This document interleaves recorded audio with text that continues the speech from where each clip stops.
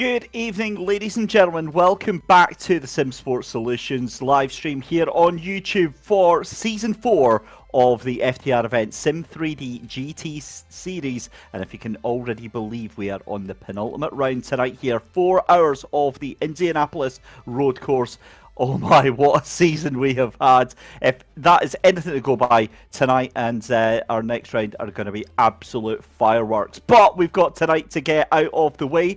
Alex Goldschmidt is otherwise occupied. He has got presumably better things to be doing tonight. So I've got the super sub in himself, none other than the man, the myth, the legend, Mr. Daniel Gilligan in comms with me tonight. Daniel, how are you? Welcome aboard. And are you suitably prepared for tonight? Good morning, good afternoon, good evening, everybody who is watching along.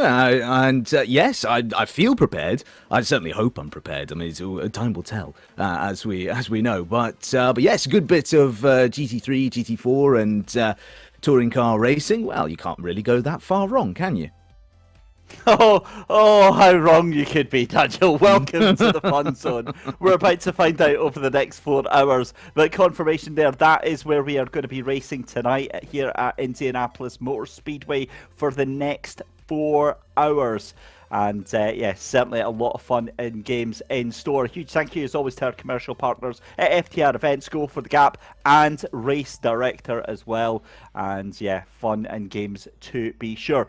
So as we said, we're here at Indianapolis, so let's bring you up to speed on the championship so far, because we had our double header round last time out at Belle Isle. So let's have a look at the championship standings then. For Pro GT3, RPM Racing there at the top with 112 points ahead of Prismatic Motorsport Athena and Brabham Esports in that third position as well. FTR Esports in fourth. But going all the way down to the top 10, you know, it's realistically, I think, only the top 6 there, top 7 maybe, that are still in contention with this final race. And that is if they get the win tonight. If any of those teams underneath there don't win tonight, it's pretty much done and dusted. Moving on to the AM standings then. And it's THLF Esports that are in the lead with 117 points ahead of 1110's Racing. Sim Racing Grid in third position, but that is a long way back, 73 points. That is about, 44 points behind your championship leaders right now. So again, a tall order to ask, and this round is going to be one of the most crucial of the season. Let's head over to GT4 and have a look at the standings for that.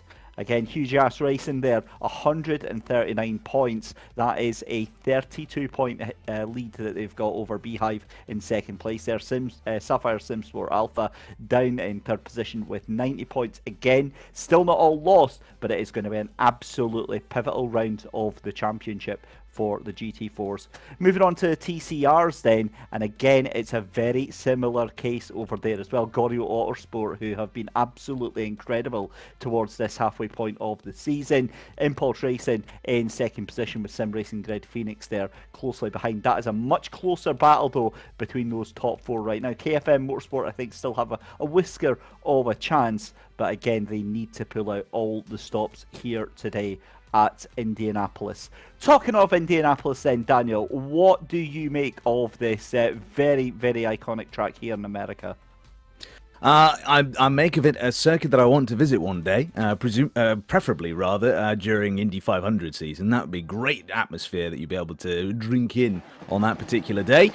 Support some of the best teams out there, but yeah, I mean, it's obviously been something that has been involved in all sorts of different motorsport events over the years. In my case, the motorsport that I watch most fervently is Formula One, and so of course I remember this from way back when, with then great races like 2007.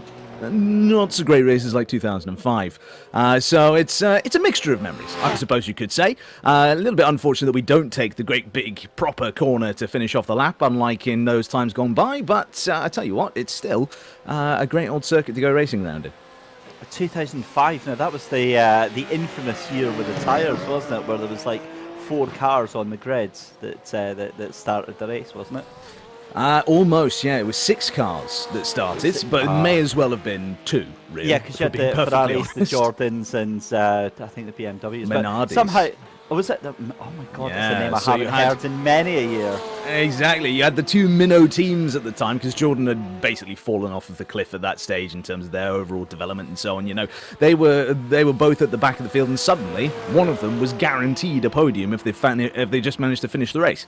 Now, I think one of the Minardis, I want to say, is my gut reaction, went up in flames on the grid. So that immediately took us down to 5 cars in the race once lights went out, and away they went. But yeah, then it was basically just Schumacher versus Barrichello, and we all know what a Schumacher versus Barrichello race is more than likely to end up as. And so that was Ferrari and his only race win of the season. Michael Schumacher, I mean, rather than Rubens Barrichello. Right, well, let's get back to our current on-track action then, Raymond. Yep, for Blue Chip Racing. We've got GT3 qualifying going on at the moment. 4.5 minutes left to go on that one. But again, you get an idea of the circuit here at Indianapolis. Very flat affair until they get onto the curved banking through this outfield section here. And a big wobble for Raymond Jip. And that is... it's difficult to say because that area over on the left hand side there, Daniel, there's a lot of leeway given within iRacing in terms of how much of that you can take, because 9 times out of 10 if they go out wide and they invalidate their lap, they end up just abandoning the entire thing.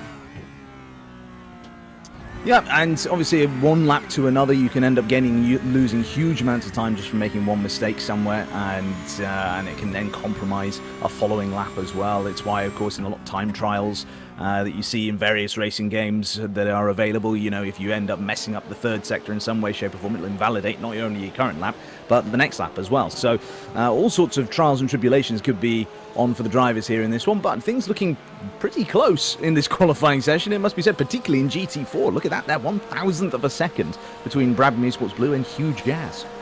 Yeah, that is a big one. And again, as well, with that, what you've got to remember, Daniel, is that is for the championship. Hugh Jazz at the top of that championship standing, so them not getting pole position is going to be a very, very big deal indeed. Ryan Fritz here for FTR Esports. GT3 currently in P3 right now. It's close at GT3 Pro as well. 0.2 of a second separating the top 4 cars right now. So again, lots to play for. Looking at TCR as well, you've got 4 cars within 0.3 of a second here as you've got a car going straight into the wall there. That was absolutely the professional thing to do there.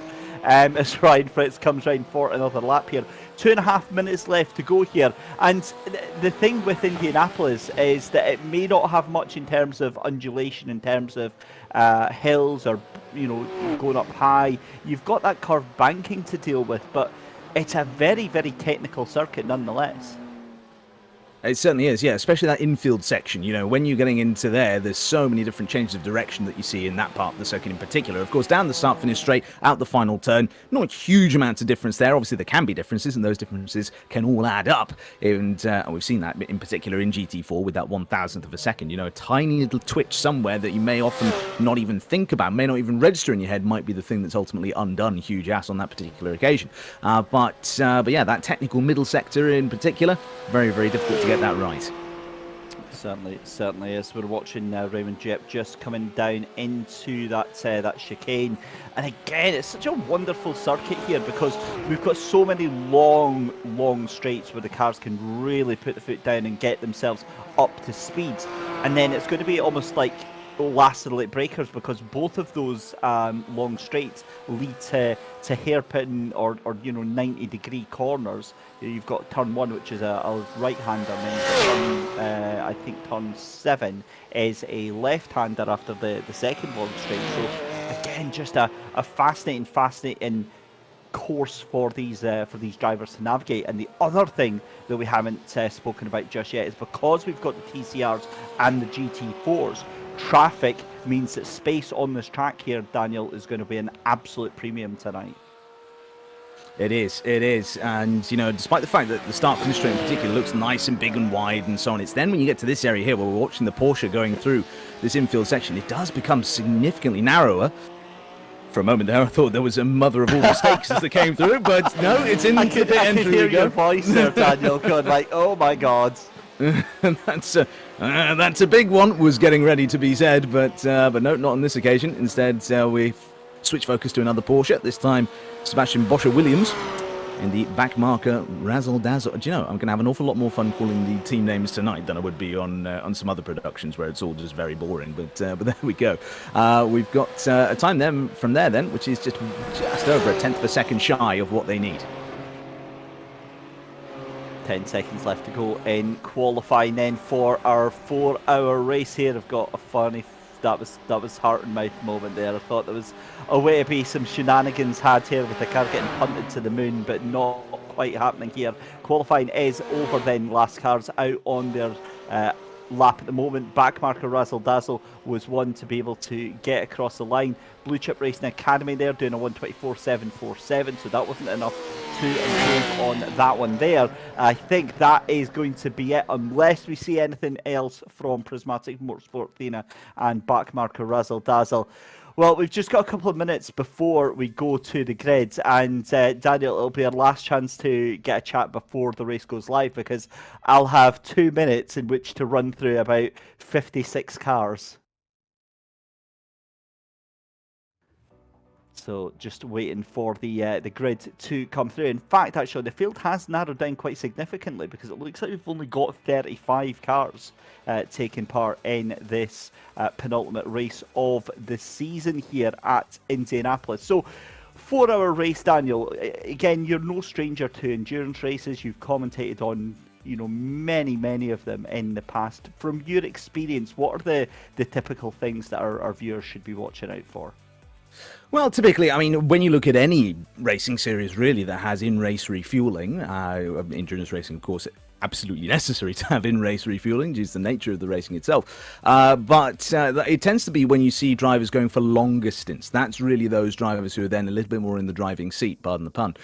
Because what tends to happen is that then you're running these cars with these tyres that don't really tend to degrade a massive amount, certainly not when you compare them to the sort of, the bubblegum tyres that we see in Formula One, for example.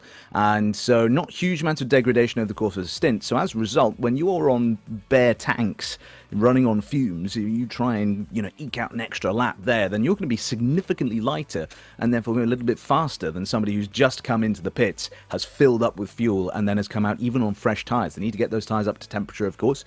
If they are not fresh tyres, then they're scrub tyres that they need to get back up to temperature as well. So there's a great deal of strategic intrigue there that you can be focusing on when you see drivers going for these different stint lengths. Now, obviously, they've got to react to things like if there's collisions, if there's damage, if there's safety car in applicable series and things like that as well.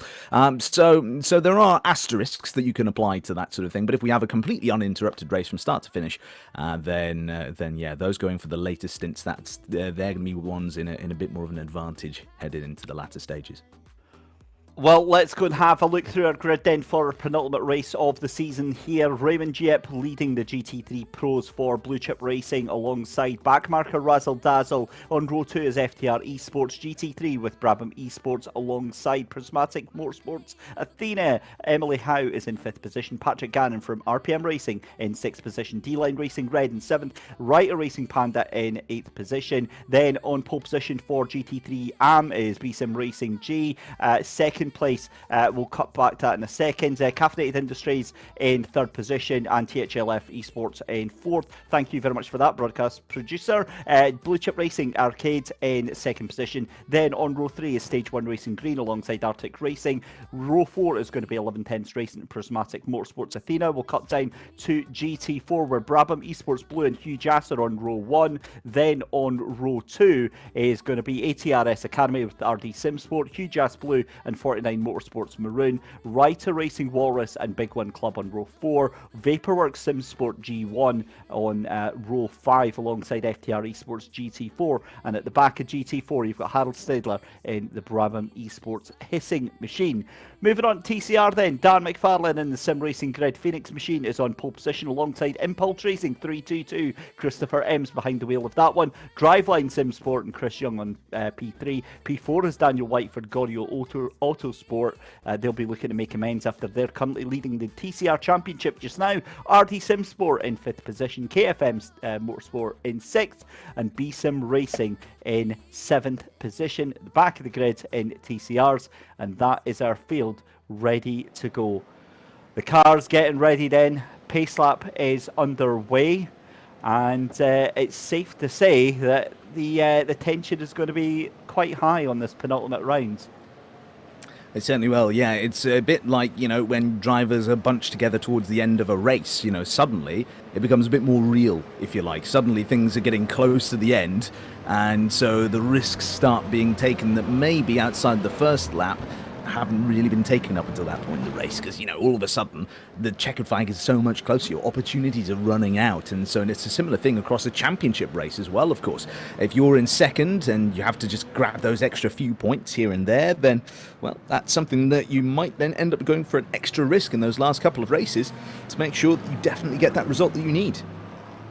Yeah, we're just seeing Stephen Warkup in the Brabham Esports Blue Machine in pole position there for the GT4s there, Daniel. And again, this full pace lap that they get to get themselves up to speed, to get themselves warmed up.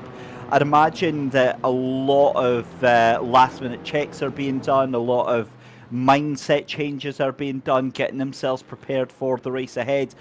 In the endurance race, what's your experience in terms of the first 10 minutes? Because from what I usually see, those are absolutely pivotal to get yourself calmed down and into a rhythm. Yeah, absolutely. I mean, it's one of these things really where you're going into into any endurance race, really, anything that's over 3 or more hours, shall we say. It's going to be a case that the first half an hour and the last half an hour are probably going to be where the majority of your action is. After that first stint is over, then the drivers are going to be getting themselves into their own strategy patterns, into their own stint lengths, all these sorts of things. They're going to be focusing on things like lifting and coasting and other bits and pieces like that.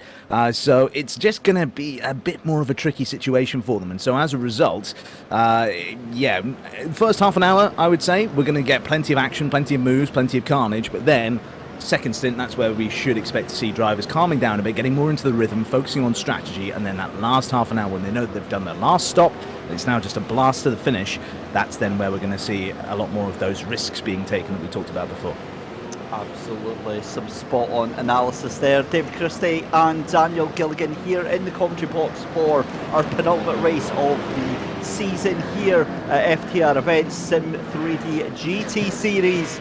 The pace car is pulled in. We go through the final chicane and get ready to join the oval banking here for 4 hours at Indianapolis. Blue Chip Racing lead backmarker Razzle Dazzle for GT3 Pro. BSIM Racing G lead Blue Chip Racing Academy for GT3 AM. Brabham Esports Blue and ATRS Academy for GT4. TCR is Sim Racing Grid Phoenix and Impulse Racing 322. But we get the green flag and we get ready to go racing here at Indianapolis. It's a scrappy start. Backmarker Razzle Dazzle caught out there. FTR Esports get the jump on Brabham Esports up into turn 1 then, and that's wide for backmarker Razzle Dazzle. Still too wide as we go through the second couple of corners here. Brabham Esports up into P4, but FTR Esports get the lead, jump into P2. Here comes your GT4s then, as Brabham Esports Blue straight off and trying to streak away with things just now. Huge Ass Racing still in P2. And it's pretty much a melee behind. You've got ATRS Academy, RD Simsport, 49 Motorsports as well. And here comes the TCRs. This is going to be wild, wild fun from these TCRs. Although Sim Racing Grid Phoenix, they're all already away there, Daniel. That looked like a great start there from Daniel McFarlane. And to be fair, it's been a fairly good start from all of the drivers. It's been relatively clean. I mean, you promised me carnage. What is this? This is some good racing we're seeing between these guys out there on track at the moment. Raymond Yip, right at the front of the field, has been able to already pull out a gap of about 3/4 of a second. So it's looking good for them and their progress. So that being said, as I say, 3/4 of a second, it drops down to 6/10. So maybe not so good, but still a decent start from them. A couple of drivers have done very well. Patrick Gannon down 8th place, whilst you wouldn't necessarily expect 8th to be a great place, but they've managed to jump up 2 positions versus their start. They have had a very good beginning to this race that's only been matched by one other car in the field, and that's the one down 26th position overall, the number 39 Brabham Esports car. Yeah, it certainly is. GT4's coming off the final banking then for the first time to complete the first lap here. And it is actually quite a quick lap, reasonably, given how long the circuit actually is here. And that looked like it was going to be a move. And Dan McFarlane from the lead of the TCRs. What on earth has happened there? Right, well, I did promise you carnage, and that car is, that's Goose, that car. We need to find out what on earth happened there. Absolutely, yeah, that's a bit less a car than a fireworks show at this stage. And it's, well, it's not the way that you want the beginning of your 4-hour race to go, really, is it? But there we are. No fast repairs, of course, in today's race. So if they are going to get that one sorted out, it's going to be a long time in the pits, I'd imagine, for a big internal problem that's producing a lot of smoke like that. Oh, that is horrible thing to see. Meanwhile, back to the GT4s then, as Brandon Blakesley in P3 on that little train there, trying to catch out what is going on with the GT3s as well, because FTR Esports look to be out of the race. They've crashed out from second place, so they're in the pit lane, excuse me, from the second place there as they came across the line. It normally says that they've gone to pit lane if they've had an accident, but as they are there, you can actually see the car coming into pit lane there. So, I mean, that's very early from second place. Maybe a jump start, perhaps. Dear, oh dear. Not the way that you want anything happening here. I think we're about to see an instant replay with Dan McFarlane. So let's see what happens here. Oh, back end comes out straight into the barrier. And at that stage, I mean, you're in a front-wheel drive car, I am assuming, with these TCRs, and so you do try and bury the throttle to try and arrest the oversteer, but it just doesn't end up working out in the end. You end up going a little bit too wide rather, and yeah, the car's just unrecoverable at that stage. So, bit of a shame, but that's the way the cookie crumbles sometimes. That means now we've got Huge Ass in the lead of this race. Oh god, that's absolutely heartbreaking.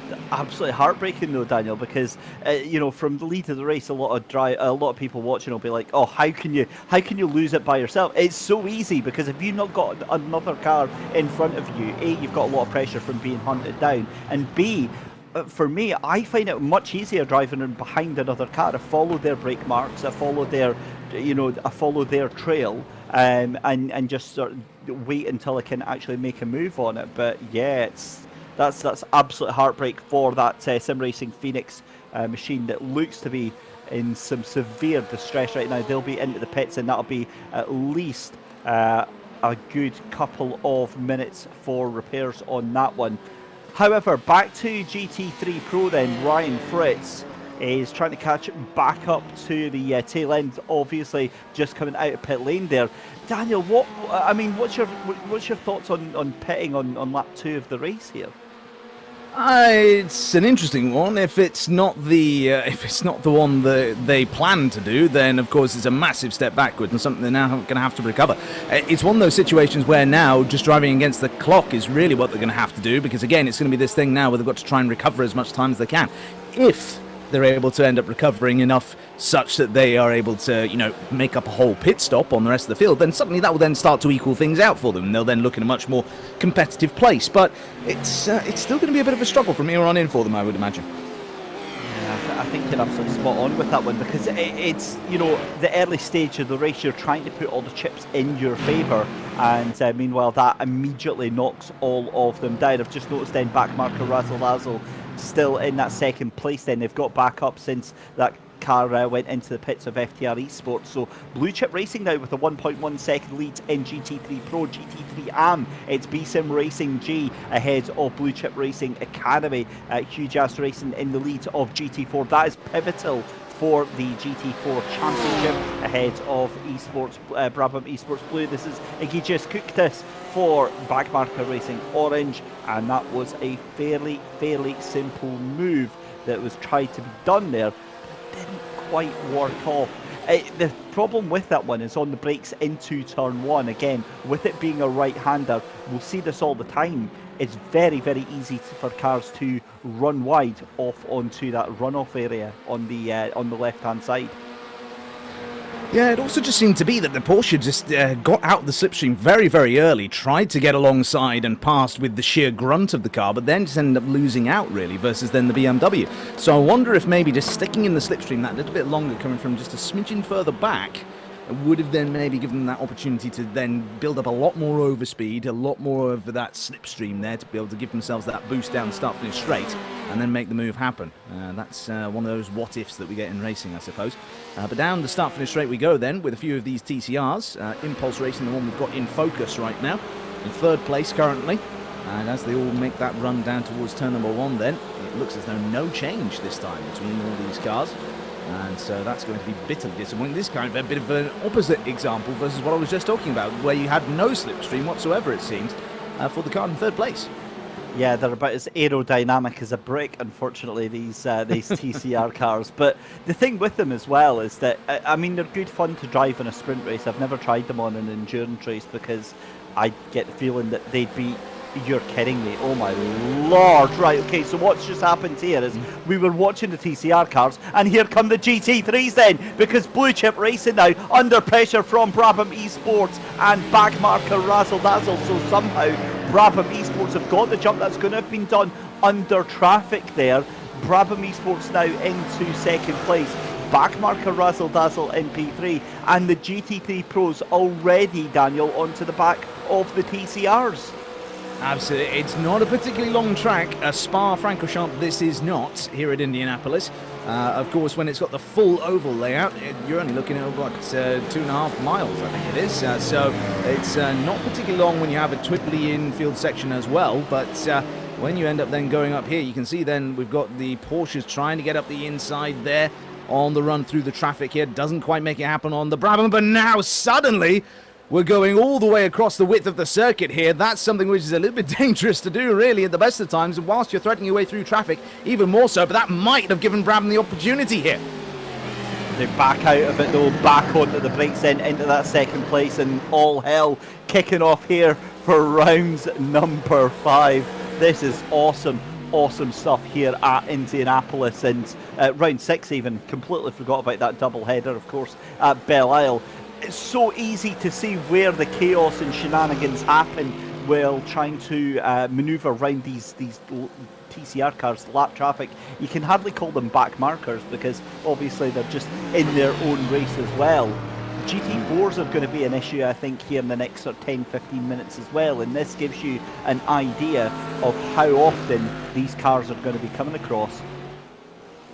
Absolutely, yeah, and it's very interesting to see because watching the Brabham here in this fight with Blue Chip up at the front, Brabham taking lines which looks as though that Mercedes just is a bit more balanced underneath them. It's just looking a lot more compliant. We can see the Porsche much wider at some of the apexes. You can see them sliding around a lot more, using more width of the track. And in certain corners, you sort of think to yourself, well, surely this is going to allow Brabham a run here, but then it just doesn't end up happening. I think that with the different lines that the Porsche is taking, they're able to somehow carry enough minimum speed to come out of these corners at a similar sort of pace as the Brabham. It's a great skill to have, and as they go down the start-finish straight, then looks like, again, Brabham are not really going to have any proper answer to what Blue Chip Racing are up to then as they're down towards turn 1. It was interesting to see the previous lap as well, how the Brabham car was following through, was much closer on the run in towards turn number 1 than we saw just then, and as they went through, it then just got a bit offline for the car ahead, a bit like what we're seeing here between the Porsche and the BMW, where different lines from the defence into turn 1 from the car ahead means that then you carry that lack of pace, I suppose you could say, all the way through turns 1, 2 and 3 before you then get down towards turn number 4 where it's a bit of a braking zone, allows you to kind of have a bit of a reset really, unless of course the other car has been able to get alongside you in all that time, which we've not seen just yet, but could end up happening. And the thing with that as well is that it comes out that huge cliche, whereas, you know, momentum is absolutely everything, where we see with the GT4s this could be a move for the lead of the race. Also, Martin on YouTube chat actually with a fantastic reminded us about the iRacing 2023 Season 2 update, which has hugely buffed the GT3 aerodynamics and the slipstream advantage that you get, meaning that it's negligible now, the benefit of being in the slipstream of the car in front. You still get a little boost, but it's nowhere near as overpowered as you would see it in previous races. So that would go, I would imagine, a long way to explain why these cars just not able to do anything with that sort of slipstream. Absolutely, and this is a thing which this circuit seems to suffer from, like so many others, is that you have a couple of heavier braking zones, but by and large, you've got a lot of big, longer corners or slower speed corners where you're not getting as much of that aerodynamic grip for those cars that are more aero-reliant, like the GT3s and the GT4s. And so as a result, whilst you can get close, you can't really get close enough to then do a proper dive bomb style move up the inside. Because realistically, there's just not enough braking distance there to be able to go for that sort of a dive bomb move. It's more got to be something like what we're seeing the Brabham doing right now, what I call Fernando Alonso style positioning. Just getting off of line, constantly in the mirrors of the car in front to remind them that you're there, try and unnerve them, force them into a mistake, and then all the while as well, getting a bit of clean air over your car at the same time. So down the start-finish straight they go once more then, and you can see then gap is just about 0.2 of a second, but it hasn't really been able to be sufficiently reduced for an overtake to happen here down towards turn number 1. That's bizarre, that really is, because the car's all in the slipstream, and normally you'd be seeing them pulling out and trying to do it. Oh, now, actually, here's another thing that I just realised and I didn't think of. That was a big moment for the Big One Club car of Albert Perich there, sending it over the curb on the inside there. But what I was also thinking is that gap at the battle for the top 4 in GT4s. There might be fuel saving at play here as well. You might be having them who are, you know, they're happy to stay in the trail of the car in front because it saves them potentially half a lap or a lap of fuel. But we'll keep an eye on that and see how it develops. 15 minutes gone then in this penultimate race of the season. And I mean, you know, if it was for you, Daniel, as we see, that was going to be a huge moment there for RD Simsport there. Some very different lines there. And then I realised that's actually one of the GT3 Pro cars making its way through the order there. Daniel, if you could be in any of the classes out there today, what one do you think would take your fancy? Oh, I'm going to just cheat and say all of them. I can't really... The thing is you've got such a breadth of interesting things going on, really, where on the one end you've got TCRs, which are, you know, lightweight, not particularly quick machines, but also not too aero-reliant, and so therefore you can just kind of throw them around a bit, have a good bit of fun. The GT3s, of course, are then the opposite end of the spectrum. Good bit of power underneath them, rear-wheel drive, and able to get a good amount of aero grip underneath them as well, so you feel like an absolute king on the road as you start going through some of these corners at high speed. But it's, you know, they're both are great fun. If you enjoy driving, then they're both great fun. It's just different techniques, different ways of making the car go fast. You know, it's a bit like a way back in the day. I mean, it's not the first time I'm going to reference Formula 1 on this stream, and it certainly won't be the last. But if you compare, say, you know, Formula 1 of the 80s, when you had the back ends of the cars kicking out all the time because of turbo boost and things like that. That was the quicker way to get the car through the corners then. It was just try and manhandle it as much as you can. Now, these days, you want a nice, smooth application of all of your various inputs and don't want to upset the car too much because of how finely balanced the cars are. They're both great fun to drive in simulation, and so you know, it's I'd be happy to drive any of them, frankly.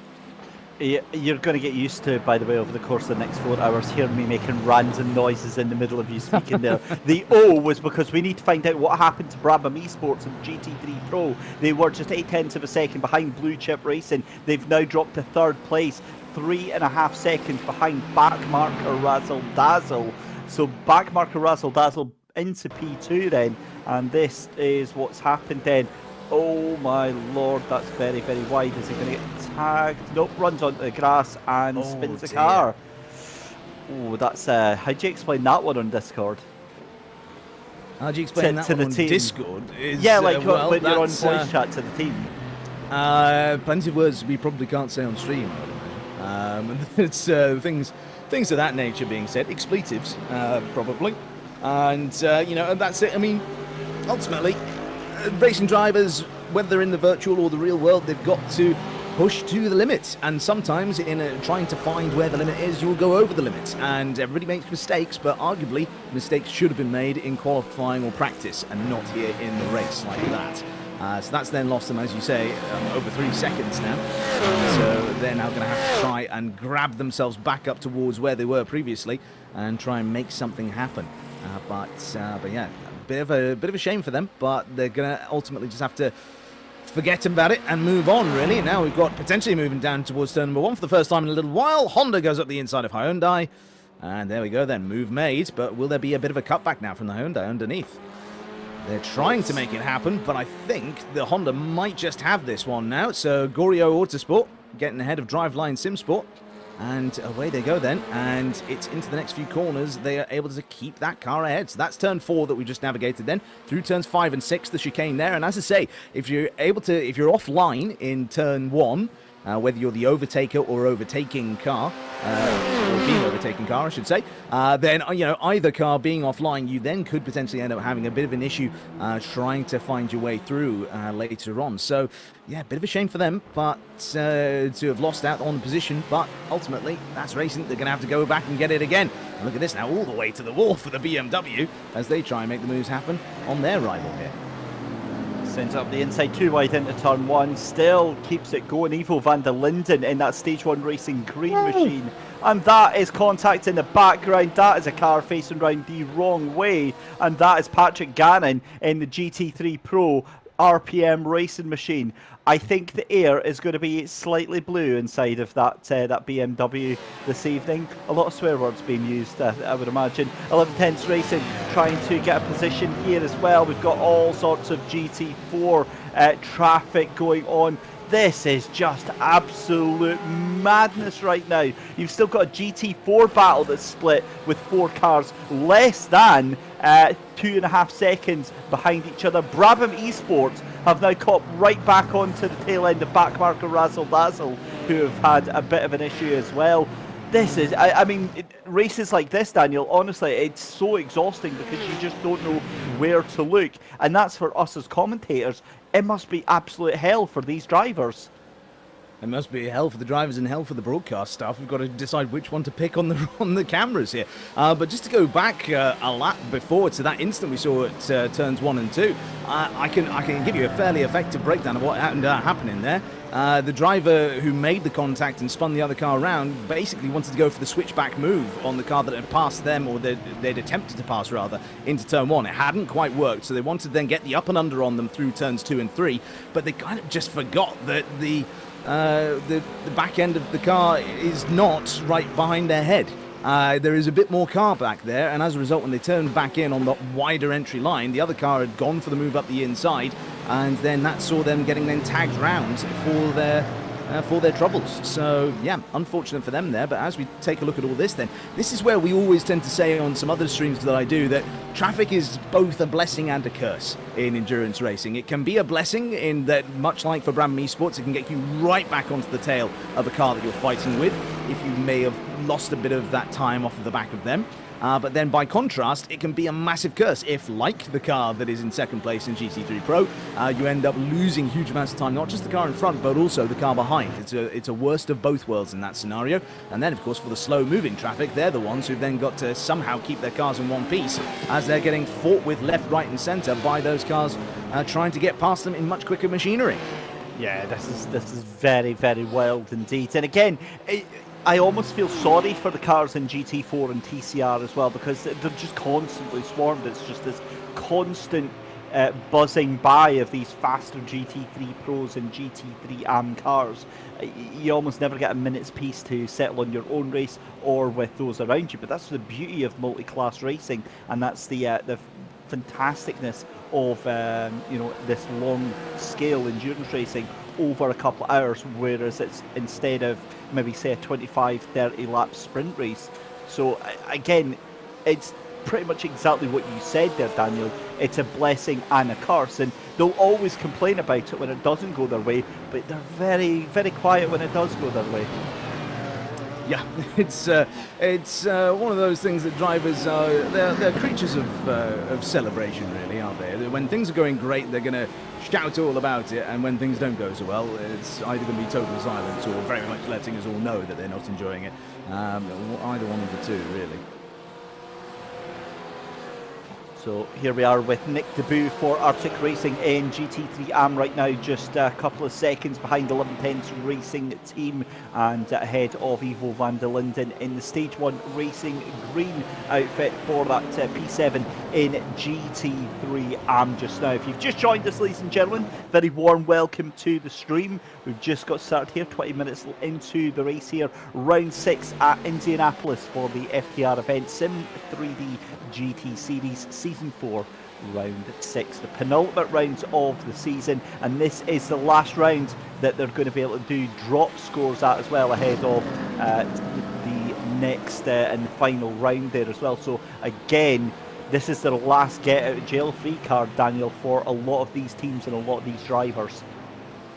Certainly, absolutely, and yeah, one of those things where, you know, a bad result here today, if you've had good results over the course of the season, then as you absolutely say, you know, you can end up dropping the result and it not count towards your total, and then that can be a sigh of relief for you. It means you don't have to sacrifice a good result, but at the same time, racing drivers, they don't want to have a bad result in the first place to then end up having to drop it later on. They would much rather have all good results and have to drop a good result but still have the best amount of points available for them. I love the fact that it's just a gaggle of cars right now. It gets to the point where we can't even identify who's GT3 Pro, who's GT3 AM, and who is TCR. Now, obviously, we've got the window stripes. They are kind of giveaway for what class is what. You've got the green banner on the GT3 Pro, the blue banner on the GT3 AM. You've got the red banner for the GT3 4s. And the TCR cars, well, the TCR cars, you can spot them a mile off, and we've got a car facing backwards on the exit of the final chicane there, as Steve Warcup for Brabham Esports Blue under real pressure in that second place there. Who was that? That was Callum Brandt in RD Simsport, and you get the feeling at that position on the track, a fairly high positivity that that's going to be contact that's caused that. Well, we'll find out in just a moment, I'm sure, as we're getting a replay of it. So in towards the corner they come, turn number 12 here, down in towards this reprofiled area where, of course, it did used to be that proper final banked corner, and now, no, away they go. It looks like they may have just been a bit close to the car in front, tried to get on the power to then make a move on them, and then been a bit greedy with the throttle there. I didn't see any hit from behind at all. Yeah, I think you're absolutely spot on with that. I think it's probably just, as you say, locked up the brakes, trying to avoid that car in front. It loads all the weight of the car onto the front tyres. The back of the car pitches up, makes it very light, and it over-rotates very easily. And I say that because I've done that many times as a terrible sim racer. Steve McDonald, though, for Brabham Esports, still in that third position, still trying to hunt down back Marco Razzle Dazzle. The difference now just 0.2 of a second, but again, 25 minutes into this race here, we're coming up to the halfway point of the first hour here. Tyre management, I think, is going to be a big key factor here as well. We talked about fuel earlier on there, Daniel, but tyres as well. The GT3s, obviously, they've got a heavier car than the GT4s.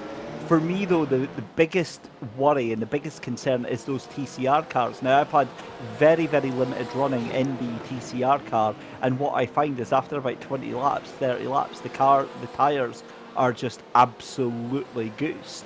It's a bit of a Russian roulette for them trying to do that. I'll come back to that thought in a minute, because that is Johnny Elliott trying to go around the outside there of, I believe that's THLF Esports in 4th position.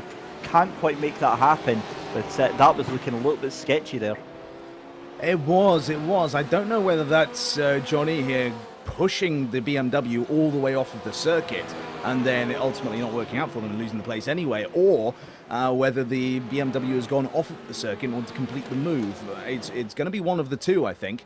But then, yeah, very close to then side-by-side contact. There may have even been the smallest amount of wheel-to-wheel contact between the pair of them there as they were bouncing towards one another on the straight. So as we go down towards turn number 1 then, Brabham Esports tucks right in behind, but as we've seen time and time again, 2 tenths behind is not enough, as it turns out, to be able to get an overtake done in towards turn number 1.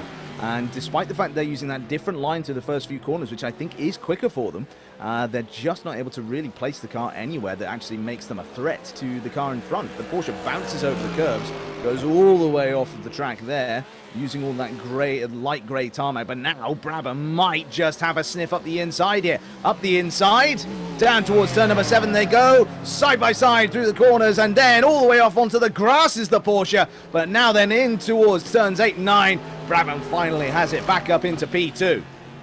I love the fact that it happened immediately after you said, yeah, they're just not able to find any way past, and then they just go straight past. It's like, just to prove you wrong on that one. But that was it shows what I know, really, doesn't it? Let's be honest. That was a really well planned talking. No, but I was just saying, though, it was a really well planned out move from Brabham Esports. They obviously held back on back Marco Razzle Dazzle, waited for their opportunity, and then absolutely sent it. But the problem is, they're now 6.5 seconds behind Blue Chip Racing. Can they actually do anything with this? They've undone the damage, because remember that up until about 15 minutes ago, they were about 1.5 seconds behind the race leader, and then dropped back to that 3rd position there. Absolutely, yeah. And with things as they are right now, that gap has opened up ever so slightly to the race leader as well. But that's all, of course, with the car 4/10 up their jacksie. And so they're going to have to basically just get the mental fatigue out the way here as we see a move up the inside in turn number 12, of all places.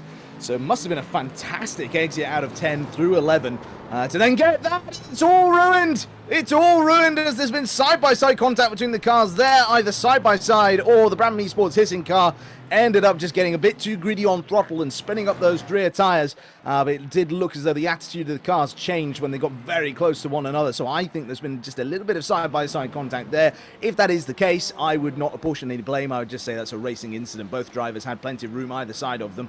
And so, yeah, just one of the unfortunate things that in this instance, Brabham Esports hissing Sid have come off the worst.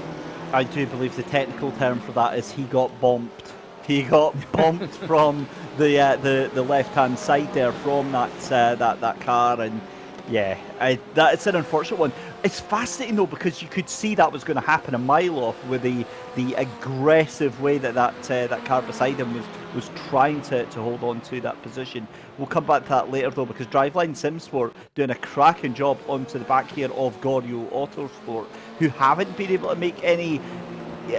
I mean, they reached up and late in contact. That's going to be contact between Driveline and Goryeo, and to be fair, Driveline did immediately back off and let that car straight back through. Yeah, that was much more an instance of that would have been a slam dunk penalty if they decided to go ahead and complete that move, or if the other car had fallen off of the circuit as a result. That was very much, rather than the previous instance we saw between the GT4s, that was much more an instance, or rather, sorry, the GT3s. That was much more an instance of the car behind there just going for a gap that didn't exist at the point of going for it, never mind at the point when there was contact made, and then tipping the other car into a bit of a half spin. So good that they did, as you say, get immediately on the brakes and get out of it and not try and take advantage of what they had created there, because to do so I think would have been wrong. So good on them for at least being sporting, but that will also be the wake-up call for them to make sure that they don't do that again.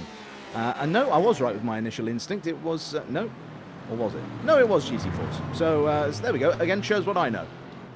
No, you were absolutely spot on about the GT4s.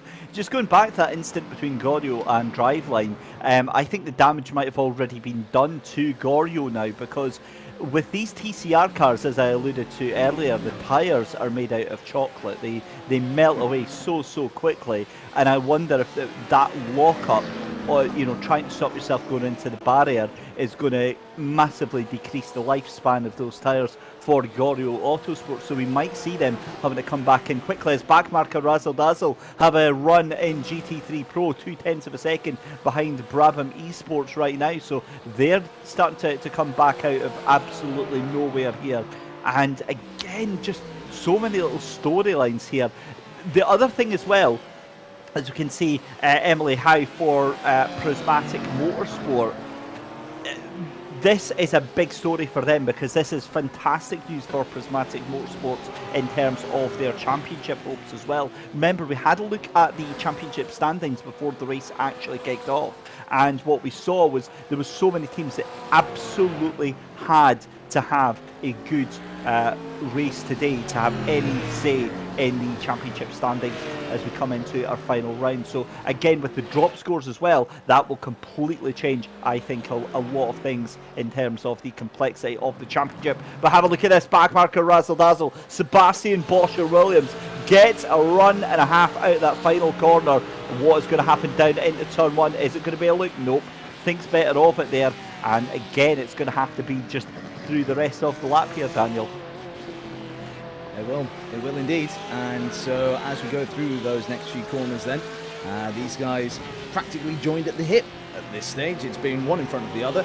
The Brabham now, though, looking a little bit more like it's got some of those chocolate tyres you mentioned. And my first thought when you started to go into that explanation was, can we get chocolate tyres delivered this time of night, I wonder. But anyway, as we watch them go down the straight here in towards turn number 7, I believe, then yeah, it's going to be one of these things now where getting more towards the end of the stint. Off on the grass there is one of the cars. I think that was a GT4 from the small wing sizes that you could see there. But that was, yeah. I think that was the Hissing Sid. That was the Brabham Esports Hissing Sid car that was off in the background. Oh dear, oh dear. Well, we'll get some confirmation of that in the not too distant future, I'm sure. But yeah, when it comes to then what's going on here in this fight, what I was complimenting the Brabham for earlier on was it was looking much more balanced, much more poised underneath the driver than for the Porsche of backmarker Razzle Dazzle. And what we've seen instead in this last lap that we've been watching on board with is that it looks as though that balance has changed, which is odd given that the car that now looks in a better state is the one behind, and therefore has that aerodynamic disturbance. As we get this replay then, FTR Esports GT4 here, right behind the Brabham Hissing Sid, and oh dear, just not getting the braking right whatsoever, getting a tyre onto the curb there, and the curb, of course, not as grippy as rubbered in tarmac, and going right up the back of Brabham Esports Hissing Sid. Oh my days, that was horrible to watch there. That was the 266 of Justin Michaela for FTR Esports GT4. I can already hear the frantic scribblings of race control as Justin's already in front of second and third place now, so this is a little bit awkward. Thankfully gets out of the way of the two of them there. So first half hour is done of round number 6. Daniel, what's your initial thoughts on the race then?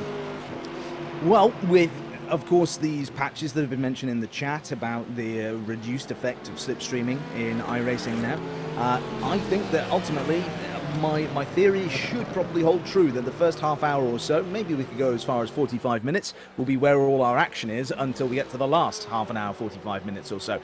It is one of these things as well now that because we've had cars getting involved in incidents, because it's a short circuit layout and things like that, we're also going to see no point where we've just got one car in one camera shot. It's going to be several cars at least going through camera at any one time, because the track, with it being so small, with the offset and pace between all three classes, really, I say three because I'm counting GT3 Pro and Am as one there, but you know, it's one of these things where they're going to end up going through the next few laps, then through the next few hours, and they're just constantly going to have to be tripping over one another, both as the fast car and as the slow car, of course.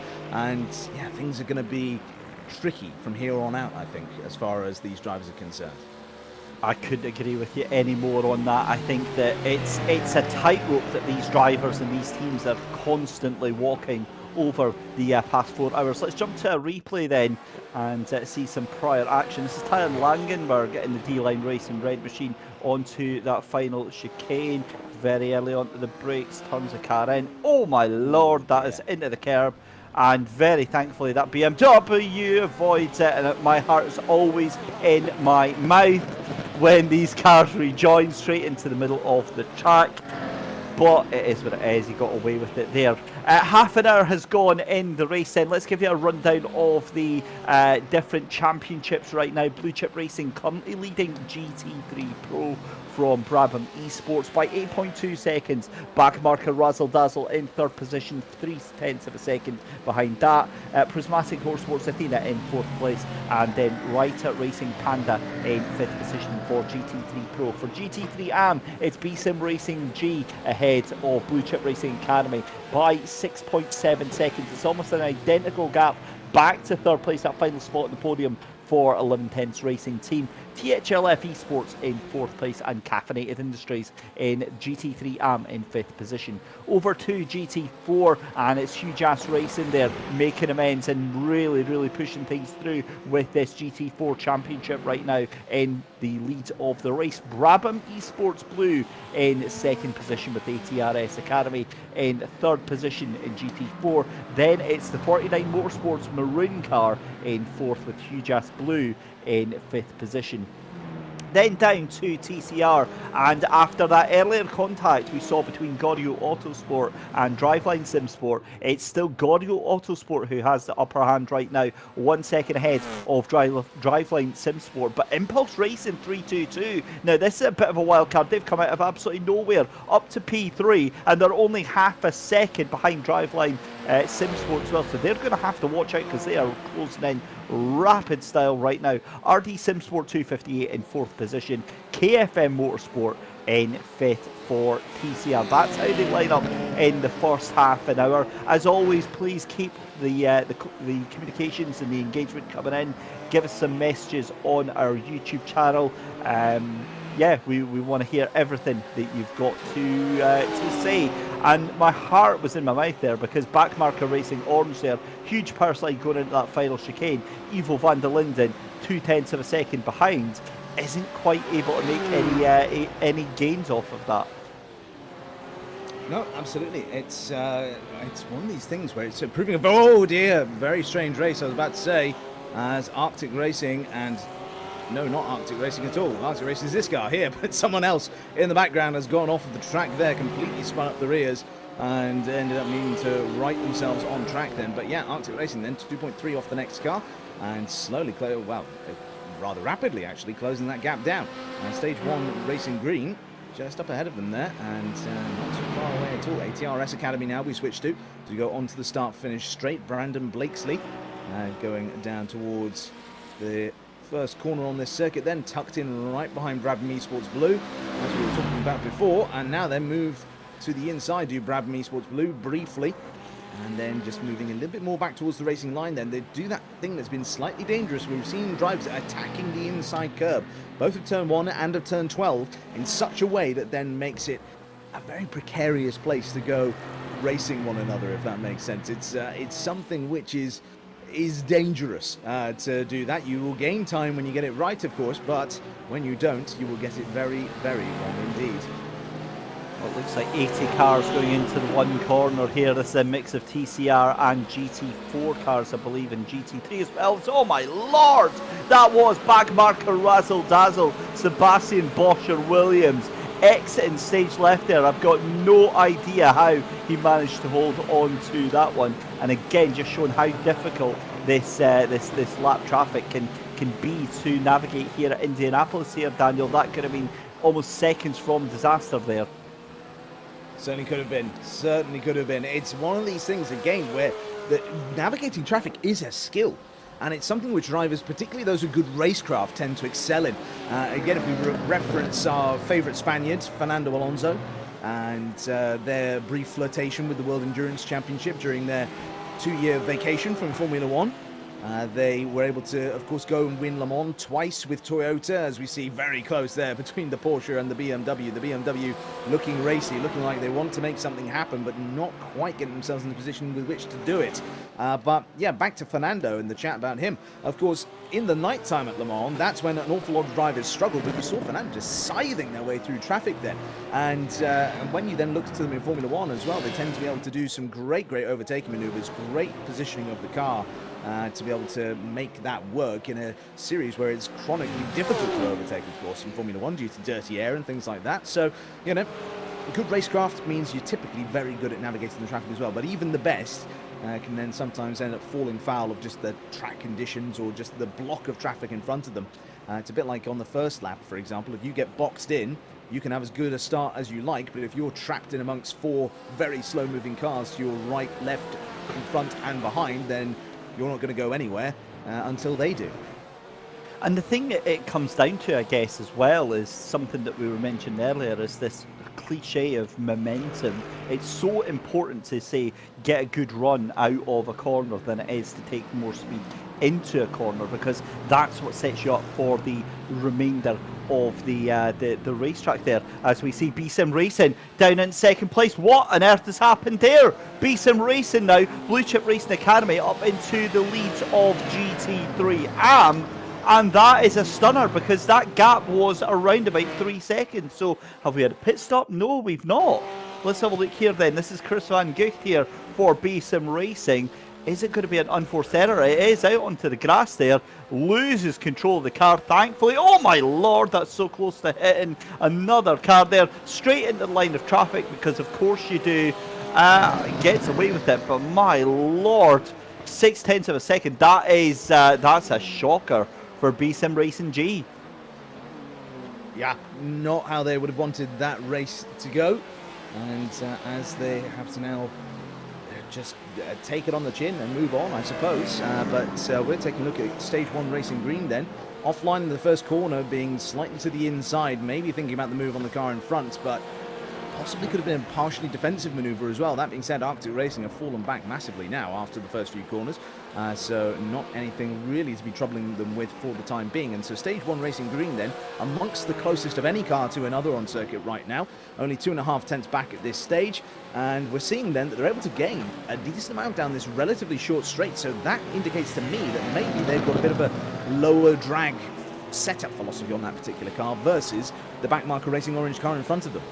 It would make sense, because just the speed difference alone seems profound. As a send up the inside there from Stage 1 Racing Green, they're almost nose to tail coming into that corner.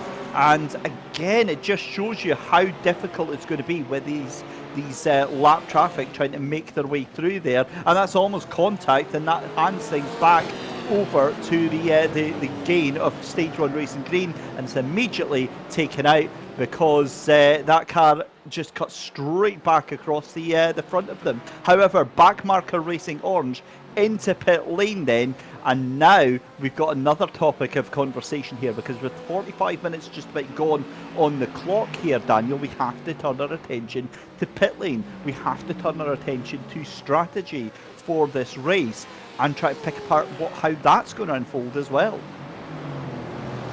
Yeah, it's one of those things we will just have to wait and see on as far as that's concerned. I mean, again, typically tends to be that the drivers who are able to go later in their stints, pit later, tend to end up having a bit of a better race. They've got things a bit more in hand and a bit more in control, particularly, as we see there's a car off of the circuit there, bit of grass being chucked up ahead of these cars that we're focusing on right now. But yeah, those drivers who are able to keep a good pace up and go deeper into the race are going to be your real contenders for the end of this one here today. But then for those who are able to, plod along at a not spectacular pace and go a lap longer, then maybe there'll be a factor later on, as we saw someone dive off into the pits there that time. That's Robert Wayne, was P5 in the race overall, P5 in the GT3 Pro class as well, and therein, so too is Johnny Elliott as well. So we are starting to see some movement now, but crucially, the top 5 continuing on at the moment, with the only one who's moved up into that rank being the car in 5th at the moment. And the question is not sort of if, but when. And here's a question actually for you, Daniel, then. If everybody's got to go in at some point, do you for you personally, would you be wanting to come in earlier, or would you want to be coming in later than everyone else? Definitely later for me. Definitely later, because then ultimately you're a bit more in control of your destiny at that stage, and it's all positive. By coming in later, you get obviously a bit more clear air ahead of you, because if you are in a bit of a fight and a bit of a pack there, and then a bunch of them go off into the pits, then you get clean air. You get to be able to drive a bit more closer to the car's maximum. As I mentioned earlier on in the race, you then also get the benefit of a lighter car versus then a heavier car that needs to bring tyres, either scrubbed or new, back up to temperature. You've then also got the benefit that even if you're not able to quite skip an entire pit stop, and it may not be that they're able to do that here today, given the relatively short amount of time that this endurance race is taking place, and I say relatively short because, of course, 4 hours is not a short time in and of itself. Certainly not when you compare it to other sprint series, which will go for only 1 hour, for example. But when it comes to this, then, yeah, pitting later would always be the thing I would want to do in this sort of situation. And in addition to all of that, of course, it then just means that your final stint, is the point I'm circling back to here, will then be significantly shorter. So the final stint, you could bolt on a new set of tyres and be significantly quicker than those around you, especially if they pitted earlier. Well, there you go. That is GT3 Pro into pit lane, as well as GT3 AM. So again, they will all swap themselves about and get themselves all sorted out for this 4-hour race here. Interestingly, I was looking at the championship standings, just reminding myself of how things stand just now. Prismatic Motorsports Athena, I believe at the moment, are probably, you know, one of the biggest winners out of today, along with, in fact, what has happened to Brabham Esports, because they have completely dropped off that top there. We'll keep an eye and see where they go. Oh yeah, sorry, no, I got confused there because the thing swapped down. Yeah. So Brabham Esports Brabham Esports in the pro class are in the leads just now. But what that means is that with Prismatic Motorsports Athena, they were in second place in the championship on 108 points. They were only 4 points behind RPM Racing in that 23. That's Brad Crouch that's in the car just now. They're down in 16th place overall. So at the moment, I believe, and again, this is proper ropey maths that's going on here at the moment, but I believe quite clearly that puts Prismatic Motorsports Athena at the top of the championship provisionally right now. So that's a huge update for GT3 Pro. Moving over to GT3 AM, it's THLF Esports that are currently leading that one right now. They're down in 5th position at the moment. 11 Tenths Racing are just ahead of them, and they're just behind in the championship as well. So this really throws everything into the mix right now, and it just means that you honestly don't know how this is going to go, and that for me makes a championship so exciting, because I don't know about you, Daniel, but I hate when you get to, say, race 6 of a 12 race season and you know exactly who the champion is. Yeah, I mean, that is always frustrating, and I have a funny feeling that those of us watching Formula One will have that sense of frustration later on this year. But it's, unless you already do, in fact, in which case join the club. But it's one of those things then where, yeah, absolutely, having a championship go more down to the wire is much more entertaining. But sometimes that be what the racing gods dictate it will be, and sometimes they say it's going to be a 2002 or a 2004 or a 2014, 15, 16, 17, 18, and on it goes, for Formula One at least. So it's so yeah, sometimes you can just end up having a bit more of an interesting battle, an interesting fight to the end. But ultimately, you know, if there's one team or one car that's able to win by a bit more of a country mile, then they clearly deserve it after a good season. Yeah, I think that is the case, and you know, it's hard-fought victories. That's what we've seen throughout the championship. However, with all of the pit stops now, that resets all of the cars out on the track in terms of their track position as well, which means that there's a lot more overtaking needs to be done here, with just 10 minutes left to go in the first hour here of our penultimate race of the season for the FTR Sim 3D GT Series. And what a race it has been so far. David Christie and Daniel Gilligan in the commentary box with you for the next 3 hours and 10 minutes. But again, with the pit stops now done and dusted, again, Daniel, it's a chance for the drivers now to get back into the rhythm, to settle down again, to clock off some more laps, and to just really try and concentrate a little bit more. Absolutely, and one driver who will be concentrating very hard indeed will be this one here, Robert Wayne. Up in 5th place, of course, in terms of the overall run here, and right on the back of one of the GT3 pros in front of them. That's being Emily Howe in the Prismatic Motorsport Athena car. Directly in front by only 0.6 of a second according to my timing screen, although that being said, these things have been known to occasionally freak out from time to time. But I mean, we're seeing there a BMW matches the description.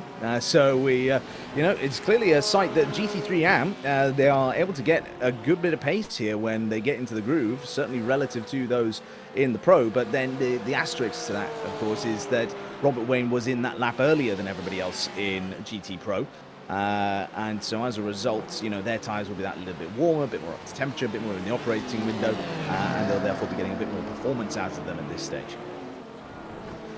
Yeah, it's again, the whole thing of it as well is that there's so many moving pieces in this chess match. There's so many different little parts that can go on to how this race is going to unfold and who's going to win and all that sort of stuff.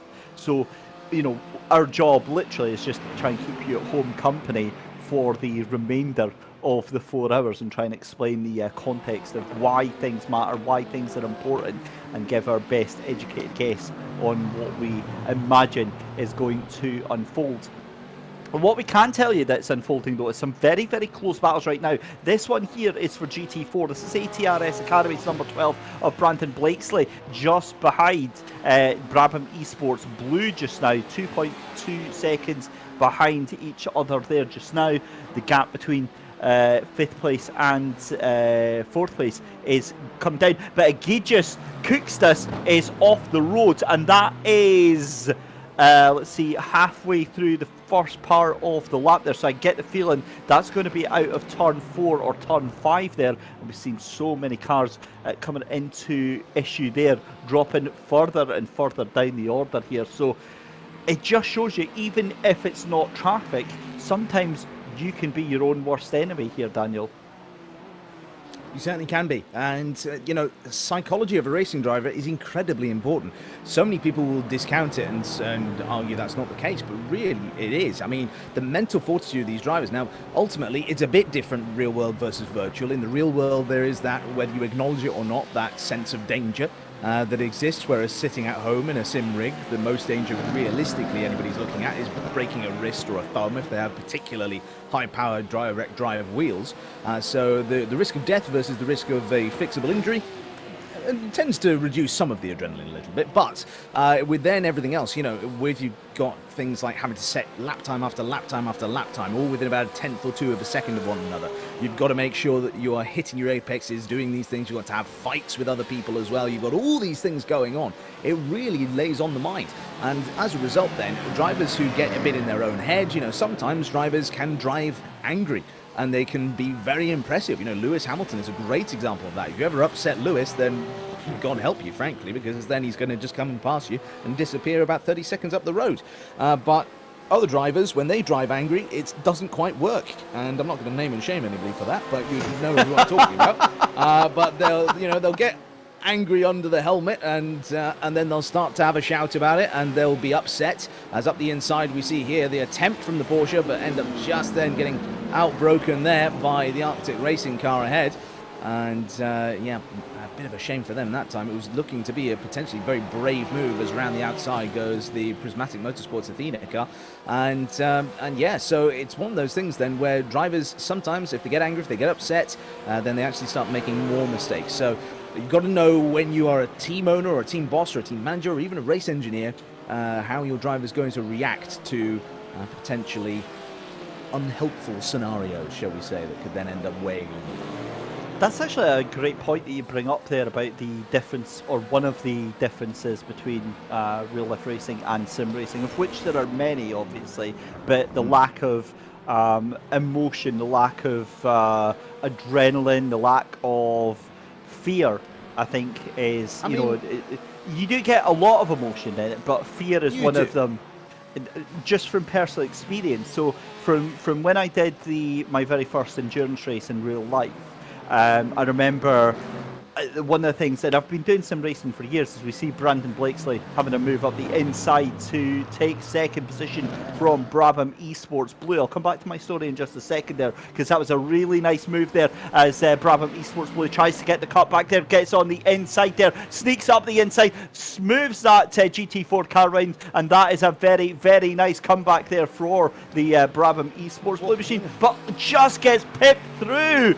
absolute bravery for the ATRS Academy machine, and that is move signed, sealed and delivered into P2. But just going on about that lack of fear, as someone who's done sim racing from probably mid 2000s up until like now, it is one of the most profound differences that you can't explain to somebody that's not been behind the wheel of a real life car. So I had my first stint out in an actual race, in an endurance race in the little C1s.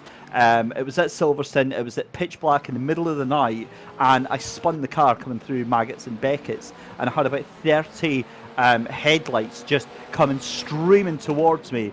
It was the most frightening, horrific, just awful experience that I've ever had. I've never experienced fear, panic, just anxiety like it in my life. So much so I was like in tears driving back rounds on the circuit, just absolutely petrified. But you don't get that in sim racing. The most you've got to worry about is letting the team down and having to escape back to pits. There's not that raw emotion.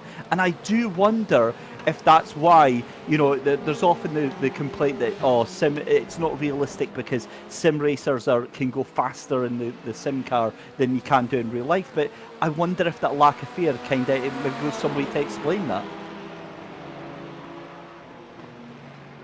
Sorry, say that again. You broke up a little bit on my end. Oh, just in sorry, the last sentence there.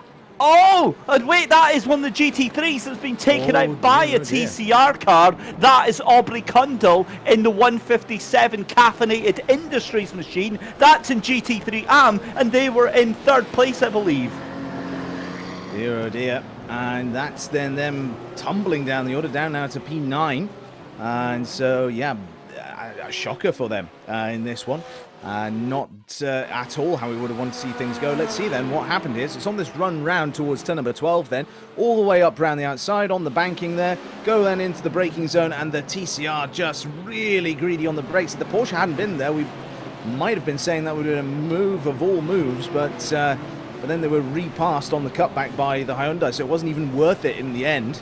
They're back exactly where they were before, except now they're going to have a great big penalty hanging over their heads for having taken out the Porsche.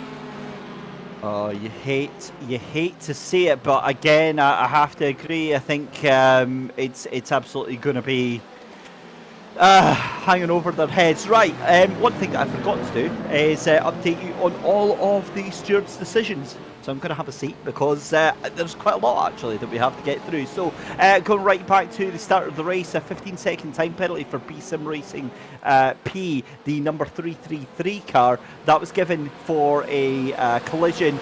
They stopped in the racing line during the qualifying session and caused a collision. That was to be served at the first green flag stop. There was a 10-second time penalty given to 266 FTR Esports GT4 for avoidable contact. A drive-through RD Sim Sport for an unsafe rejoin. 20-second time penalty for FTR Esports GT4 for avoidable contact. There is no further action on the incident between Brabham Esports Hissing Sid and Wright Racing Walrus. There is no further action to be taken on Caffeinated Industries and Wright Racing Panda.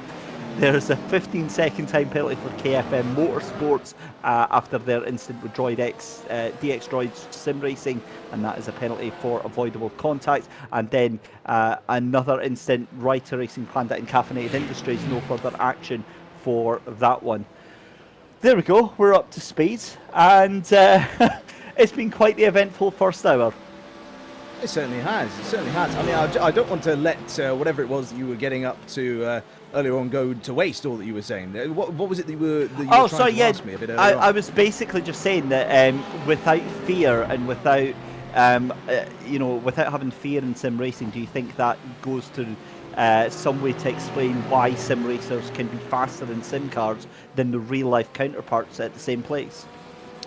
Yes and no. I think that on the one hand, yes, you've got that lack of element of fear. I also think that it should be noted. There was a mention earlier on sort of interpretation where I said there was a sort of a lack of adrenaline. I don't think that's entirely true. I think that I wouldn't go that far. I would say that there's perhaps a bit less adrenaline, but having spoken to real-world racing drivers who've then also done stuff in the sim, when they've won, they've felt just as elated and just as tense during a race when they've had the highs, had the lows as appropriate. So I think that as far as adrenaline is concerned, they've probably still got a very similar amount of adrenaline going through their bodies. And certainly it's a relative thing as well, because for sim racers who only know sim racing, then if they're in the best position they've ever been in the quickest cars they've ever been in, then that's going to be the equivalent, I suppose, for real-world races. But I think that the lack of fear element is certainly true.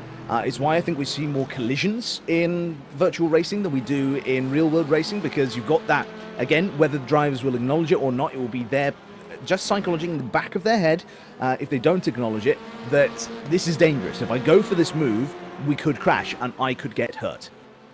Even if they're, not a selfish driver and they do think of others, they're ultimately all human beings to a certain degree are selfish in some small or big way, and everything in between. So I think that every one of us has that self-preservation instinct, which I think then stops an awful lot of the silly moves that we tend to see in sim racing happening in the real world. But then to your point about, how quick they can be in the virtual world compared to the real world, I think that what you've got to bear in mind, of course, is that these drivers, in the virtual world at least, will be used to driving the cars in a completely different way, and also in cars that are not 100% reflecting what would happen in the real world. We see that, of course, with the constant patches and updates. It was mentioned in the YouTube chat earlier on that we have, we've had a new patch to iRacing. iRacing is a platform that's been out for many, many, many years. We're going to see a replay from the race leader now as well. Yeah, here we go, into turn one, or not quite into turn one, as the case may be. Nicholas Larson then deciding they wanted to do just a little bit of lawn mowing in the first corner, but they've been able to get themselves back on track. That has brought Brabham Esports much, much more into it. And then we talk about the psychology of the racing driver and fear and all these other things. But one thing that is certainly true of a lot of racing drivers and a lot of sports people generally is the predatory instinct. Now, I say that in as least creepy a way as I possibly can. But that's essentially what I mean there, is that they can see their target in front of them. And if you're able to see that target, you have this tangible objective, this goal in front of you. I need to pass that person. If they're 5, 6, 7 more seconds up the road, that's a difficult thing to wrap your head around. It's a bit like trying to imagine 1,000 people in a place. Our brains are still the monkey brains from, tens of thousands of years ago that still kind of haven't quite caught up to the modern world where there are so many human beings in one place. And so in a similar way, if your target is so far away, then you can't really sort of think about it in the same way. But if you then suddenly see someone in front of you, you can then really get the bit between the teeth and go chasing on after them. So we've seen for lap after lap after lap, Brabham Esports either posting the same times or even worse times than Blue Chip Racing, that gap going out to as high as 7 seconds earlier on in the previous stint, even higher than that, in fact. But now, after that mistake, they got the gap down to 1.5 seconds, and now, as you can see, it's within a half a second. So that's where I think that the Brabham Esports driver, Stephen McDonald, has gotten that predatory instinct there and is able to go chasing on after. No, you can see there how that gap is reduced. A little bit confused here. What on earth has happened to Gorio Autosport and TCR? Remember, they were in second place fighting with Driveline SimSport, and now they're all the way down into P5. So we're just being told that they have actually pitted here, but that's not coming up on my screens that they've pitted. So look at this, I then. wonder. Sorry to interrupt. David, No. He I had a look. He was thinking about it, but didn't end up going for it in the end. And it might just be what we've seen Brabham doing on plenty of other occasions in this race, notably with backmarker Razzle Dazzle trying to upset the other car in turn number 1 and then following through on great lines through turns 2, 3, 4, 5 and 6, which they might be doing now on the run down towards turn 7. They've got a GT4 in the middle of them here. They're now coming back side by side with one another on the run down towards turn number 7. We're seeing the tarmac now. Now the corner we finally see. Up the inside goes the Porsche, trying to defend their position as much as they can from the Mercedes of Brabham Esports, and into the next few corners, they're just able to hang on there. Wow, that was so close for Brabham Esports, but you get the feeling that the card is marked and that time is going to be coming very, very shortly. Huge news. I did pick up on it, Gorio Autosport. They did go into the pits, but they weren't showing us having a pit stop. That was a great move from Brabham Esports, is what we just saw there. Beautiful fight up the inside. Oh. Contacts as well. This is a proper fight. And off goes Brabham Esports. Contact made, and Blue Chip Racing having absolutely none of it, and straight off into the sunset there. I think Stewart's maybe going to have something to say about that. But Gorio Autosport, to finish my point, in TCR, your championship leaders get a drive-through penalty for avoidable contact. That is absolutely huge on the penultimate race of the season. Now, were Gorio Autosports the ones who made the contact with the GT3 car earlier on? Could that be where that that drive-through penalty has come from? Possibly, yeah. I mean, they hit. They contacted with Driveline as well, but there was that contact with the GT3. The GT3 car, that was much more significant. So, yeah, either way, that is huge for that championship for TCR there. And Brabham Esports then still side by side with Blue Chip Racing. And again, this is just going sort of to and fro.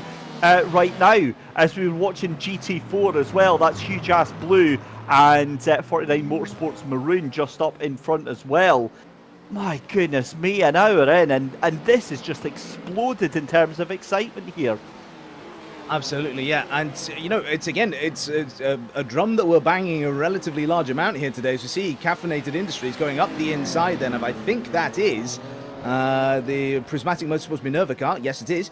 And so up the inside they go of them. They're trying to now hang it around the outside in 3, up towards turn number 4. 4 then has got an okay enough braking zone where you could try and make the move. We saw that earlier on, of course. You can then get that tighter inside line, but ultimately the Porsche, once again, as we saw earlier on, have that outside line that then gives them more minimum speed all the way around the outside, and then they can get ahead in the braking zone into 5 and 6. So there we are then, that's them sorted. But yeah, we've been banging on this drum constantly about driver psychology for the last few laps, really. And so, again, I think that this then, with the fight up in the lead, Brabham, Stephen McDonald there is clearly driving angry now, has got the bit between their teeth, has gotten onto the back once more of the car in the lead of this race. In fact, no, they've done one better than that. They've actually made the move past Blue Chip Racing. Beautiful, beautiful stuff to see. And RD Simsport into the pit lane. I'm presuming that's actually, yeah, they're in for a proper pit. So Rob Sutherland in the pit lane from the TCR car. So it gives us an idea of how long they're able to go for their pit stops. We see Christopher Ems here for Impulse Racing 322. Up side by side with the leader then for TCR, that's Driveline Simsport, and it's a proper slobber knocker going on right now. Impulse Racing have to move back into P2 there. Driveline Simsport though still hold on to that lead. An hour gone in this race, ladies and gentlemen. If you have just joined us, where on earth have you been? Let's bring you up to speed. It's the FTR event Sim 3D GT Series Season 4 Round 6. The penultimate rounds here from Indianapolis. At the moment then is GT3 Pro. Brabham Esports, as we see Driveline Simsport off into pit lane. And that means that Impulse Racing take the lead of TCR. Back to GT3 Pro then. Brabham Esports leads at Blue Chip Racing by 1.2 seconds. Back marker Razzle Dazzle started on the front row of the grid. Got moved down and shuffled down the order very, very quickly there in 3rd position. Prismatic Motorsports Athena in 4th position with Whiter Racing Panda in P5. GT3 AMS and its B-Sim Racing G in the lead of the race, still ahead of Blue Chip Racing Academy. 11 tenths Racing Team trying to catch down for that 2nd place here with THLF Esports in 4th position. 5th place is currently Arctic Racing.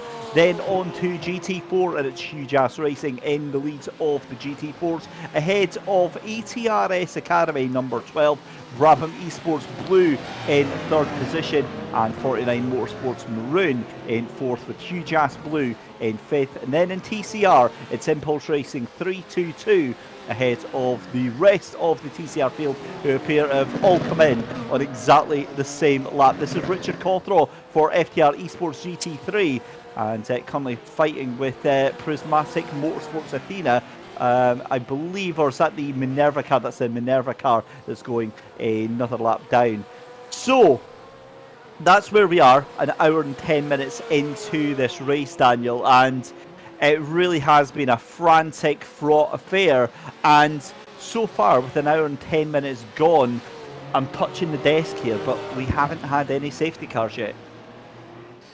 Yeah, not this time, but you know, it's the commentators now said it, so I guess it's got to kind of happen at this stage, right?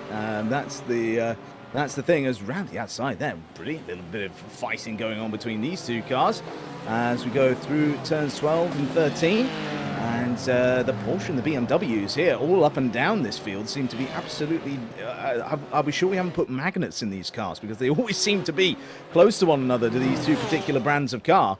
And always having a good scrap with one another here, as we see them making that run now down towards turn number 1 once more.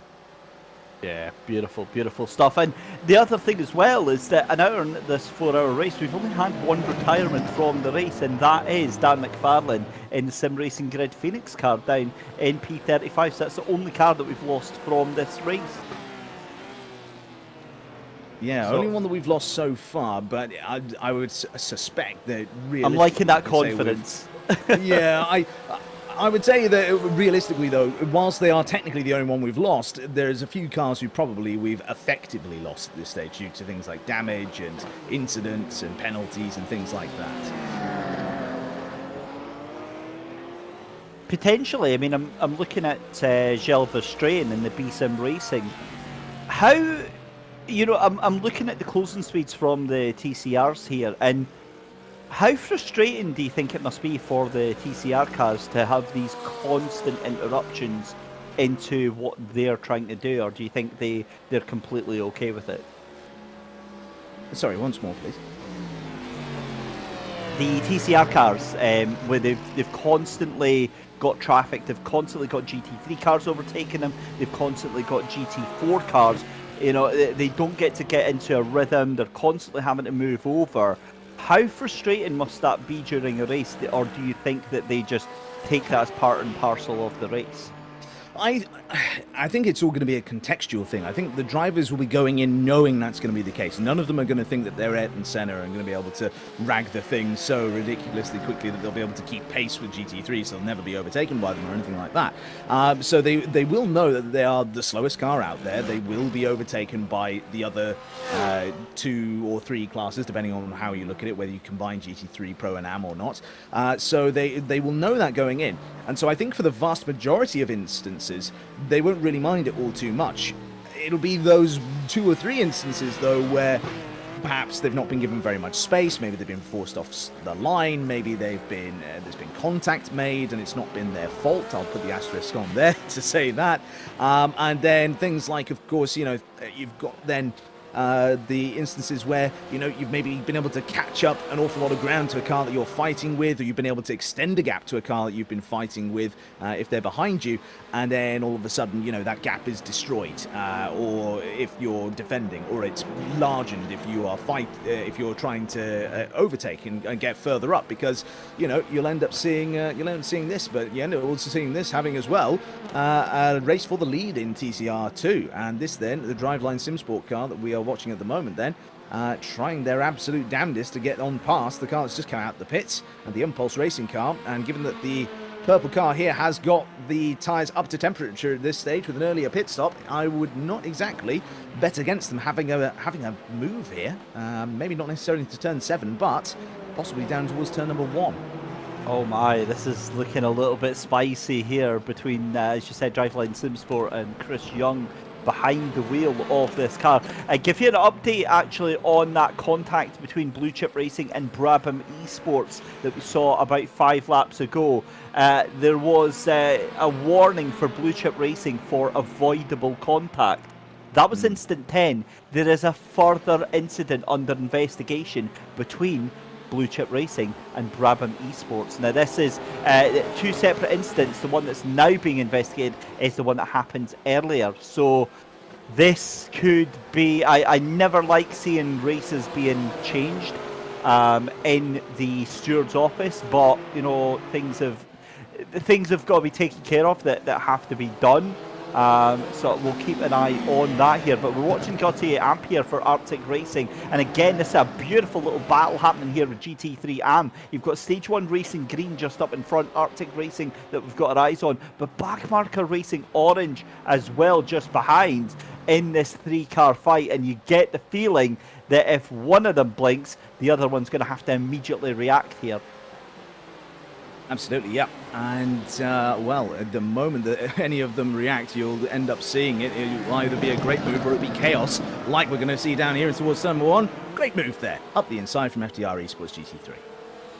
Richard Cawthron getting the move done on the inside of the championship leaders, if you can believe it. RPM Racing, Daniel, that is our team up in the lead of the championship right now, and they are absolutely struggling down outside that top 5 right now, so they're almost certainly going to lose some big points here early on in this sixth race of the championship, the penultimate round of the championship here at Indianapolis. And we spoke a little bit about the track as well, and it's a fairly forgiving track. It's very wide, it's, you know, plentiful in terms of the grass that's on either side for the most part, until you get to the oval, in which case you're in a world of hurt if you even think about messing it up. But with these generous runoff areas and lots of grass everywhere here, do you think that gives the drivers a little bit more confidence to just try and push the car a little bit more than they usually would?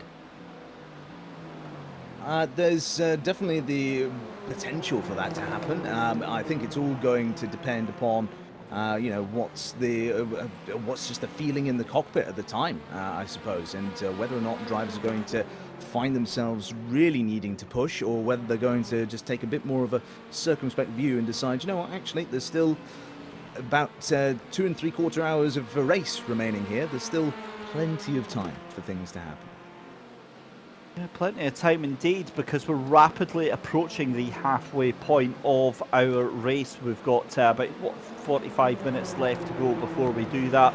Chris Young still hunting down Impulse Racing here for this TCR lead battle. Fascinating little fight that's been going on. Again, these TCR cars, from my own personal viewpoint here, Daniel, probably would be my least favourite to drive in an endurance setting, because I just find them very unforgiving. At least the GT3 can be very straightforward. The GT4 is incredibly straightforward, but the TCR car, it oversteers an awful lot, and then it understeers, and then it doesn't know what it wants to do, and the tyres are worn out by about 15 laps down the line, and it's just it's a nightmare experience for someone who is used to driving, say, let's say the Mazda MX-5 Cup or the Porsche or the GT3s and come to these TCR cars. But I guess that's what makes it so brilliant, is because it's such a challenge to try and look after the car, look after the tyres,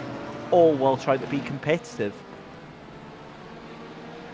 Yep, and car off in the back there, of course, is something that you really need to do in an endurance race, you know, more so than any other. You know, you can't be constantly jumping over curbs and things like that, if they're high curbs at least, because you could end up breaking the suspension, or at least that's the case in the real world. You know, whether or not it'll be modeled to the same level of detail and so on, that's something which is down to each individual simulation, of course, whether it be iRacing, Assetto Corsa, etc, etc. And that kind of links us back to that conversation earlier on about how sim races are able to go faster than their real-world counterparts at certain circuits, in the virtual world at least, versus what the real-world times are.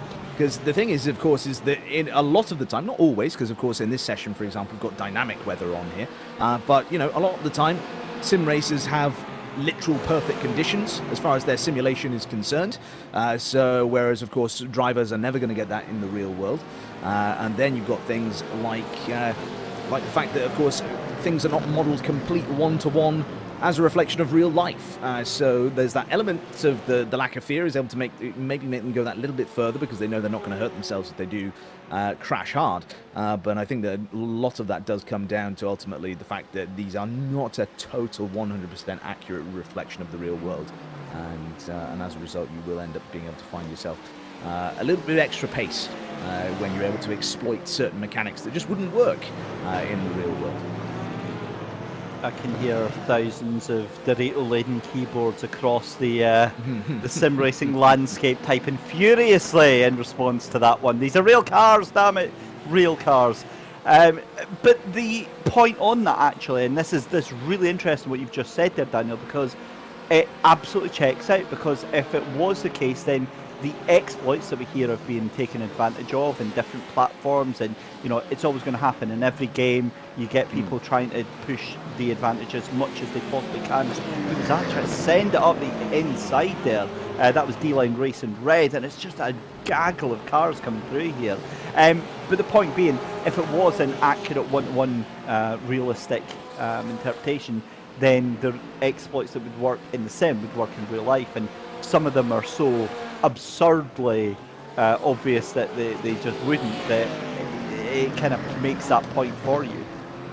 Exactly, yeah. I mean, if we remember to last year, for example, we had some big iRacing special events, one in particular at Spa, where everybody was using the straight to cool down their tyres by running their tyres on the grass. Now, of course, in the real world, you put your tyres on the grass, you're going to end up spinning or losing huge amounts of tyre grip, possibly even overheating the tyres, because they'll suddenly be scratching over a surface, not getting the adequate grip that they need, and therefore just heating up the surface of the tyre, maybe not the carcass of it. So, that's one example, and I'm sure there's a litany of other examples we could go for, where, that sort of thing just doesn't work in the real world. And so it's a way in which sim racers are able to gain a bit of extra time. But much like the real world and motorsports, you will find whatever way you can to make your car go faster. That is within the letter of the law, but maybe not necessarily in the spirit of the law, shall we say. That's why certain things like, in Formula One cars, for example, there was a part on a particular team's car in 2021 that technically was against the rules, because the rules said in that part of the car, the FIA had to be able to look down and see the ground. So what that team did is they cut a small slot in that part so the FIA could shine their laser in and it would hit the ground. Then all of a sudden the illegal part was legal. And so whilst it's not necessarily what the rules intended, the rules didn't specify that was not allowed, and so they went ahead and did it anyway. And so it's a similar thing then with drivers, using grass in iRacing, using the apron in other races and things like that. These are ways and means in which drivers are able to take advantage of the ecosystem that they're in, because it doesn't punish them for it. And again, not things that would happen in the real world, because human beings are a bit better able to police things than a non-existent AI steward. But again, it doesn't mean that they won't try, and I think that brings it in as well as the fact that just seeing that Backmarker Racing Orange losing that 8th position in that Class GT3 and Battle 2 at Prismatic Motorsports Athena, who get that job done. Beautiful little fight going on there. Because, again, going on to the things we've seen over the past couple of years, and it really comes to the forefront with the esports competitions. Here comes Caffeinated Industries and Arctic Racing fighting it out side by side. Battle of the Late Breakers not quite able to do it. But, with these professional, high-tier, high-profile esports competitions, I think that it's brought being successful out to the forefront, and drivers maybe being pushed harder to perform better than they ever were before.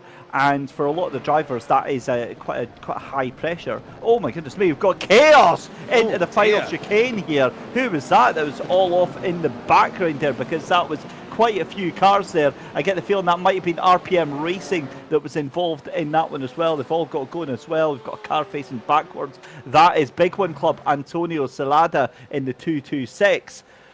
You turn your head for just a minute. Right, I'll finish what I was actually trying to say, and that was basically that throughout motorsport is that there's constantly trying to push the barriers on the edge of what is considered acceptable and cheating. You want proof, go and look at the 1980s for Group B rally cars and, helium or nitrogen-filled roll cages and stuff like that. Anyway, right, let's get a replay. Let's get back to the race and find out what on earth just happened there. Yeah, so that's indeed Antonio Salada up the inside here, and he's not there. Oh, he collects a car that's already spinning, gets tagged round. Not even that. It looks as though he gets slamming on the brakes, avoids the car that spun, but then just gets hit up the back from the car who didn't have enough reaction time to be able to stop themselves. So just a bit of a bad situation for all involved, really. Yeah, that's horrible to see. Just seeing through that corner there. The other thing with that as well is that when you're onto the grass there, Daniel, there's nothing you can do. Very little you've got control in terms of braking, in terms of trying to steer out the way. The car just sort of slides about its own merry pace on whatever direction that was there. Back to this fight though for 5th position. Arctic racing ahead of Caffeinated Industries down the start-finish straight here. 25 minutes gone past the hour so far, and this is a cracking little fight. But again, we're now coming up to a very exciting point in the race here, Daniel. Again, strategy coming into it because we're going to have pit stops, I think, in the next 5 minutes. It certainly sounds like that sort of a time is when we will be going in. I mean, just as a point of reference, the last time that we saw the top few drivers coming into the pits was lap 32. We are now, of course, on lap 60. So, yeah, the next next 5 minutes we'll check out on that. And, yeah, it'll be interesting again to see whether or not we'll then see the likes of, say, Robert Wayne, Mark Baxter-Jones, Bennett Parsons, those in 6th, 7th and 8th overall, respectively. They last came in on lap 31 as opposed to 32, so will they now come in a couple of laps earlier this time? Or will they have been able to extend their stint to get onto the same amount of laps in a stint as those who went in that little bit earlier? And then, of course, by having a 2-lap advantage over those cars in 6th, 7th and 8th, will the top 5 then be able to start driving away from them even more, trying to then get themselves into a great spot here? It's one of these things that needs considering, I'm sure, but then, of course, you've got Huge Ass, who has a huge lead. And, oh, I say that, they've then got to slam on the anchors for a second and just avoid a spinning GT3 in front of them. As, yeah, this McLaren has looked nice and racy all day. And did my eyes deceive me, or is this the new Artura that's in the iRacing? Or have I got that completely wrong? I will go and find that out for you. It's been quite a while since I've been on iRacing, so I will have to go and get on and check that. I may have completely goofed there. I don't think it is on iRacing. I was just going to say there, that was Tyler Langenberg in the D-Line red machine that was off on the corner there facing the wrong way. He's got going again. I get the feeling that might have been assisted, but still watching this fantastic effort here from Brabham Esports. That is now a 5.2 second gap there to Blue Chip Racing in second place right now. And again, coming up to 1 hour and 30 gone in the race here, Daniel. This is now the point where drivers, as you said, thinking about strategy, thinking about pit stops here. But again, they're always running that risk, aren't they, with the fact that we can have full course yellows, safety cars. That's going to have to play on their mind as well, and being reactive to whatever happens out on track. Yeah, absolutely. And just as a quick point of reference here, I have looked them up, and it is the 570S that is in iRacing. That is the one that we're seeing right here. So reasonably old car, not the Artura. That's the latest model, of course, from McLaren Automotive, and has not been added to iRacing. They share a few visual similarities, though, which is where I've gotten confused there. But there we go. Worst things to be confused about, to be fair. It's an easy mistake to make. Either way, what is not confusing... Just don't let anyone at McLaren hear you saying that. It's fine. It's fine. It's yeah, that's such a real risk that we run here at SimSport. We're really concerned about. Yeah, I wouldn't worry about it. GT4 though, what we can't confuse is the incredible performance of that McLaren with Huge Ass Racing and ATRS Academy 10 seconds behind them.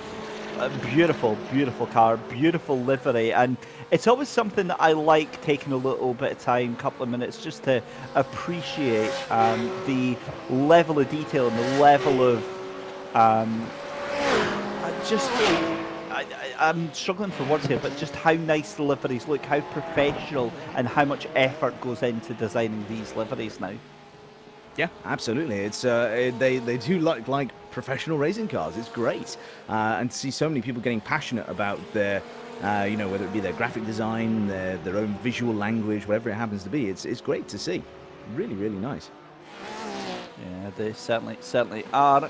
As Sven Demmel behind the wheel of the McLaren just now, all out by himself. ATRS Academy down in second place just now. This is Stephen Warcup in Brabham Motorsports Blue in a GT4 battle. Now this is for second place in class right now, because just ahead of him is the ATRS Academy machine, and now we're seeing swathes of cars starting to come into pit lane here, and we can see Blue Chip Racing Academy and 1110's racing team into the pits already for the second pit stop of the day here.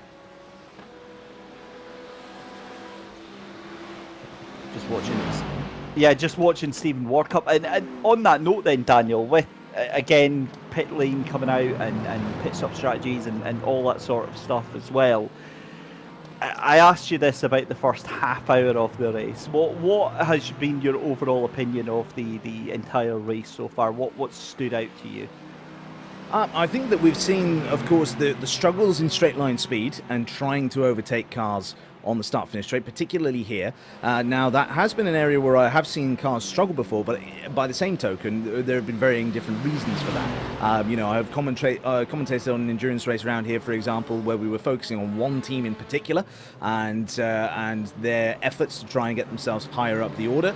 And with that particular car, they had a success ballast, or there was some ballast to the just to the car model they were running, and so as a result they were a bit slow down the start-finish straights. They were right behind a Ferrari GT3 car, were tucked into the slipstream before it was nerfed, and then just still not really able to make an impression. Then all of a sudden they managed to get the move done somehow with some bravery on the brakes, managed to then chase on up the road and get up to behind another car of the same type, and then they just breezed by them. So so it seems to be that, yeah, straight line speed is a big issue for people here today, especially the slipstream element of it as well. And then the other thing as well is that it's been some good racing for the most part, but then I feel like there are some drivers who are either a bit rusty or taking too many risks and making mistakes and things like that. So we've seen a couple of those incidents where we've had a bit of dodgy contact, shall we say, and then things like the spins all on their own, the unforced errors that we've seen too, which have been not great, but of course they pick themselves up and they carry on. So that's the main thing. It's been what looks to be a good bit of sportsmanship as well, though, on display. I mean, we saw earlier on that contact between the TCRs, where then there was an immediate lift-off and brake from the offending car, so then that way they didn't take advantage of potentially pipping their rival off of the circuit. So it's my overall impressions, good. Excellent. That was straight to the point. I like that. Good is about what I would use to describe the race as well. Richard Cawthron, Tom Kunith and Martin de Jong into pit lane just now. That's THLF, Stage 1 and Prismatic Motorsports in Minerva, Blue Chip Racing and Backmarker Razzle Dazzle into the pit lane. But curiously, that means that Brabham Esports stay out there. That is a huge roll of the dice, I think, there, Daniel, for them staying out there. Prismatic Motorsport Athena staying out as well.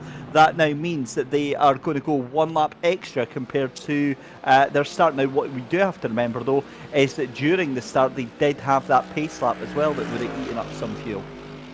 Absolutely, yeah. And not only that, but Emily Howe, currently at the wheel of the Athena car, is just set their fastest lap of the race. Not the fastest lap of the race, but certainly the fastest that car has produced all day, 124.49, which is quicker than the best of a number of those cars that they have been fighting with and who are currently in the pits. So there's a lot of pace in that car at the moment, and whilst there's 11.4 seconds off of the lead that this Brabham Esports Mercedes has on them at the moment, I would not put it past the folks down at Prismatic Motorsports Athena to maybe get themselves into a bit of a better fight with those who are currently in the pit lane at the moment. They're 3 places behind them. That's a good and shout, avoiding actually. the pit lane again, Brabham Esports. Yeah, that's a good shout though, Daniel, because obviously with the fact that they've avoided going into the pits again, they're now completely rolling the dice in a different direction at this point in the race. So this could be very, very good for them, or it might not work out too well. Prismatic do go in this time by though, but Brabham staying out an extra lap, that does make me very curious, because I think they're massively fuel saving. And they're down by about 1.5 seconds over the lap, so they're suffering massively with this. They are, and this is then where you don't want to be realistically when you're trying to go for that longer fuel strategy, because yes, they're going to have a shorter pit stop later on, they're going to be able to be a lighter fueled car, etc, etc. All these same points I made earlier on, they're absolutely still valid, but in the short term, they're now going to end up falling back towards the rest of the pack, and they didn't have the absolute largest gap in the world. So it's a real roll of the dice, as you say. And the other thing as well is that unless they, maybe if they end up having to fuel save and lose multiple seconds, the other thing they're risking here is potentially going just out of the race entirely, losing all fuel in the tank, not even having fumes anymore, and then that being it, race done, because they were a bit too greedy in terms of trying to keep on going. Right, let's have a quick look here, because Nick Debut from Arctic Racing has just gone off. I believe that was in GT3 AM, yep, so that car recovering on. And in comes Stephen McDonald then, so our race leader into the pits. Now, what did Sebastian Boscher will do on the last lap round there? That was a 2:20.38, because obviously that included the pit stop time as well. So Brabham into the pits then. This is going to be very curious. I'll be honest, I think that staying out was the wrong thing to do for them, because the pace, I think they're going to get caught out on this part, but when it rolls round, I think that eking out extra fuel on this race is the smart thing to do. Yeah, I think, again, as I say, in the short term, it might be a problem. In the medium term, it might be a problem, because if in the short term it brings them far enough back towards this car here that they get held up, or that they get other problems and such, that maybe they have contact, something like that, and then there's damage that either ruins the car or just completely ends their race early, then of course in the short and medium term that would be the absolute worst case scenario. But in the long term, if they're able to get through that short and medium term without any big problems or big mistakes, which it looks like they are, because they're now at pit exit whilst Blue Chip haven't even crossed the line yet to finish lap 66, it looks like it has paid off for Stephen McDonald and Brabham Esports. Because now they're out in the lead once again, ahead of Blue Chip Racing. That gap is going to come down now as the game figures out whereabouts they are. And 8.5 second gap between the two cars. And that is the benefit of running in the clean air with very low fuel on board. And not only that, but now that they've got no real short or medium term concerns with regards to fighting Blue Chip Racing, they can take it easy, they can continue to fuel save throughout this stint, and continue to go even deeper into the race. Now, Emily Howe in the Athena car should point out they're only 3 seconds off the back of Sebastian Boscher-Will, who is in P3 right now in the backmarker Razzle Dazzle car. And so that is a gap that has also come down significantly. So yeah, staying out longer, it's the best way to go. Well, that just shows how little I absolutely know, because I was positive that that was potentially going to catch them out, but it absolutely didn't. And there you go, GT3 AM lead swapped over. BSIM Racing G dropped down to second place as Blue Chip Racing Academy and Robert Wayne take the lead of the GT3 AM race. And again, an hour and 40 minutes almost gone in this race. That could be a very, very big overtake as well. Brabham Esports Blue into the pits as well. Hugh Jass Racing for GT4. And again, that is going to be interesting to see how that one pans out. That was an excellent, excellent outlap there for Brabham Esports, as well as an excellent in-lap, and that might have helped push that gap up a little bit more. But honestly, when I saw them the lap or two before they went into the pits, you know, the pace that they had in the lead of that GT3 Pro just didn't seem like it was going to be that great for them, that they were going to get caught. But yeah, it turns out they were actually on the aggregate pulling out that gap. As you can see, Callum Brandt here moving to the side. This is going to be a move for 6th position in GT4. Ryder Racing Walrus to the outside, has to let that position go. And where we were seeing earlier on, slipstream wasn't really coming into effect. It was in much greater effect there, Daniel. It certainly was, and a great move just to be able to come all the way from that far back, get the position done there in turn one, and then just start to drive away, as we can see there.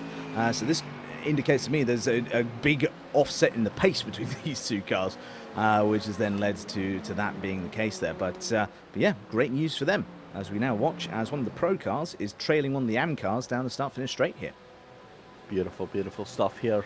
And This is FTR Esports GT3, and these are from two different classes. It's a GT3 AM car that is ahead of Ryan Fritz at the moment. Fritz just coming through there. That's actually Aubrey Condell in the Caffeinated Industries car in the 157 that's just in front of him just now, as the two of them are pretty much just keeping pace with each other. Now, Ryan will know from his relative display on his car that car is not in his class, but he's still going to want to try and get past it nonetheless. Now, because the TCR cars are spread out, the good thing about that, Daniel, is that they're not going to all be, the GT3s aren't going to be coming across all of the TCR cars at exactly the same point, so it will make much less of an impact being held up behind lap traffic, I think.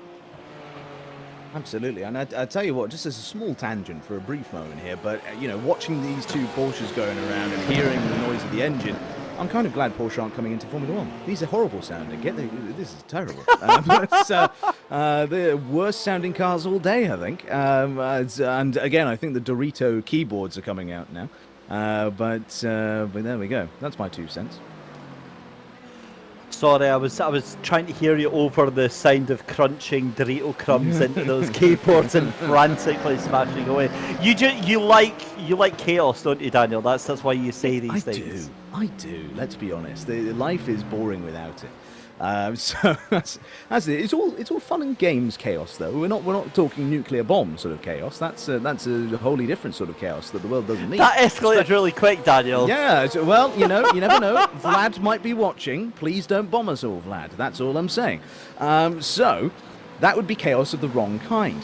But with this one, we are seeing then good bit of racing here between these guys. I'm sorry, I'm still speechless. Right, moving swiftly on, getting back to the racing here. An hour and 40 minutes gone in this penultimate race of the championship. Oh my goodness me. Brabham Esports ahead of Blue Chip Racing and Backmarker Razzle Dazzle. That's your podium for GT3 Pro. GT3 AM is Blue Chip Racing Academy, B-Sim Racing G and 1110s Racing Team. Huge Ass Racing, Brabham Esports Blue and ATRS Academy 12 are in the GT4 podium, and the TCR podium is Impulse Racing, Driveline Simsport and Gorio Oxford. How the heck have they done that? Unless, Gorio, I don't think, have they pitted? Yeah, they have pitted, so I've got no idea how they've managed to get themselves up in third, but they are now 30 seconds behind, which is about the time of that stop-go penalty. So, yeah, as you see, a TCR car getting gently escorted out of the way of a GT4 car, a GT3 car here. And again, that is the green car there that you can see just up in front. But 15 minutes to go to the halfway point here, Daniel, and let's turn our attention now to, in terms of, we've talked about pit stops and pit stop strategy, but what about race strategy? Do we think that there's any sort of any hold on, any hold back from the cars, anything that they're just managing pace at the moment, or do you think every driver out there is absolutely gunning it right now? I think like anything, like any sort of motorsport, realistically what you're going to be seeing here now is drivers will be driving to the delta.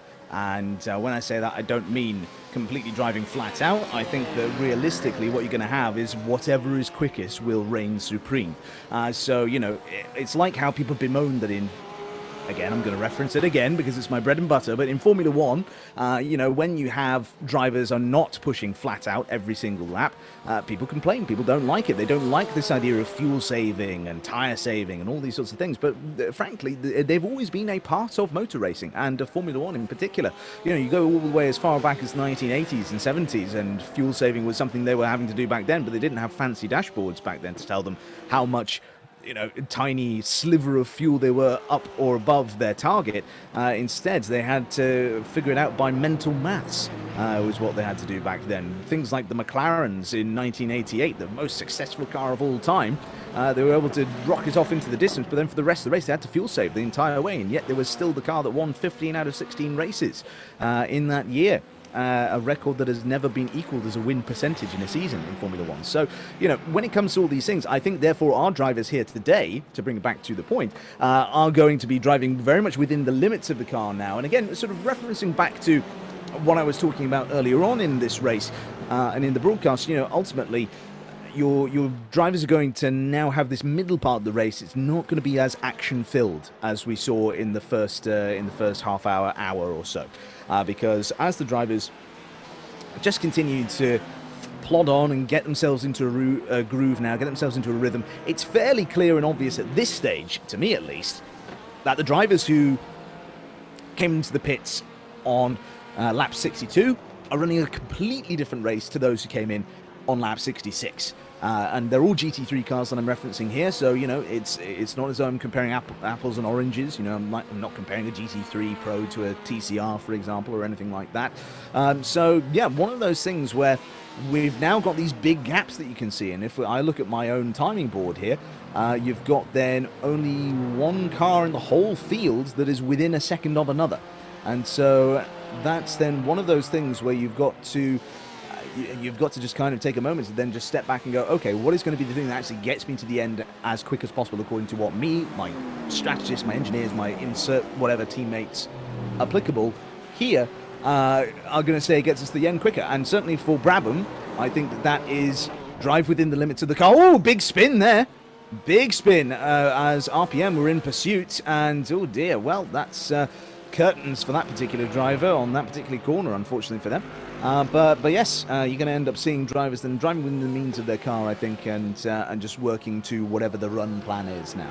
And it won't be until cars start to converge again after all of their strategies at the end of the race in that last half an hour or so, where we'll probably then end up seeing a lot of overtaking again. But that being said, if one team, and I suspect it might be Brabham, has gotten it very right, then they may be the ones to then just come out after all the final stops and be miles up the road versus everybody else.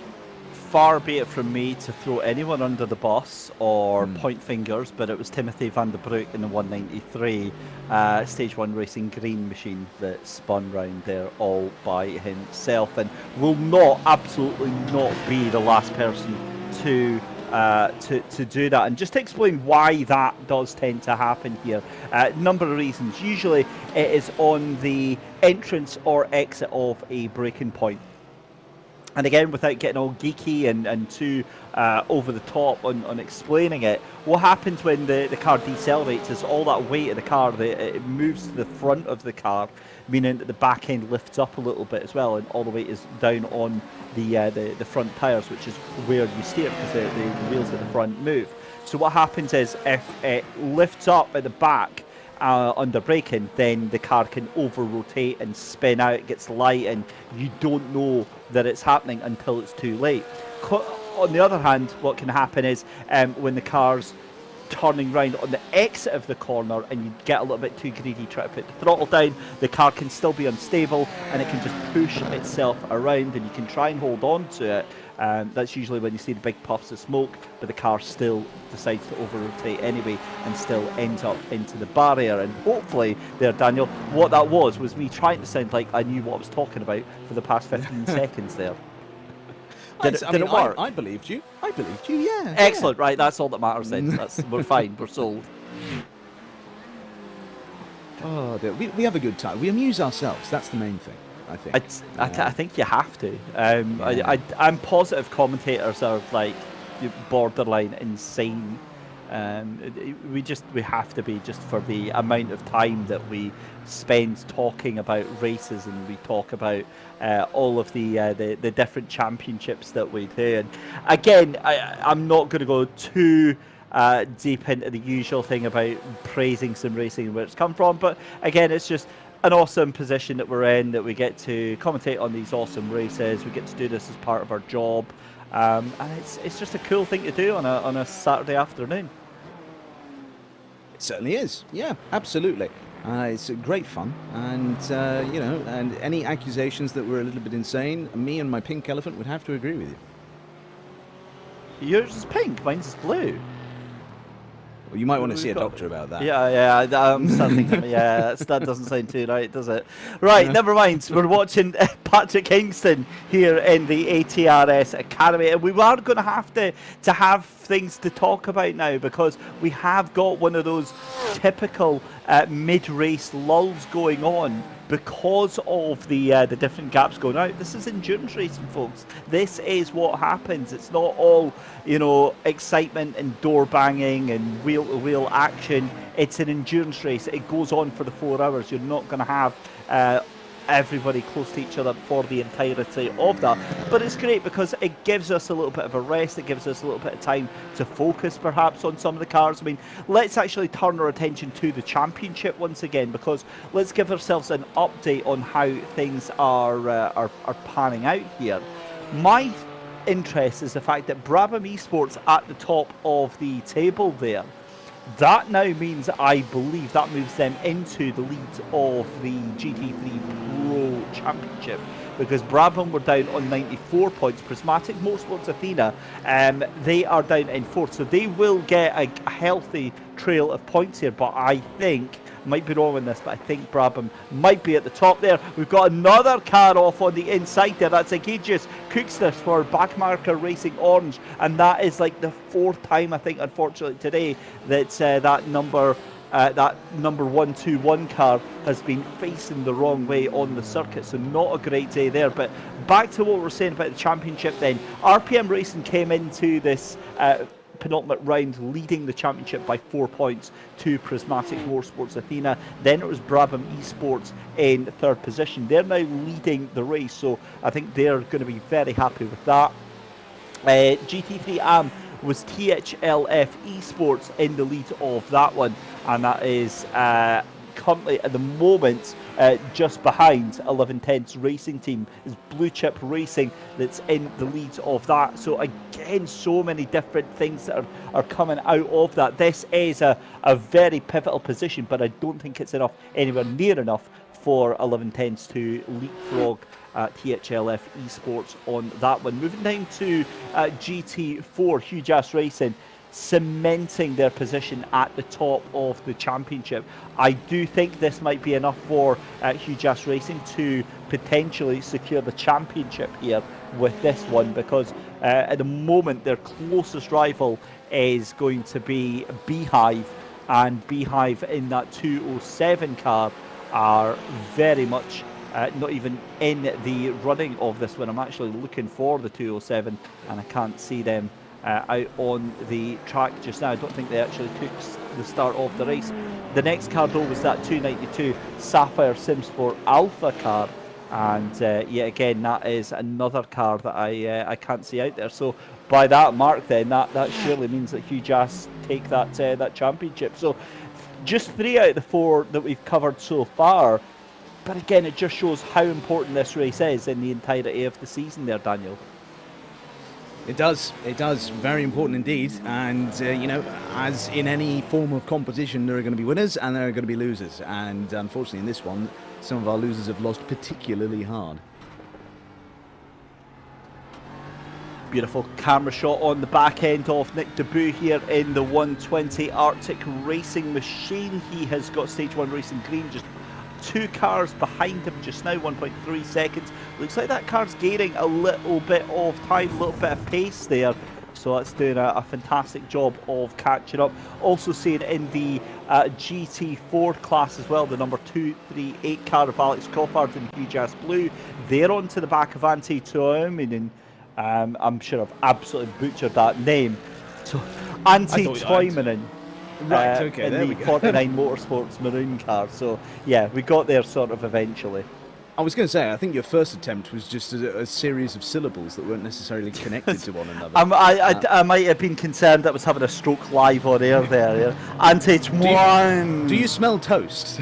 Well, no, it's funny that I do have toast on the background, but yeah. Oh dear. It's fine. Anyway, back to the racing. Good stuff. So here is, yep, Alex Coffard's in the Huge Ass machine just onto the back end of that 49 Motorsports Maroon. I mean, for you and your experience of sim racing, Daniel, because we haven't worked together too much. Then, what's your background with sim racing? How did you get started with not just the commentary, but if you do have experience in sim racing, how did you get started with that? Well, for me, it's a bit of a convoluted story, but I guess we've got another 2 hours and 5 minutes, so there's plenty of time. But for me, my first ever video game was the Formula One game for the PlayStation in 2002. So it was meant to be that racing was something I would get into in the gaming industry at least, and then since then, plenty of racing games owned in various different platforms, various different types, whether it be more arcade racing like Need for Speed, Simcade like the F1 games, or something a bit more simulation, Assetto Corsa and stuff like that. So it's it's been a bit of a, then down towards turn number 1. We can be distracted from my boring story for a second as we see a potential move around the outside here. The huge ASCAR gets itself alongside there, and there we go then. We can hear claps as the huge ass gets on by, and that's not a euphemism, as they go through the right-hander then, and away they go. Great bit of racing there between the Mercedes and the Aston Martin. But yeah, for my part then, I've had plenty of racing games, but my introduction to the commentary side of things and taking sim racing a bit more seriously, I think, like many of us, was during the pandemic, 2020. I got involved in the R Formula One Racing League, so the Formula One subreddit's official racing league at the time. There is no longer an official racing league for the F1 subreddit, unfortunately, but that organisation still exists under a different name now, the FRS, who I'm not going to say when they're going live, but they are going live at some point this evening, so I'm not going to detract from our audience here today and take numbers away or anything like that, but they're going racing, and that was how I got started. But really, I mean, a lot of where I actually got started is down to my love of Formula One, which is now a 23-year-old passion. And then being a trained actor as well, so I have all the vocal performance that I need. And we're about to see a replay here as well. I'm going to have to dig into that actor bit in just a second. Egregious cooks this backmarker racing orange. Right, this is, if this is what I think it is, this is quite bad. Because this car has got a 30-second stop and hold. Yep, this is a very dangerous rejoin. That is... What is going on, son? Come on now. Come on now. Unsafe rejoin. Very dangerous. A car has to take major action to avoid hitting this car here. So, yeah. I mean, fair play. He's trying to stay onto the grass, and I appreciate this bit. And it might not even be this one that we're seeing here, but oh man, at which point the frustration just kicks in, and you're just like, right, let me go. Oh! No! Oh dear! Oh no! And he sent him to the Shadow Realm. Oh dear! Oh dear! You can't do that. You can't do that. And no. Realistically, I mean, what they should have done there was what they first attempted in the first instance, which was you saw them go back towards the track. They went back towards the track, and then they turned back away again. They hesitated, and hesitation is the thing that kills you in sport of any variety. Hesitation is what gets you, because ultimately, if they just floored it, they booted it at that point and got the car spin turned, and then carry on. For the place that they were at that point, they were on the inside of the track. They were not on the racing line. It would have been a bit of a shock to the drivers coming around the corner, don't get me wrong. But the drivers there would have been off to one side. They wouldn't have really been in any sort of danger at all. Whereas by hesitating, by deciding, no, actually, I'm not going to rejoin now, I'm going to go over this way, we then had the Austin Powers routine. Of back and forth, back and forth, back and forth. And then, of course, the actual attempt at a rejoin, which then, by that point, they've travelled so far back in the wrong direction around the circuit. That's the other thing which I think is kind of unforgivable there, is they've just kept going the wrong way. And they've demonstrated there is a reverse gear in there, so they didn't have to go contra to the traffic. They could have moved themselves to a more safe place to rejoin. And yeah, it's one of those things where it's just a big old shame. But yeah, hesitation. That's the buzzword for that particular incident, I think. Well, two things. One is that orange car is into pits for serving its penalty. Secondly, trained actor. We have to dig a little bit into that one. So I take it that's the the main passion then? It's the main passion and main profession, if you could call it that, because most of the time I'm unemployed in that particular sphere, as most actors are. Fortunately, it's not just me. The Actors Union released some figures that only between 5 and 10% of its members earn over £20,000 per year from acting alone. So the majority of our income comes from elsewhere. It's then your sort of your A-list and B-list stars are the ones who are able to probably get everything from acting, but realistically they probably actually get an awful lot more from other things like the deals they can sign and things like that. As we're going to get another replay here. And this is then from Hunter McDaniel's side, apparently. So as they go around then, so this is that same incident then, so that rejoin. And you can just see there was nowhere to go. He thinks about going to the inside, but the car is just moving too slowly across the front. But because that particular part of the circuit, and again, this thing we were talking about earlier on, we're here in the big corners and on the start-finish straight, you've got plenty of room. It's these infield sections where the track gets very, very narrow. So these cars start to just trundle their way across. Suddenly you go from wide open track to then not any space either side of the car that you're trying to go around. So a massive bail off onto the grass there. I have got a feeling, well, that's Egidius Cookstis. Is that into the pits again, or is that another? I wonder. Oh, so that is an actual pit stop this time for Egidius Cookstis behind the wheel of that number 121. Now, that is very, very early indeed, given that we are on lap number 80 in that machine there, and our last pit stop time would have been about a lap at 62.63. So we would have had at least another 10 laps to go before pits are due. But anyway, halfway point of the race. Let's go and quickly check out another replay here. So Roxy Gibson then in the Prismatic Motorsports Minerva car. And as they go then into the left-hander, we can see, oh, it suddenly becomes a car park. And, oh dear, I mean, good job from those drivers barreling in behind in the much, much quicker machinery for not just completely ramming up the back of the stationary GT4 cars. Very good forward thinking there, I suppose you could say, and forethought of where they were on circuit and what was going on ahead of them to be able to react to that. So often drivers, you'll tend to see that they'll react in the moment to things. They don't really sort of think ahead all too much, and that can be both a good thing and a bad thing in different contexts. And in this context, thinking ahead was most certainly a good thing.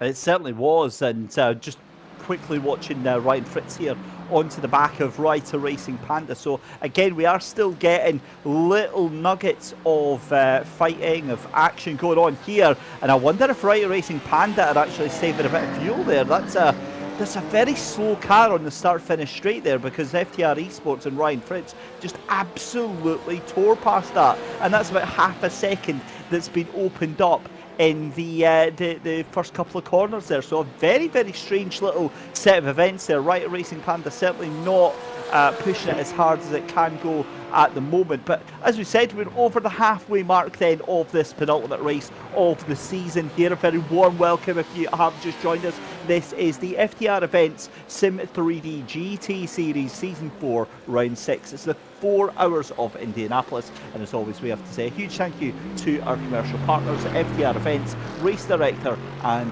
Go for the Gap. We're watching our race leader just now, Brabham Esports and Stephen McDonald, and being quite honest with you, Daniel, this car has looked very, very fast and very, very commanding as well, but it has had its run of luck as well. It has, and as a small tangent related to the small tangent from earlier on, the Mercedes, I'm glad they're in Formula One. Their engine sounds fantastic here in this car, whereas then we snap cut to a Porsche. The race director's being very unkind to me here, really. Suddenly showing a Porsche when I want to espouse all of the beauties of the noise that we hear from the Mercedes, but that's fine. I'll remember that for later on, and so on. So yeah, it's been some really good racing from Brabham Esports in terms of the gaps and so on. In terms of the lap times, we're not seeing absolute maximum pace from them right now. Certainly, Nicholas Larson behind is doing faster lap times currently by about sort of 3/4 of a second really per lap at the moment. But you know, whilst that is the case, the gap is still over 7 seconds. Brabham Esports have still plenty of time in hand, and if they were able to go 2 laps ahead on the previous stop, then they could go another 2 laps and be 4 laps ahead in terms of their pit stop when it comes to the next one versus Nicholas Larson. And so that then will mean that they'll get even farther ahead at the end of that next stop, or phase of stops, I should say. And then Sven Demmel here, of course, doing a fantastic job in that McLaren, making sure that they can get that car just pushing further and further and further up the order here and away from their closest competitors, the Brabham Esports blue car behind, now 13.5 seconds behind, whereas earlier on, in the last stint, certainly the gap between that McLaren and the second place car was about 9.5 seconds. So it is a gap that has risen steadily since then. And then, of course, Impulse Racing, number 322, up in the lead of the TCR category after the unfortunate incident with their championship rivals. For sure. What a fascinating race this has been. Very, very much enjoyed it just now.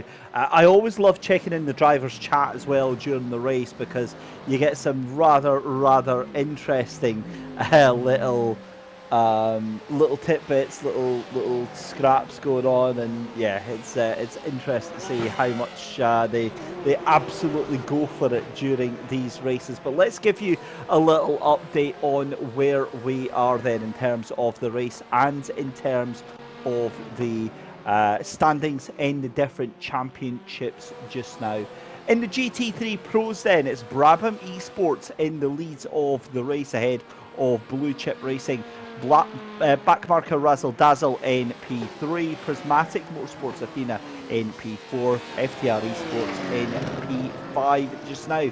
In GT3 AM, it's Blue Chip Racing Academy in the lead by 15 seconds over BSim Racing G, 11/10 Racing Team in P3 with THLF Esports in P4, and then Caffeinated Industries in 5th position as well.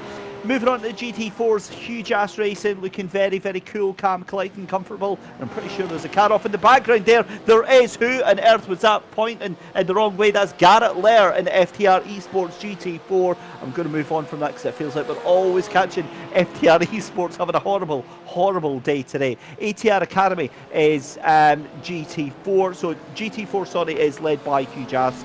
Brabham Esports Blue in second. ATRS Academy in third position, Huge Ass Racing Blue in fourth position, and then 49 Motorsports Maroon in P5.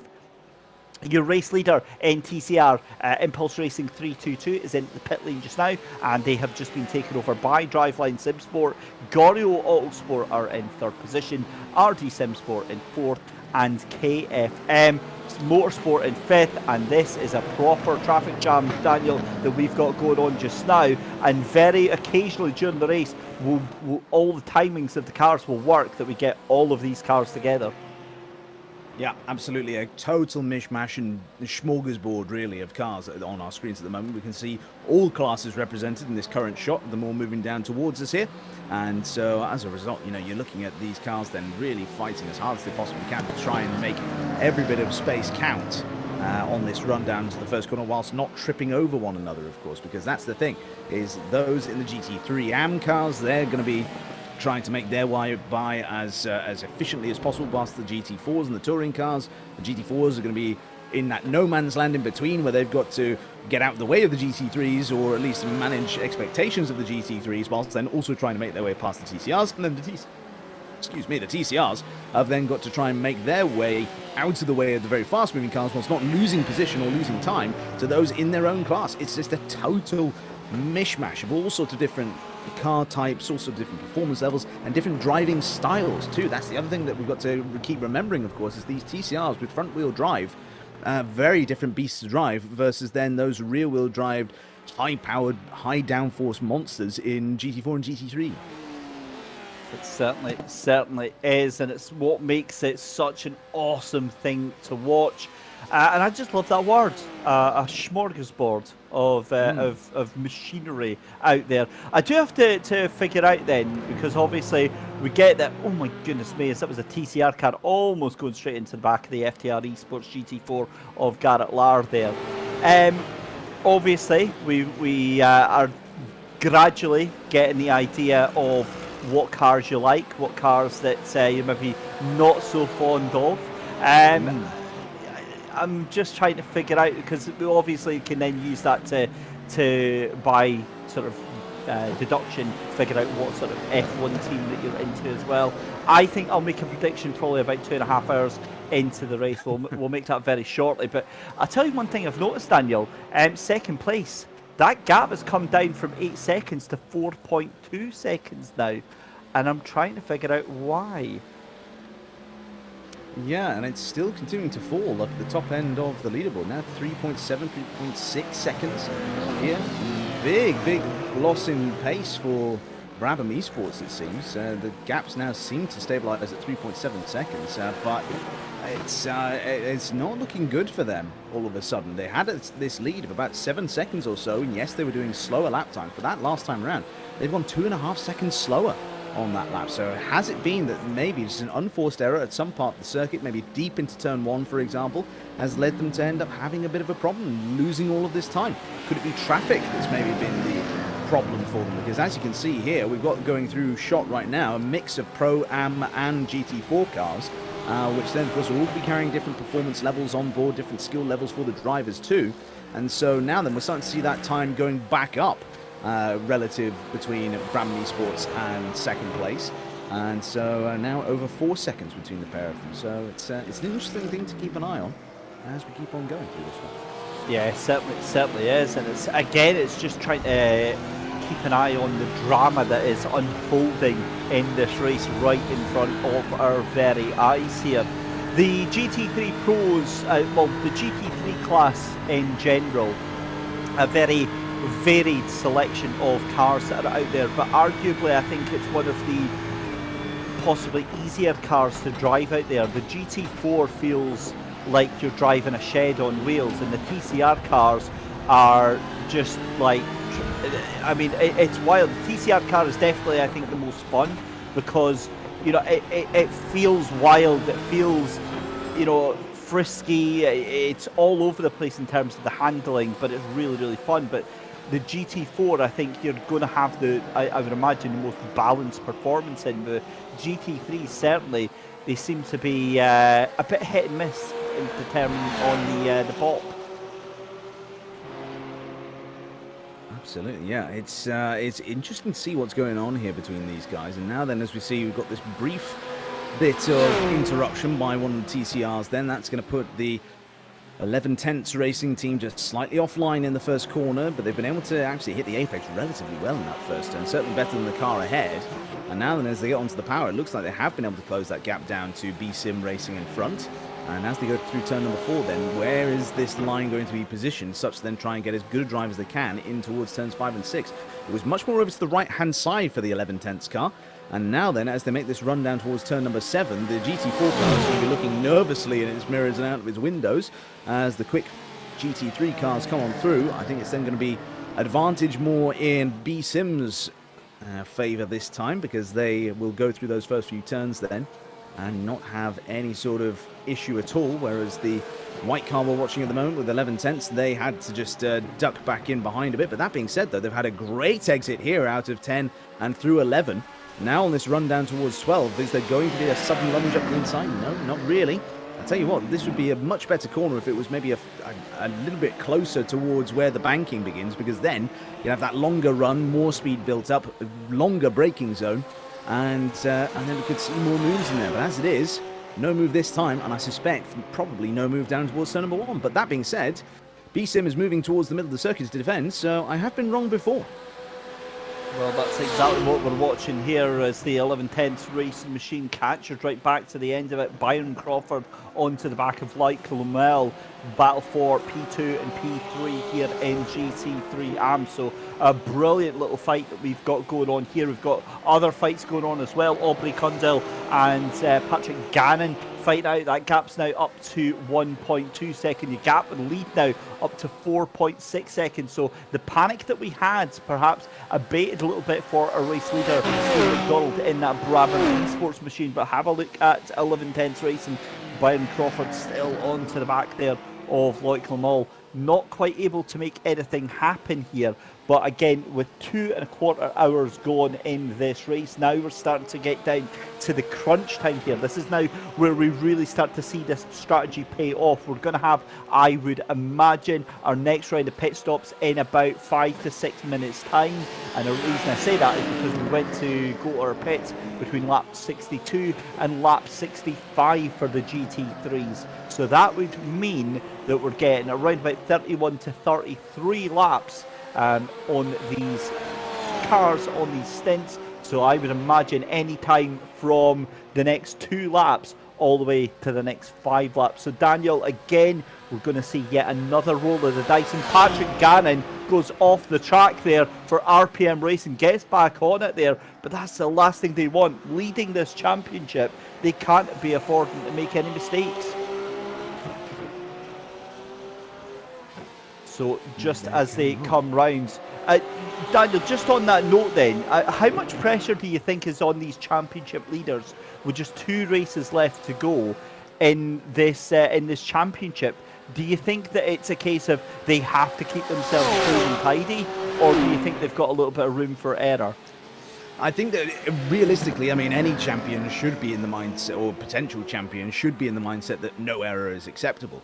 But, you know, there are certainly in some championships, there's more of an opportunity to make errors because you've got such a dominant car or team, or your competition is poor or something like that. So the fact that everybody has a relatively, you know, bunched together group of individuals here, which then means, of course, that life is a bit more difficult as far as then, you know, well, you don't have a massive points lead from first to second and things like that. So, you know, for those cars, they're going to want to make as few mistakes as possible because, of course, the balance of power in these things can change so rapidly. And so ultimately, if somebody does make a mistake and ends up stuffing it up for themselves, their team, and so on, they're not just letting themselves down, they're letting a whole group of people down when they make a mistake. So I think the drivers are going to be wanting to minimize mistakes as much as they possibly can, and it could be that maybe some will be looking at the carnage that has happened elsewhere in this field. They've seen some of their closer championship rivals have kind of dropped off the face of the earth a bit, and so they might think that maybe driving towards a bit more of a conservative result will be the better thing. It will then minimize the chance of a mistake and minimize the chance of them also having an absolute stinker of a race. But it's one of these things that they'll need to balance with all these other things, as now balance, it seems to be that this BMW we're on board with has plenty of it, as now down in towards the next corner we go, up the inside in turn number 7, they're going to give it a good try, and they make it work then. The Porsche outbrake themselves and go way too deep in the corner, open the door nicely, and the BMW says, Danke schön very much. Danke und bitte. That is Brabham Esports, your race leader, into the pits. Now, that is early, given that they were out later on that second stint. They're in nice and early here, so that is very curious to see. So are Blue Chip Racing Academy, so it's not out of the ordinary, but it's still an interesting turn of events. Tom Kuna for THLF Esports in as well. Well, this is getting quite interesting on the strategy here. It is. I mean, the thing which has struck me that might be the reason as to why this is the case is that, you know, Brabham were in a bit of a situation where, of course, they were going very, very slowly versus some others. In fact, it's not something that they've pit on that lap, so maybe they've had a drive-through penalty. Are you able to double check? Find out. Yeah. Oh, because it is. It's a drive-through for Brabham for our race leaders for avoidable contact. Dear, oh dear. That then puts them at a massive disadvantage, and now all of a sudden going much, much longer in these stints makes an awful lot more sense for them, because they've now got to try and gain as much as they humanly can. Otherwise, they're going to be in a massive, massive bother. Now, at this stage, of course, as we've seen stint lengths of around 31, 32 laps. We then saw that mammoth stint from Brabham earlier on, where they went from a lap 32 stops to then a lap 66 stops. So a 34 lap stint from them there. And so at this stage, you know, we're on lap 96 for the race leader. That puts us in roughly the sort of territory we'd be expecting for those who pitted on lap 64 to then maybe start thinking about coming in, if not maybe another lap or two's time. So it's definitely possible, and it's definitely possible for Brabham here to be able to make up a good amount of pace, and of course we're only just past the halfway point. They've been able to build up a big gap before, and I would imagine that they will be able to do it again. And the other thing as well, of course, is if we get into the closing stages of this race and they're able to pit much later than everybody else because of that big gap they'll have built up by that stage in terms of the offset, in terms of the pit times, then they might even be able to go for just a little bit of a splash and dash towards the end of this race and then power on to the finish at a much faster rate, possibly even second a lap or more, faster than the rest of the competition will have had to be on much heavier tanks of fuel for their final stint. I'd be so it's very not the end interested. of the world for Brabham. I don't think it's the end of the world, but I think it's it's something they don't want to have on their shoulders right now. But it's done, it's dusted. I would be very interested to see what that contact was, because it was with the FTR Esports GT4 car. Nonetheless, they just have to pull up the trousers and get on with it. We've got a replay then of Callum Brandt. Let's see what happened here for the RD Sim Sport driver. And the great thing is for both Daniel and myself, whoa, that's scary stuff. My God, there's no room whatsoever. All we hear in the background is either a little chirp or a giggle or a woo, which is when we know our broadcast producer has found something incredible for us to watch. And I think, no word of a lie, Daniel, that was a proper Code Brown moment there. That would have been very scary for those cars. It certainly would have been, yeah. And it's certainly one of those things you do not want a Code Brown moment at the best of times. And so, as expected then, we see Brabham and Prismatic Motorsports Athena staying out. These cars then are definitely subscribing to this much longer pit strategy than we see elsewhere. Now, just how much longer they're going to go versus other, that's the question. If Brabham are able to go that bit further than like they did the last time, a 34-lap stint, that would get them to lap 100 to then pit. That would then put them 4 laps ahead on pit strategy versus then the likes of Raymond Yip, Stefan Jones and so on, those who have re-inherited the top few positions in this one after Brabham's drive-through penalty. So it's an interesting time to be a Brabham fan right now. And 12.5 seconds between themselves and Emily Howe in front, and setting quicker lap times than them as well. Do not count Brabham out on this one. I think they're going to be a very interesting one to watch for the rest of this race. I think it's going to be particularly interesting if/when they catch the Athena car in front, because they're on relatively similar pace and similar sorts of strategies. It might be that it's the case that those two are going to inherit a good result at the end of this one, unless they take it away from each other with an incident. Stranger things have happened, unfortunately, in this championship, so we'll wait and see. However, great to see that our YouTube community give us an update on exactly what is going on there. Martin saying that his overtaken update for Stage 1 Racing Green, he was really trying to use the traffic to his advantage, which worked perfectly until he smashed that curb. So we saw that Stage 1 Racing Green clattering over the curb and going off into the spinning off into the inside. Also, it is Tuominen. That's how I pronounce that name. So that's great to see. Let's see then a replay then. This is the Brabham Esports and FTR Esports GT4 incident that we were wanting to see from earlier on. This is what got them the drive-through penalty earlier on. So I'd be very curious to see here into that right-hander. Oh, yeah, that's horrible. So a bit of a bit similar really to what we saw earlier on with the TCR car going way too deep on the brakes and hitting the GT3 car ahead of them. And yeah, just a similar sort of thing for Brabham. We said very much that was a penalty-worthy incident when the TCR did it. We can't say otherwise when Brabham do the same thing, but just hit at an earlier point in the corner. If anything, hitting earlier in the corner is worse than hitting later in the corner. So there we are then, justified penalty, I think. And so as a result then, now back in the lead after Athena pit, but the question now remains as to what happens when Brabham themselves pit. They've now got a 39-second gap to Raymond Yip, our effective race leader behind. Now, the stationary times in these stops have been something in the region of 31, 32 seconds. So when we take that into account, there's then around about an 8-second offset between the two of them. But, of course, that's not then including the travel time in the pit lane, where, of course, you are at the speed limit. You've got to go a long way at that low speed limit as well. Let's take a look at where Emily Howe comes out, because they're, of course, going to give us a good idea as to where then the Brabham Esports car will come out. And you can see there then, just into turn 1 goes Stefan Jones in now P3 ahead of Emily Howe. And so the gap then between those two, 1.5 seconds. And so behind Emily Howe is Robert Wayne by 7 seconds. Behind Robert Wayne is Tom Kunath with 27 seconds. So based on all that, provided that Brabham doesn't suddenly strap a rocket to their car or have the shortest pit stop in history or anything like that, barring any unforeseen circumstances, I'd expect them to come out in P5 in this one.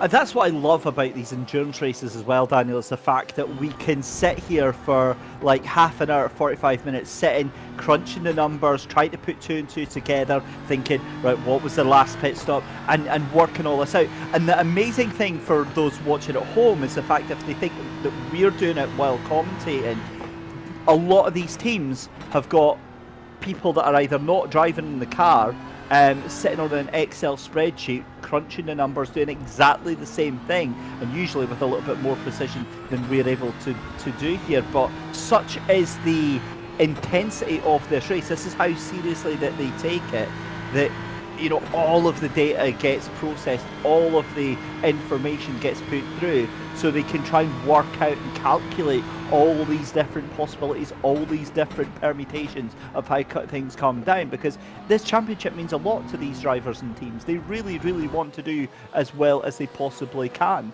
and there's a lot of bragging rights, a lot of credibility for winning this championship, so that's why they put all of this effort into it. And you know, I absolutely love being part of championships that encourage that sort of dedication here, Daniel. It's fantastic to see. And to be fair, you know, it's not just iRacing, it's not just Assetto Corsa Competizione, you know, F1 leagues, you see that sort of dedication, you see all across the board, normal Assetto Corsa, even Gran Turismo and all that sort of stuff as well. It's great to be in with a bunch of fellow-minded guys and girls and just taking it seriously and just racing your little heart out. Absolutely, yeah. You bring a tear to my eye. It's quite profound, that there. Did you see that? A huge ass just set their fastest lap for the GT4s, that last lap there. They certainly did, yeah. That was quite impressive. And, well, I mean, you know, if they're holding that sort of pace in reserve, then maybe it's time they start breaking out a little bit more often, possibly, because they are now leading the way by 11.7 seconds from Brabham Esports Blues. That gap's come down a little bit since we last checked in with them to check on those times. 13.5 seconds earlier on, now 11.8 and trending in the right direction as far as Hugh Jass is concerned. But yeah, things are looking good for them. Looking good for their team overall as well, in fact, because you can see that in third place in GT4 is another Hugh Jass car. In every way of the word there. Temporarily though, because that huge ass is finding its way into the pit lane, if it possibly can. However, Stephen McDonald in Brabham Esports has just went across the line for another lap here. So we've got 101 laps here, and that car still has to come into the pits for the third time. So listen, you were absolutely on the money with what you were saying about that car stretching things out. It's not fuel saving whatsoever. It was about 6/100ths of a second slower than Raymond Jip and Stephen Jones in second and third position here. I think there's going to be a gap of about, actually, hang on a minute here. I'm looking at the interval time and the pit stop time. Now, if there's a way that they can work this out, they might actually be in a better position than I think here. The gap between Brabham Esports and second place of Raymond Jip is 40 seconds. And it's 30 seconds or 31 seconds for a pit stop here. So I'm very intrigued as to how that's going to work out. Because obviously you've got your pit in time and your pit out time. But still, that's... yeah, I think that'll be maybe... They'll have certainly brought that gap down, I think, to about 20 seconds. I would be inclined to agree with you, I think. And it's, we'll see then, because now Stephen McDonald comes into the pits then. So Brabham make their move. Into pit lane they come. And now then that interval time will start tumbling down, or it will do at least, when they're not driving away from the pit lane, the chasing car behind. And so we jump on board with them now then, or not on board, but they have now our focus of attention here. As through comes that horrible sounding Porsche, yeah. And into turn number 12 then, and the car looking nice and balanced and controlled underneath the driver, Raymond Yip here. And as they come through the last few corners then, through turn 13, up towards 14 now, that last turn on the circuit, on towards the start-finish straight. The Brabham has only just gotten stationary in its box. It's been fueling for just about 10 seconds now. So there we go then. It's as we expected that Raymond Yip will retake the place here, but Brabham Esports must be relatively close to the end of the pit lane then. In fact, they are. You can see them just stationary in the background there. So they're not going to have a huge amount of pit out time. And it'll be in another about 5-10 seconds when they'll get going. So they will probably be in 5th place, as I say, but it was not going to be as far away as I thought it would be between themselves and Robert Wayne here. Wayne will get ahead, and there they go, up into the lead, but they are not far behind at all.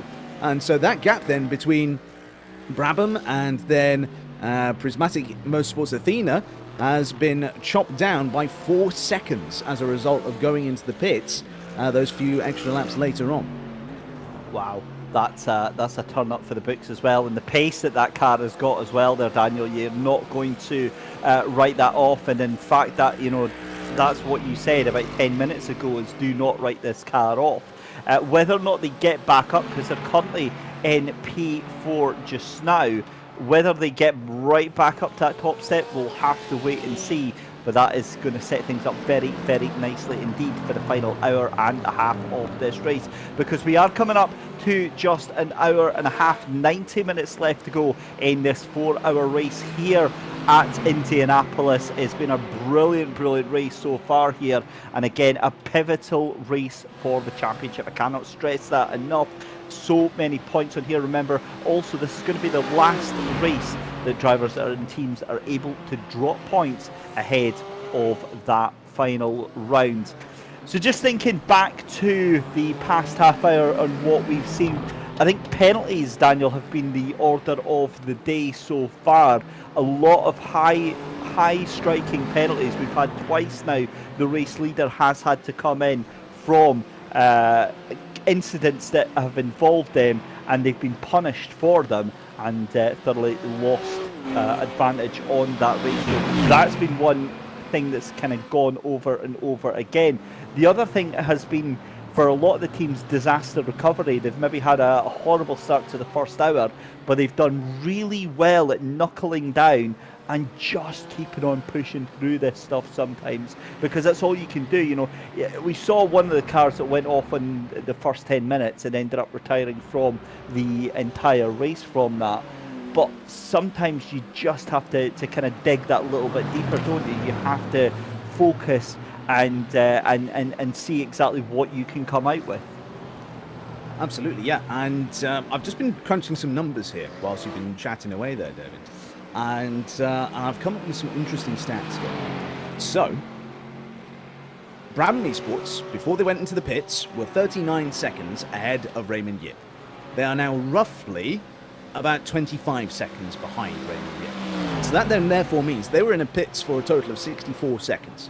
Now we know from looking at their pit stationary time, they were 31.9 seconds. So let's call it 32 seconds they were stationary for. So it's a half and half in this pit lane. You're 32 seconds worth of travelling, 32 seconds worth of refueling.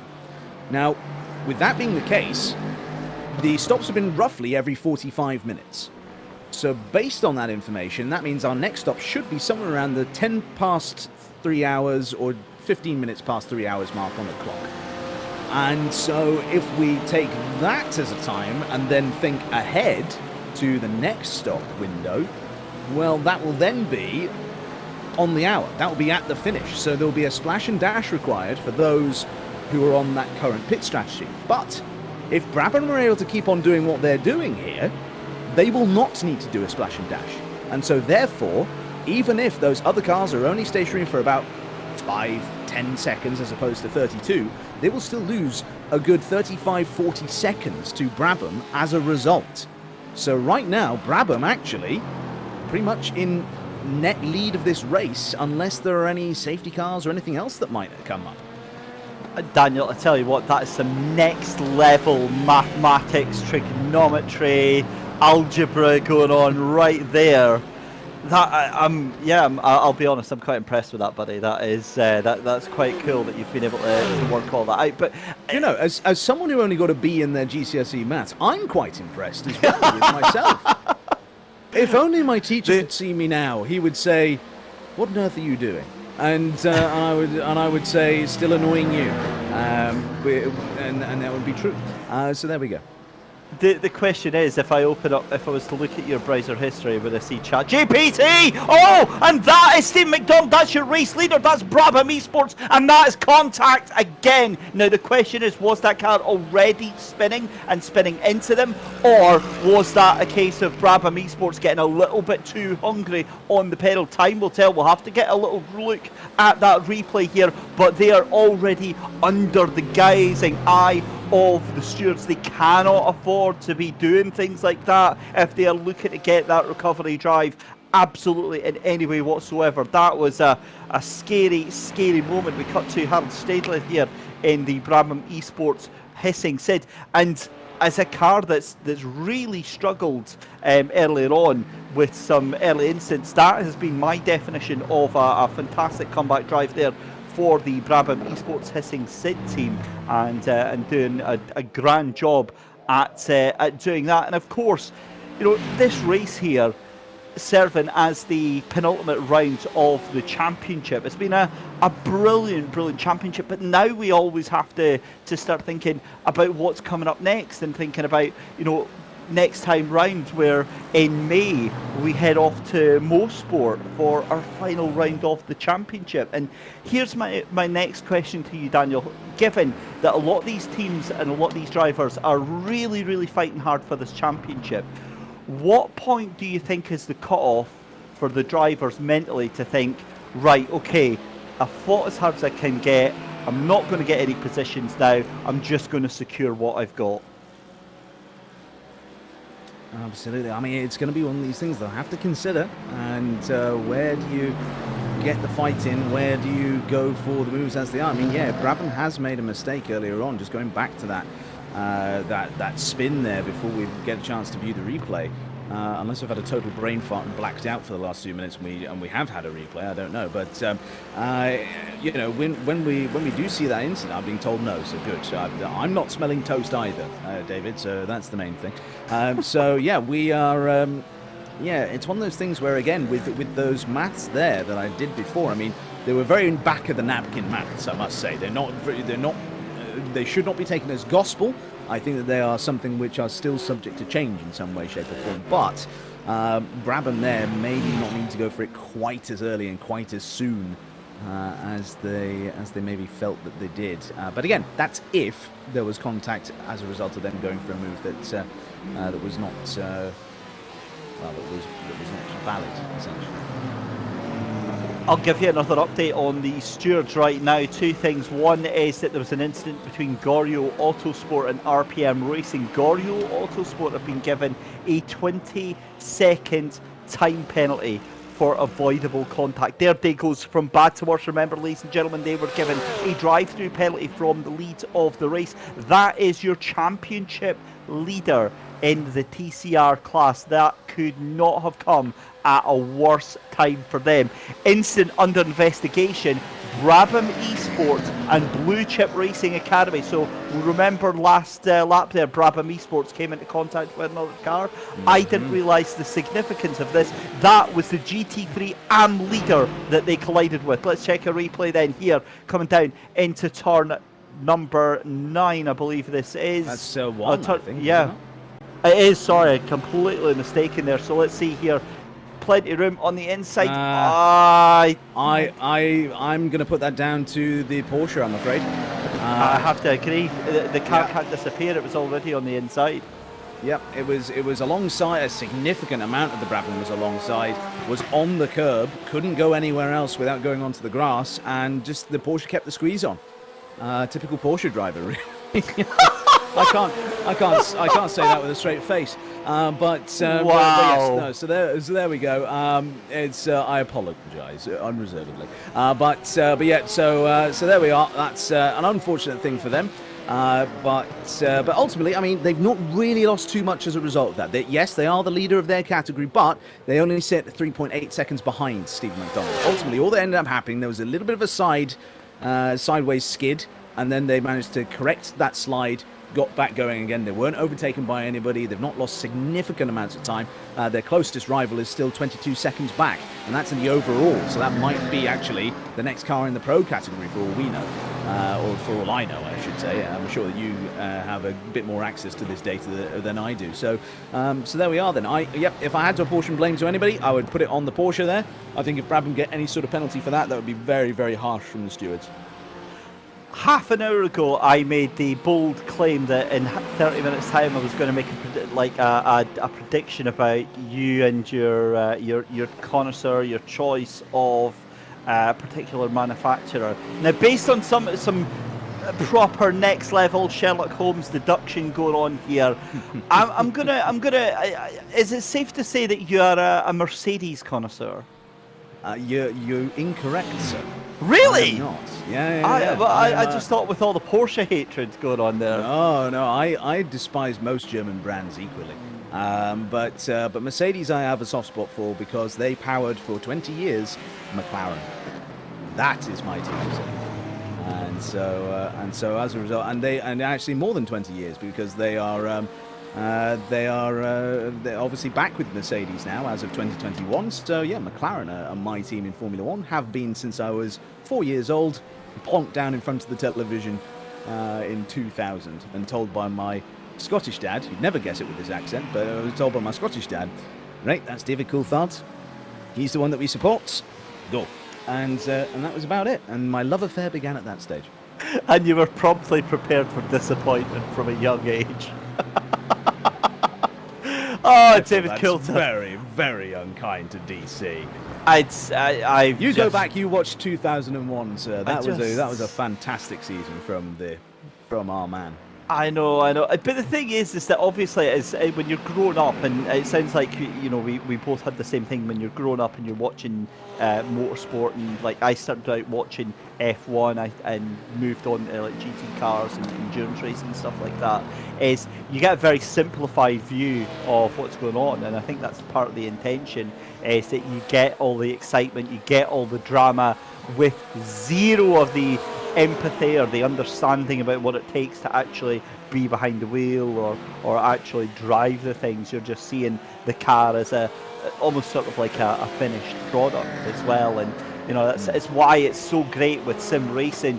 We get to understand by doing sim racing ourselves, exactly how hard it is. So like if I'm doing sim racing, I'll be like quite happy just to finish a race, and then you see that somebody comes in on a public server and immediately qualifies like 3 seconds faster than you. You're just like, yeah, right, I'm going to go and make some supper then. Just not even bother. Just like leave the thing completely. But it's such an important thing to be able to have empathy for the drivers out there and what they do. And I'm just a bitter, twisted old man that was, frustrated as seeing DC as always the number 2 at McLaren. Go. Unfortunately, cars that were very quick back then, but not quite as quick as the prancing horse. That, I think, is the main takeaway from the early to mid-2000s for McLaren. But we then eventually made a few quick cars and managed to get Lewis Hamilton a championship. So it's not been all bad. It's been a little bit bad the last few years, but it's not been all bad. And I've stuck with them through thick and thin as well. So when they eventually come good, which they will, and it's not like Ferrari where we say next year is our year, every year. But, McLaren will eventually come good. And when they do, I'll be able to sit there and say, I told you so to everybody. Because a stopped clock is right twice a day. Talking of the prancing horse, with GT3, that's one noticeable absence that we don't have any Ferraris out there. and it was a very, very popular car. But I guess with the constantly changing balance of performance, Ferraris have been dropped like a very, very unpopular thing. Dropped like Ferrari team principles, you could say. Oh, I wasn't going to go there, but you know, that's. I'm going to have to get a PO box for your address so that all this Dorito-laden hate mail can be sent your way rather than me. Well, you know, it's one of those things where I say it how it is. I'm a straight talking man, and so on. Maybe, I don't know. I talk a load of rubbish, really, to be honest with you. So it's up for debate, really. There we go. Exactly. Right, 15 minutes left to go in the third hour of the race. You can tell that things are starting to ease off a little bit. The sun's starting to set here at a beautiful virtual recreation of Indianapolis. Blue Chip Racing then in the lead of the race ahead of backmarker Razzle Dazzle.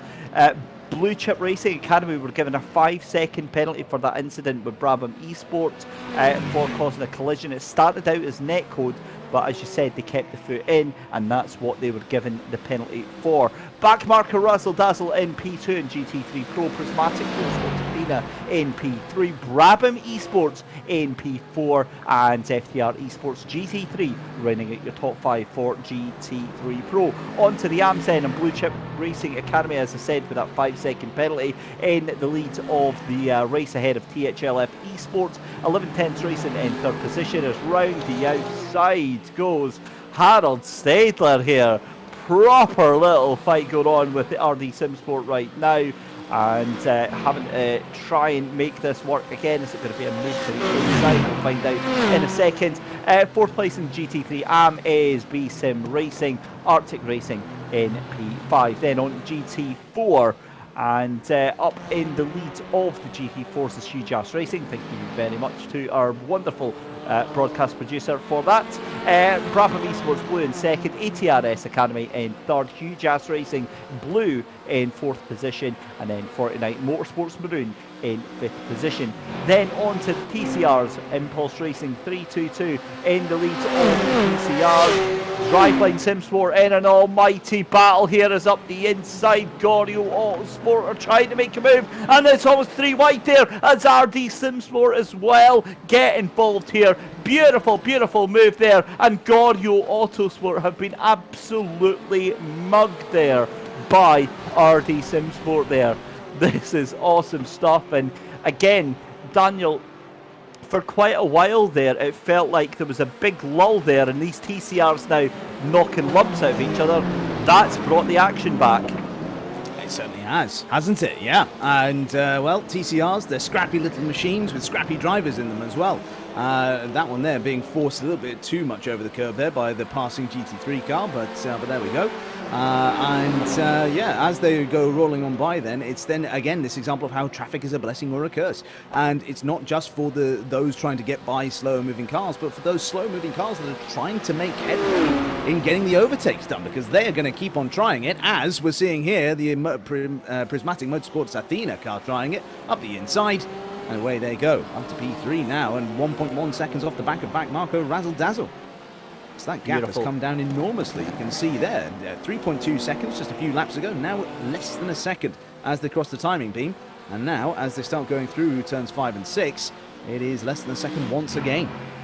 So we're very, very close to having a fight for P2 then between backmarker Razzle Dazzle and Prismatic Motorsports Athena. Emily Howe, an absolute demon behind the wheels as we cut back to Driveline Simsport and this TCR battle here. Driveline Simsport trying to fight off RD Simsport now, who are up into P2. So they are absolutely on the move right now, because it was Driveline Simsport now being pushed out of the way by RD Simsport. Gorio Autosport down into P4 right now, and that TCR battle getting very, very feisty indeed, as I believe that is your race leader. Sorry, it's not, of course, because Blue Chip Racing, I'm so used to seeing Brabham Esports in the lead of the race. That's actually fourth place in GT3 Pro. We got there eventually, Daniel. We did indeed, and it's and a pat on the back for yourself, please, Mr. Christie. Very, very. It takes well a lot at my age, okay? done. I'm not taking the mickey at all. I'm genuinely saying pat on the back. And good I job. am. Well, okay, that's fair enough. But yeah, so on the run down the start finish straight, then looks like we're going to have side by side towards turn number 1. Now, what effect on performance will that have? And just turning in too much, hitting the GT3 again. And oh dear, losing the front bumper and everything. And I would wager there's probably some tracking rod damage or suspension damage in there as well to boot. And Simon Whitten suddenly. A moment of madness has completely overtaken him there in the first Daniel, corner. you're not going to believe that. That was Blue Chip Racing Academy, your GT3 AM leader that got smacked by that TCR car. That's twice now they've been involved in an incident, and they will be absolutely raging about that. I don't know what that TCR. I mean, the TCR car, it looked like from what I saw, the TCR car didn't realise that car was on the inside and just turned right across the front of that GT3 car.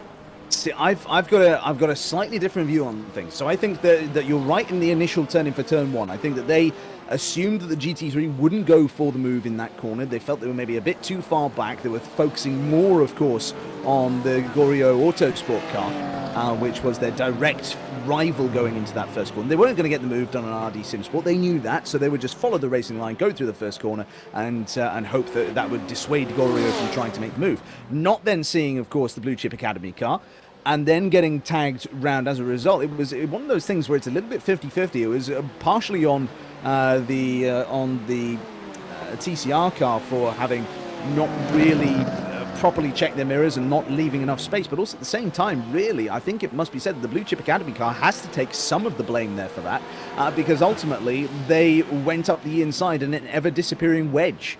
You can see the delta then. This is just how much that gap has come down. It was up at 22 seconds a few laps ago, rose to even higher heights, you can see there, before then dropping by about 10 seconds on lap 116. So it's now 14 seconds between the pair of them there. And so still, again, a healthy gap for Blue Chip Academy. But again, yeah, I mean, we would probably need to see another replay for me to make an absolute assured yes, I think that they are partially responsible on that one. But that's what I would say. What they're definitely not responsible for, and really, realistically, neither car is too responsible for this part, is then what happened as the second incident within all of that. And that was then because of the spin and the being tapped around, because the driveline SimSport car wasn't then just straight on the anchors trying to get the car stopped, because of course they think to themselves, well, I can actually just keep going, I can try and, you know, arrest the slide here, keep the car moving forwards, and that will minimize the amount of time lost. You know, because it didn't go straight on the anchors, it meant that the car then naturally rolled forward once the transmission sort of re-engaged, started to push them forwards as they were pointing sideways, and then they, as a result, went into the side of the car that had already then hit them from the back. So I think that if penalties are to be apportioned here, I think certainly for the second half of that incident, I think that's just a racing incident. I don't think anybody should be given a penalty for that. But for the first part, that's where a replay, which I'm sure that our broadcast director is trying to fish out at the moment, is where that's going to be very handy indeed, to see whether we apportion any blame on anybody as far as a penalty being warranted is concerned, or whether again that's just a very unfortunate racing incident. Well, I think that any penalty that is given is going to be irrelevant, mostly because I think they might have just disconnected. Simon Whitten certainly doesn't look like is in the car just now, and could end up deciding that that basically is their afternoon done and dusted. But Driveline SimSport in that crazy battle there with RD SimSport and Goryeo Autosport, that's a shame, because that was a really, really good fight that they had there, and it's just a shame, a real shame that it had to come to that. However, we move on. The race goes on as usual, and we'll keep an eye on what exactly is going to come of that. I'm just looking at the last laps there. It still looks like Blue Chip Racing Academy machine is on pace. 125.36 that last lap round. It was about 0.3 of a second slower than that previous. Now we're watching this fight here with Ivo van der Linden in the Stage 1 Racing Green machine. He's chasing down at the moment Gautier Amp in that Arctic racing car. Now that is 0.3 of a second, and again, we're coming up to the final hour of this race, Daniel. So again, the question is, at what point do you just say, right, enough is enough, I'm just taking this position?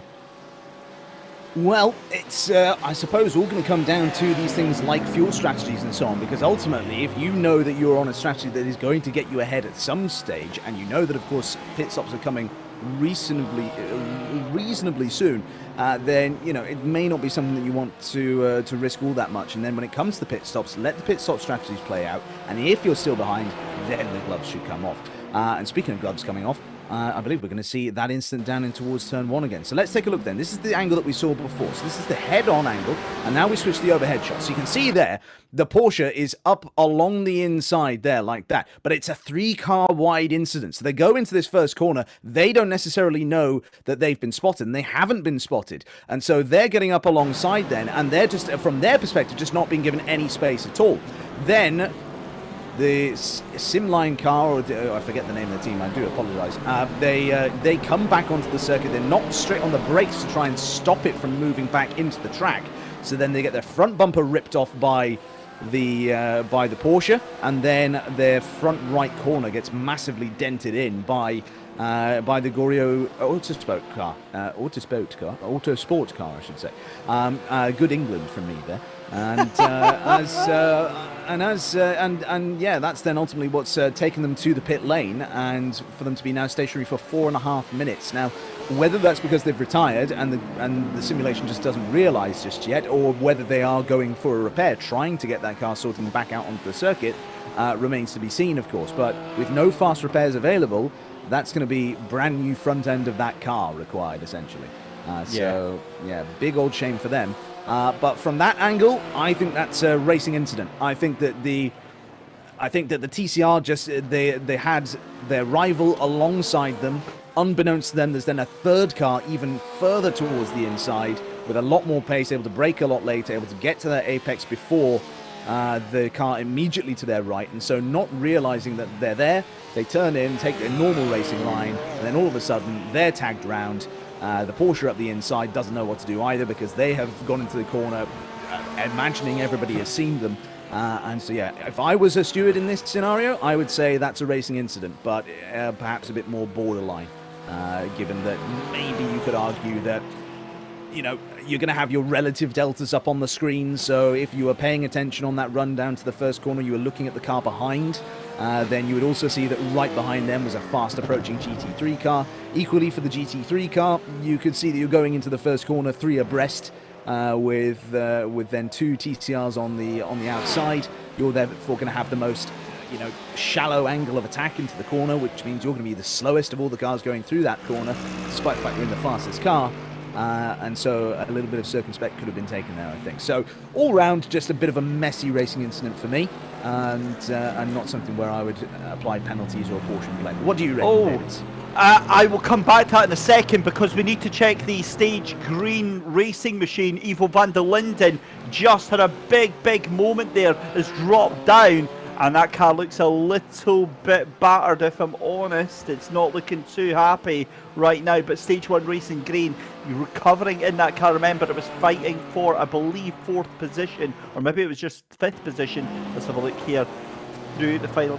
Oh, that's a strange accident. Very strange accident.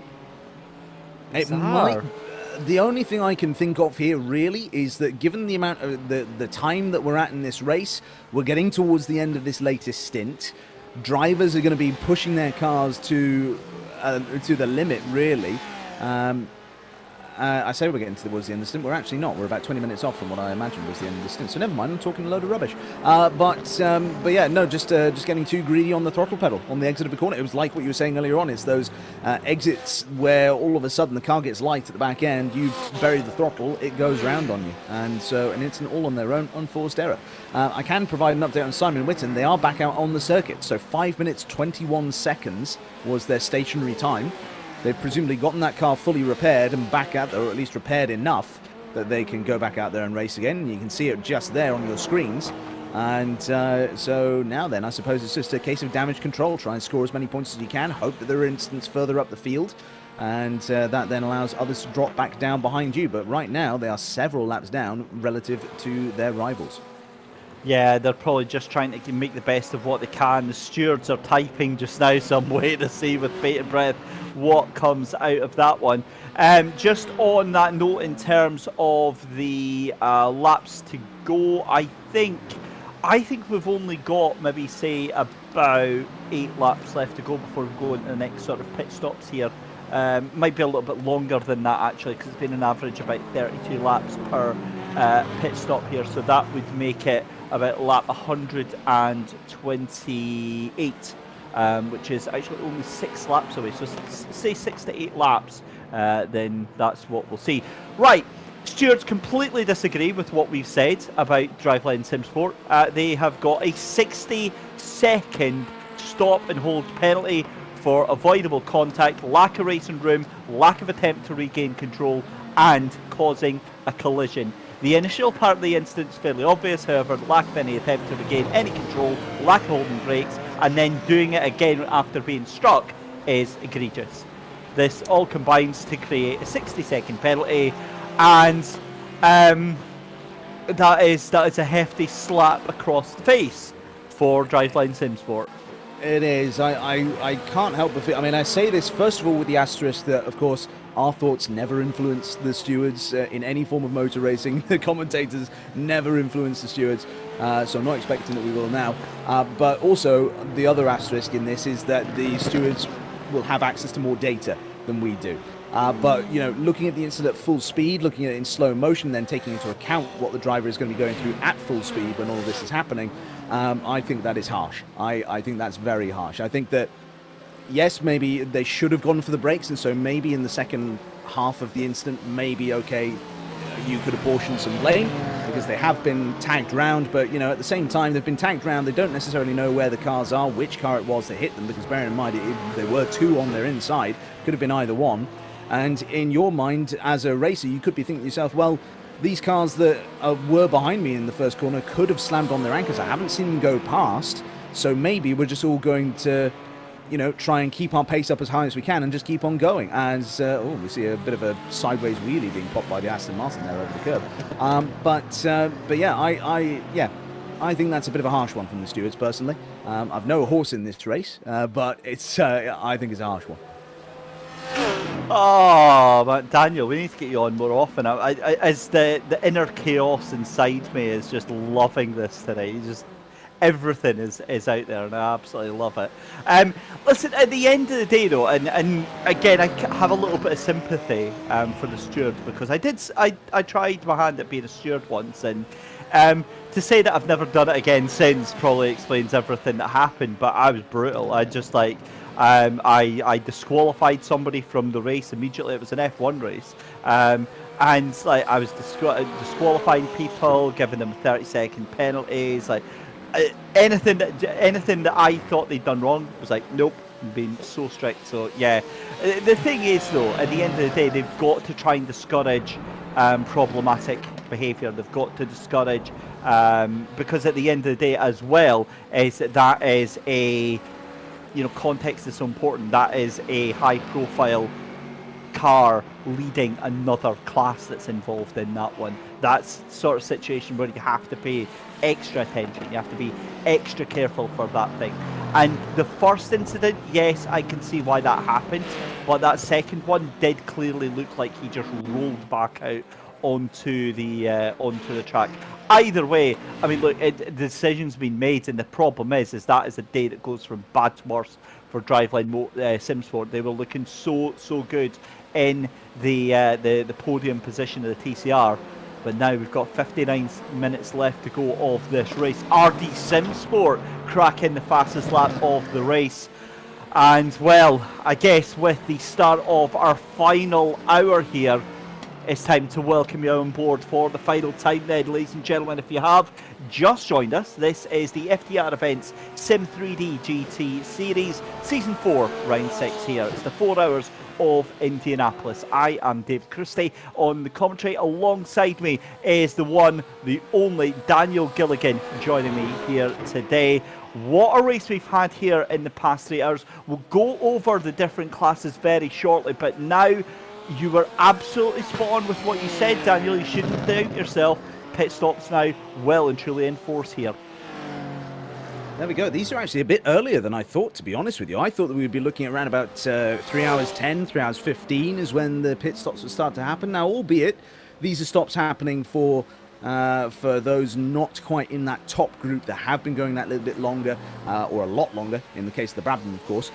So for Raymond Yip and Stefan Jones, I would imagine they'll probably stay out for another lap or two. That should then get us to around about sort of 3 hours 5 minutes. That's still a little bit early, but still lends to the fact that I think that they will have to, they will have to go for a splash and dash at the end. I think if Brabham Esports are able to get themselves up to about 3 hours 10, 3 hours 15, then they shouldn't have to make another pit stop. But that being said, if they do have to make a splash and dash, theirs will be considerably more splashy and dashy than the others. I believe that's a technical term. Needs to be a podcast called Splashy and Dashy. I'm already on listen it. to that. I'm You're already already on the it, website now. Yeah. You've got the sort of rights to that. Yeah, I can imagine. Started the incorporated company and everything. On that note, actually, hang on. Let's see what is going on. Right, okay. Let's So I was just checking the stewards' checkups there. Right, this is Blue Chip Racing Academy then. So they are down to 3rd position. Now bear in mind that we've had pit stops and things like that now, but that means THLF Esports are ahead. Now that is absolutely huge for this, and THLF Esports are on the same pit strategy. So this is now a fight for GT3 AM lead here, Daniel. It certainly is, and this is some great racing between these guys then, and I think that that's where maybe the penalty is going to feel even better being applied to the TCR car for these guys, because of course Blue Chip Academy had to slam on the anchors, had to go slow as part of that incident. So you would have to imagine that as a part of that incident is now this current situation for them. They would not be behind the BMW here if not for that incident, but it looks as though they've got some decent pace in the straight line, at least down towards turn number 1. They're going here. They're not going to be quite close enough to make a move happen, but they're certainly going to make the BMW move towards the middle of the road. That's going to put them off the line here in the first few corners. Turns 2 and 3 coming up next then, and they're now going to be tucked up behind this TCR car. That's not what the BMW is going to want, and there's the move up the inside in turn number 4. In fact, no, it isn't. Sorry, that's a different set of cars. That's the TCRs, in fact. So there's similar sort of color scheme, blacks and sort of cyan blues and things. I was convinced that TCR car on the right-hand side of shot, as you see it right now, pulling in behind the Porsche, was the BMW from behind. I was completely wrong, as it turns out. And so no move this time. And there's now a 2.1 second gap between the two cars. That could have been so different. And Blue Chip Racing and backmarker Razzle Dazzle into the pit lane then. And also a big shout out to Jamie Jessica Martin joining us on YouTube chat. Bringing up a fantastic point that we have to bring up, and this goes into what you were saying there, Daniel, absolutely perfectly. Of course, Jamie's the co-owner and team principal at Prismatic, saying, watch Prismatic, watch Brabham. It's very likely that they will try and long the stint out, try and hold the stint out so that they avoid having to take a splash and dash. And that makes sense because realistically, right, if we're doing 45-minute stints here, all they have to hold out is for another 9 minutes. Now, Steve McDonald in Brabham pitted on lap 102. And Emily pitted on lap 98. Now, say another 36 laps from that, that's going to be lap 134 for Emily and lap 138 for Stephen McDonald. I think, yeah, I think they can. I think they can do this quite comfortably, actually. I think they can, and I think that the other thing you really need to bear in mind here is the proximity between those two cars right now. Stephen McDonald, 5.5 seconds off the back of Emily Howe at the moment, and given the difference there, I want to remind you of what happened to the last pit stop. By going those few extra laps longer in their stints, Stephen McDonald was able to cut down a gap of 4.5 seconds between themselves and Emily Howe. So I think that we're going to end up seeing them coming out the pits, fighting one another, and that will be effectively the fight for the race win here today, if indeed they are going to do as we predict, and that is to go long so as not to do a splash and dash, or at least as long a splash and dash as others in the field here today. So I think that we're going to have a tremendous fight on our hands between those two in the not too distant future. I think you're absolutely on the money with that one, and this is now going to be such an interesting 10-15 minutes here, because so much of this race now is going to depend on that one. We will run you through the classifications in just a couple of minutes. We'll see if we can get the full lists of the different championships up for you, and we'll give you a final rundown of where everyone is at the moment. But while we're getting that sorted out, again, Daniel, just finally coming back to you as a sort of review over the past 3 hours here. Wait, what has happened to Blue Chip Racing Academy? They've had a disconnect. Robert Wayne from well, no, they've come back. I'll panic over.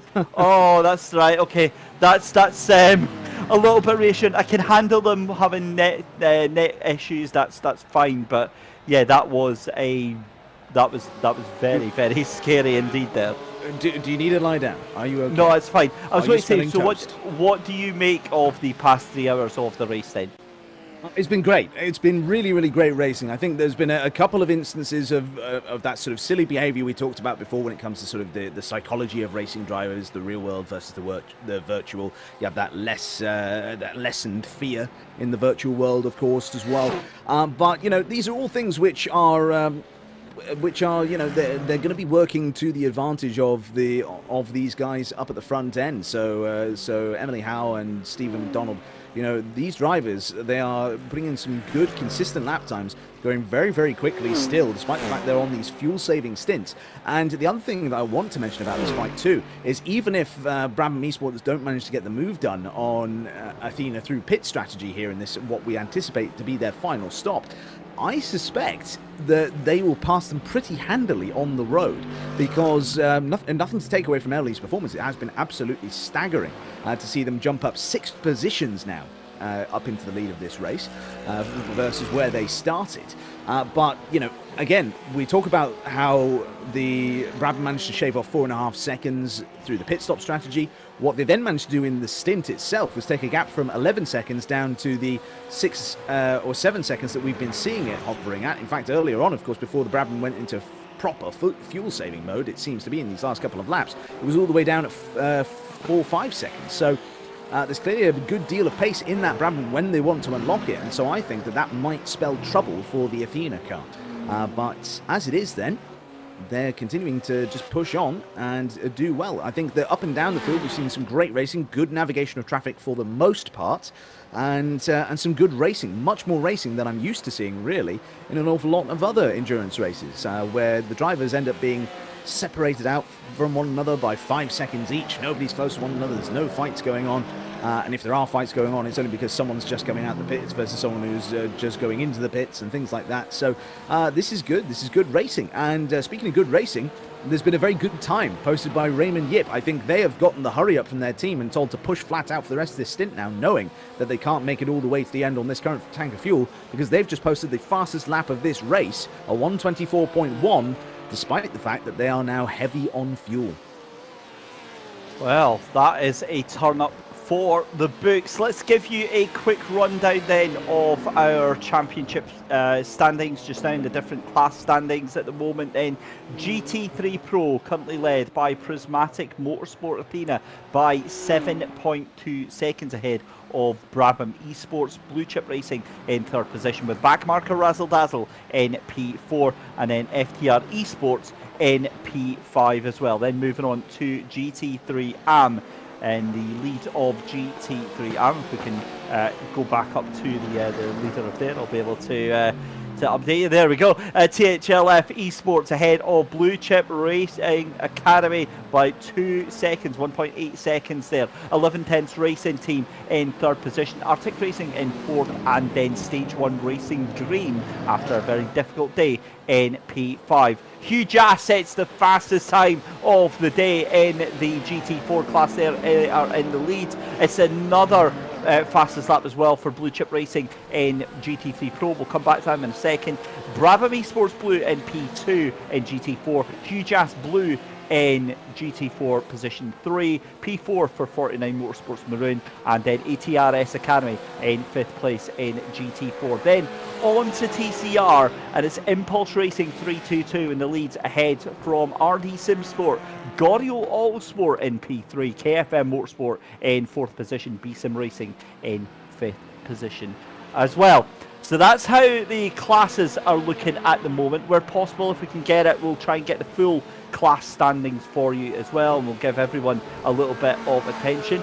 But for just now, that gives us an idea. Prismatic into pit lane, as we predicted. They were going to have to blink first. Brabham have got several laps in the tank, about 4 to 6 laps ahead. But I think, that's going to be a big moment. Blue Chip Racing almost coming into contact with another car there.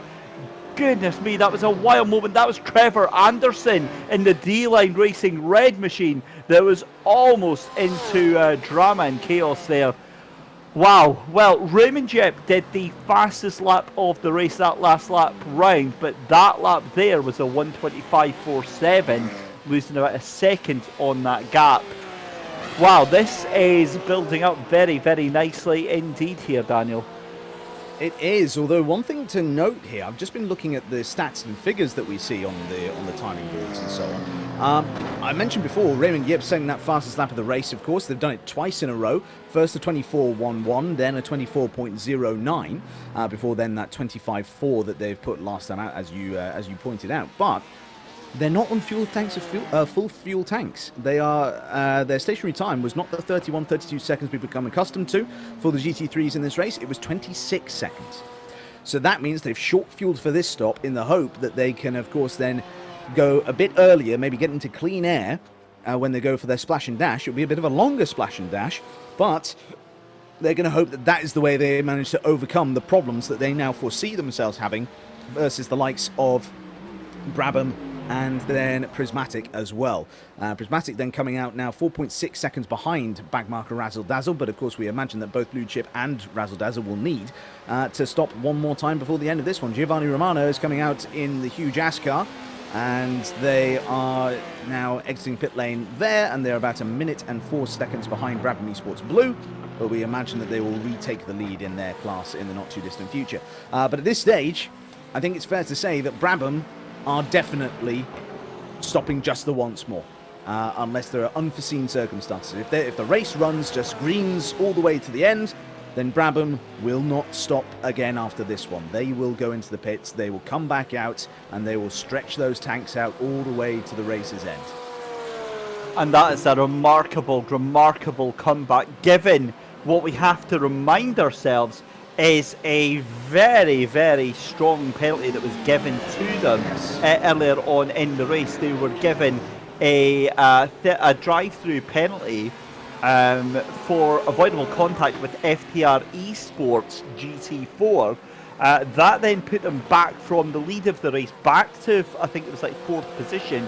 So when they do go into the pits, I think that's where they're going to come out. They're going to be fighting again with Prismatic Motorsports Athena. However, what I would say on that is you have to remember Emily Howe and her performance at Barber. It was a very similar situation where we were convinced that, you know, it wasn't going to work out, and somehow she managed to pull out the most incredible performance and the most incredible fuel-saving stint, and took the race win. And it was a brilliant, brilliant performance, and it was a strategy masterclass. So again, we've seen the ability for Prismatic to do the unthinkable. It's a case of, can they do it again with just 45 minutes left to go. The other thing now is that for every minute we eke into that final 45 minutes is another litre less of fuel that Brabham Esports car has to take on as well. So saving a little bit on the pit stop as well.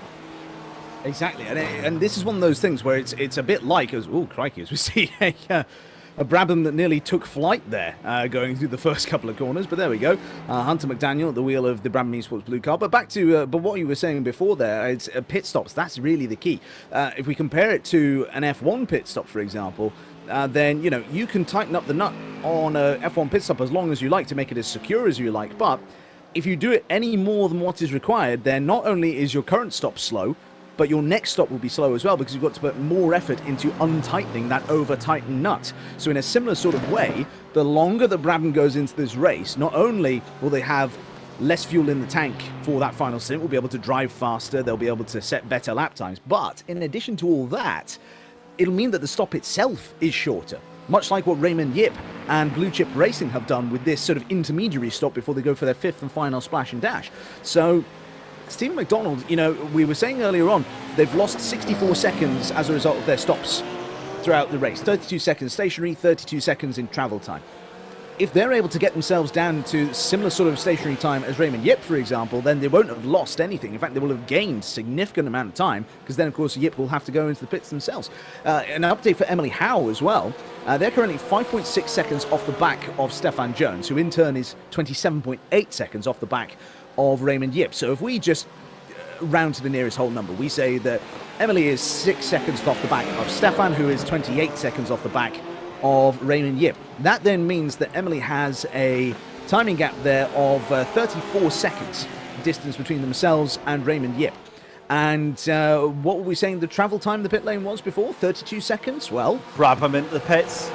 Brabham into the pits now. So yeah, essentially what I'm saying is that Emily Howe should come out ahead of Raymond Yip when they make their stop. The question now is where Brabham comes out, because they could well have gotten themselves round with enough time in hand to come out ahead of Emily Howe here. It's going to be a bit touch and go, but we will wait and see. Well, let us see. Indeed, this is a cracking little battle for GT3 AM right now. Stage 1 racing green just ahead of Chris Van Gucht in the BSIM Racing G machine. Brabham Esports come to a stop, and we are on the edge of our seats. 40 minutes left to go in this penultimate race of the season here. Brabham Esports Blue jumping down in the pit lane, so they'll go down a couple of positions as well. Steve McDonald still in pit lane. Let's see what he does in terms of the pit stop time. That is done. 26 seconds. Let's go. He's they already should be handily out ahead. I don't think they are. They're going to be side by side. No. Yeah, Emily Howe's going to be at least 3 seconds ahead. That's a very good outlap from Emily Howe. Very well, a good few. Oh, there we go. In fact, it's much closer. Very, very close, and held up behind a TCR through those first couple of corners as well. Emily is now going to have to be looking and driving on their mirrors for this next stage. They know that they should know that they're secure in terms of their gap to the cars ahead, in terms of knowing that they will have to stop for that splash and dash. But now it's just going to be a straight out battle with Brabham, possibly all the way until the end of this race here. So we are looking now at what I predict are going to be our 1 and 2 runners, but in which order they come across the line, that I'm not brave enough to say which order they will be in. Do you remember about 2 hours ago when we had that quiet lull in the day, and it was like exactly. it was quite chilled. We thought it's fine. It's just going to be 4 hours of this. We never thought that it was going to get down to 40 minutes left to go, and an absolute crazy finish to this race. Emily Howe is not to be underestimated. This is going to be a scrap for the ages here, and I don't want anything ruining this. I don't want any bumps, knocks, nudges, traffic, anything. This is I want a proper fight between these two. Steve McDonald in Brabham Esports, Emily Howe in the prismatic Motorsports Athena car up in front. Again, Raymond Jett and Stefan Jones in first and second position, but again, they have to pit. And I would imagine they're going to have to pit sooner rather than later, just to make sure that they do have enough fuel to go through here. However, Steve McDonald trying to catch on to the back. Now, that was 26 seconds, so that will be a combination of fuel going and I think they'll obviously probably still be on the same tyres, or do you think they'll have swapped out tyres there? I would imagine that you're going to save your best tyres until the end. You know that you've got then to go to the end. You're going to be able to push nice and hard in the initial part of the race, and then, or the initial part of the stint, I should say, and then coast a bit more towards the end, do that fuel saving that you need to know that you can do. Just for some context as well, we're talking about how important this extra stop is, and I want to highlight one driver in particular. We've got Richard Courtthrow, currently in P6 in a bit of GT3 machinery. They're the only driver in the top 10 to have stopped 5 times. Everybody else has currently stopped 4. We anticipate, of course, that other drivers will be stopping 4 times as Emily gets up the inside there. Brabham follow through as well, and I think that the Brabham driver may have followed through as well. But yeah, there they go then. It's still very close, very hard fight between these two. But back with Richard Courthrow. So they are currently in 6th position. They're 1 minute and 12 seconds off of the lead. And if they had not made that 5th stop, and because it was 32 seconds stationary time dead, we know that it was about a 64-second stop. Therefore, they would be 8 seconds off the lead. They would be in 2nd place right now, if not for that extra stop. So that's how important the extra stop can be in terms of how much time it can lose you. You can set fastest laps, you can set great lap times, but ultimately, if you're not going to be able to carry through that extra 60 seconds or so, you're not going to end up getting the position. And one driver who might get the position now for potential race winning position here is Brabham Esports. Up the inside then of Emily Howe goes Stephen McDonald, and into turn 7 here at Indianapolis. They finally make that move. They get themselves back past the car they have been chasing for lap after lap after lap, and now then they move up into the driver's seat, pardon the pun, to go chasing after the win in this race. Wow, what a move. That was set up several corners in advance there by Stephen McDonald. Emily Howe will not be letting this one lie in any sense whatsoever. And remember, the traffic that caused that can easily swing the other way, and it usually has as well. But that's 0.8 of a second gap there already to that prismatic car behind there. And I can't help wondering if there's maybe a wee bit of a slowdown there, because that car is ratcheting off the pace quite quickly here, but we'll keep an eye on that. But Stephen McDonald, though, comes racing out the pits then as we come up to just half an hour left to go in this penultimate race of the season. This means very little right now until you start getting to the final lap, because look at that, Stephen McDonald trying to force his way through, loses a little bit of time there, and that is exactly how easily all of this can go wrong in the blink of an eye. Absolutely, so, yeah. Wow, that prismatic Athena car of Emily Howe is absolutely on rails right now, pushing everything that they've got right now. Absolutely, yeah. I think that I'm going to say this first of all. This is not taking anything away from Emily's drive. Currently, they're in what is essentially a net P2. It has been a stonking drive from P7 on the grid to potentially be finishing this race in 2nd, taking nothing away from them whatsoever. But as far as what we're seeing here, this is something which I predicted a little bit earlier on. I thought that if they came out behind, Brabham this being, if they came out behind Emily, then they would probably get past relatively quickly, because during that previous stint, despite the fact that Brabham was saving more fuel for longer periods of time, they still managed to cut that gap down by about 4 or 5 seconds to the car in front during that stint. So there's clearly 4 or 5 seconds worth of pace in that car that they can unleash at any time, and they've gone so to do so at that early part of the stint. Now all they need to do is just manage a 1.5 second gap or so to the car behind, and they know that they're not going to be under any real threat whatsoever.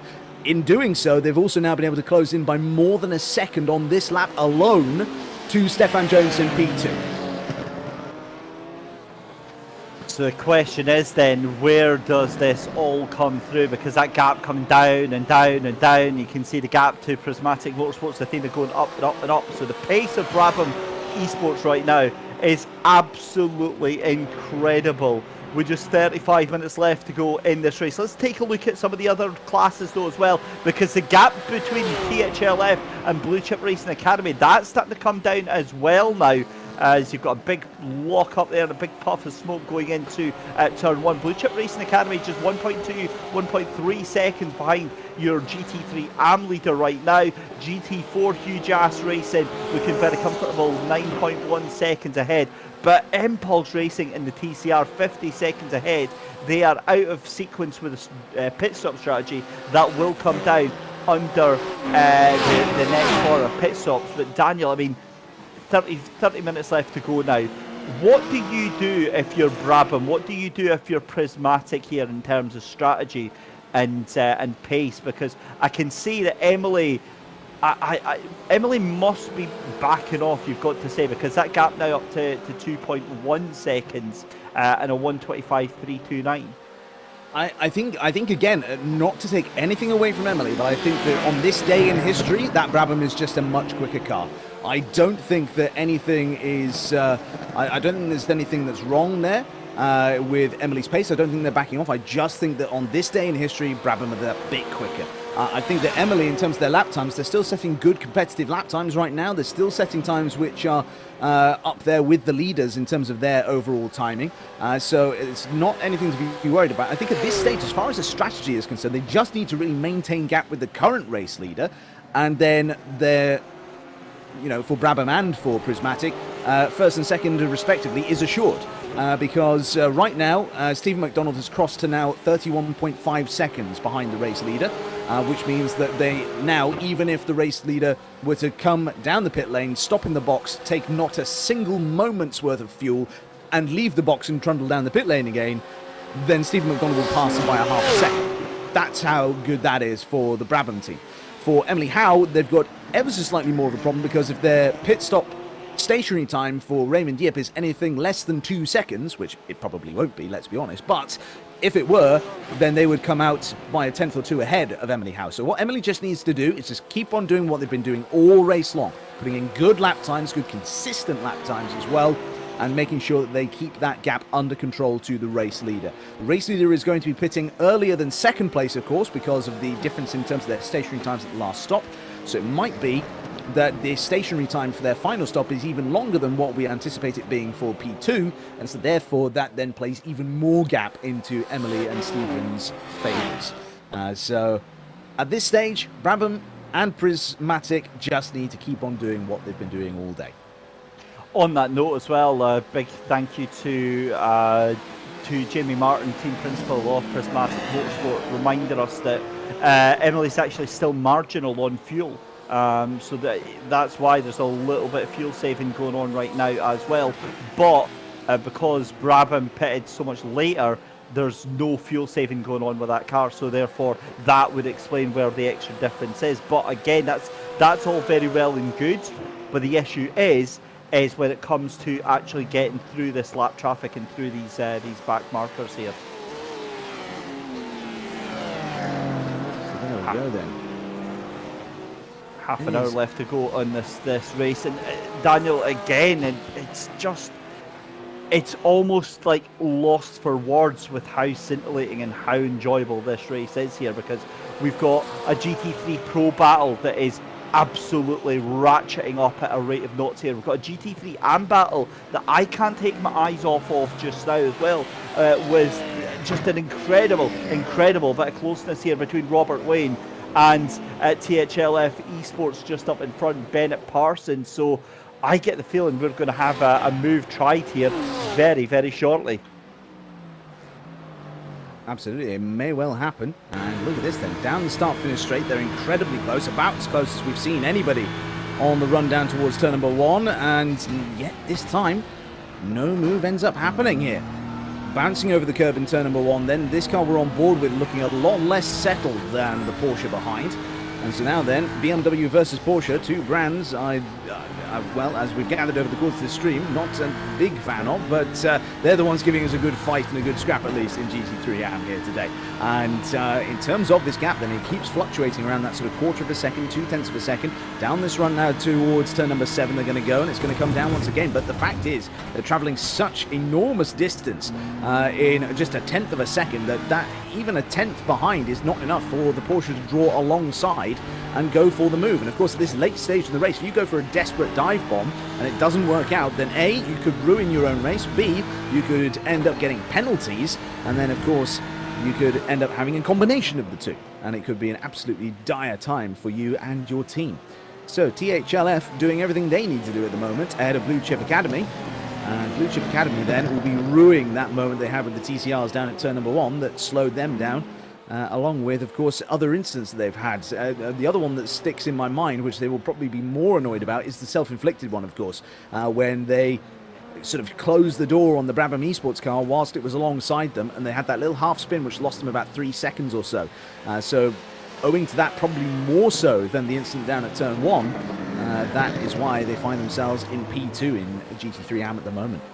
I was going to say, you were listing off all those negative possibilities, and I was just thinking to myself that I like those odds. I'll take them. You know, just roll the dice and see what happens. But again, and this is why I was asking for the past couple of hours. I mean, what point of the race do you say, right, enough is enough, I'll just take the position that I've got? And I think for this, like when you're in this situation, there is no cut-off point. You absolutely go for it because you're within the chance of getting this position for both of these. But for the likes of, say, 11 Tenths Racing Team, who are 18 seconds back and likely to stay at that point, I think that story is done. I'd be more tempted to try and stay back as we've got 3 wide almost.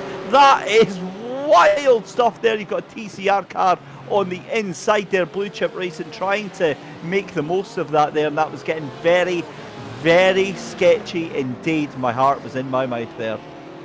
Absolutely, yeah. That was one of those sort of tricks of camera work as well, where it sort of looked as though they were about to be alongside one another headed into the corner, and then you go to the side-on shot, and it turns out there's about a car length between the two cars. So no danger of that happening. I've noticed as well on that front-end shot that the BMW is actually carrying damage as into turn 1 they go, and the move is there, the move is on, and Academy go for it. It doesn't end up pulling off for them, though. They've managed to upset the BMW, get it offline. It might be now they might be able to make something happen down towards turn 4, but no, it looks like they're too far back, so they've gone for the dive, and it's not worked for them. I was about to say this whole diatribe about everything in life being a calculated risk, and that was one that they calculated and thought that it's worth going for, and as it is, it's not come off and made them any worse off at all, but you know, there's always the possibility for that to happen. That was I swear to God, what I saw was the most bizarre turn of events, right? It was a really far back angle, so we'll get another replay at closer angle. I swear to God, the THLF esports car put on the brakes first. Blue Chip Racing Academy decided to fire it up the inside. THLF got clattered by that GT4, I think it was Huge Ass Racing, behind them on the brakes into turn 1, boosted them forward. That was enough to keep them ahead of Blue Chip Racing Academy, and that is the most unbelievable thing. If that is what actually happened, that's just what I think I saw. That is incredible. They've got a GT4 car to thank them for holding on to that lead, because if they'd stayed where they were, Blue Chip Racing Academy would have had the line into that corner. Blue Chip Academy and their race being ruined by touring cars and GT4s. So name a better let's set out that the better, I think, as far as those drivers are concerned. But yeah, it's still close here between these cars. I think, though, there's a sense that I'm getting from Blue Chip Academy that they have maybe spent their efforts now. They're hovering a bit further back than they had been previously, and THLF are still looking relatively composed, despite carrying damage on that car, which then leads me to think that Blue Chip Academy must have more damage on board from their various incidents than is necessarily visible right now, and they're also apparently travelling at 88 miles an hour and disappearing back to the future. But there we go, they're back on circuit again there then, network issues to one side. And yeah, this is just folding out then for another 25 minutes, if you believe it, of great racing here. I've got a very bold prediction. Our race for the lead is, oh my God, off in the background, that's Huge Ass Racing. That's the Huge Ass blue car that was up in P4. There was contact, it was facing backwards into the corner there, and that is off for that machine. They've got going again, but Alex Caffard, oh, you hate to see it. Right, I think we're going to see Emily Howe challenging for the lead of the race again very, very shortly. We'll come back to that in a second because here is Alex Giffard. What happens? Oh, it's onto the grass, isn't it? Pulls that car round. Very, very lucky. Stay on the brakes, stay on the brakes. That's fine. I don't mind if it's like the car rolling back off circuit, but when it's on circuit, yeah, you can't do that. The reason being, Emily Howe, right, has not dropped off. Remember how it was like 0.8 of a second, then a second and a half, 2 seconds, but it stayed about 2 seconds, 2.2 seconds now, and still sort of coming back down. It's not going crazy up at the speed that we were expecting. I wonder now if we're starting to get a little bit more comfortable with the fuel we've saved, because Brabham Esports as well, they're not making the same crazy pace inroads that they were doing earlier on here. So I am very curious to see how this all pans out here. I think we've still got a proper fight for the lead of this race. I think that you might be right. I suspect that, I mean, I'm going to make the opposite prediction. I'm going to say that no, Emily will not be able to challenge Brabham unless there is a mistake from that green car. That's my prediction, because I think that just looking at the lap times, things are so close between them. It could be that Brabham deployed some of that extra pace at the beginning of the stint to get the move done, to get the gap, and now they're in management mode, just matching the lap times of the car behind, making sure that they're not pushing too hard, that they keep something in reserve in case they need it, because they know now that to all intents and purposes, the top two are out of this race with them. It's now a race directly between Brabham and Prismatic Athena. And again, it's one of these things where I think that it's now just measuring themselves and keeping the car within its limits, as we've seen them do all race long. I think if they needed to up the pace, they would do so, but at this stage they don't need to. And so it's a very, again, if we compare it to Formula 1 drivers, it's a very Alain Prost sort of a drive. Just doing what you need to and not necessarily going for out-and-out lap time.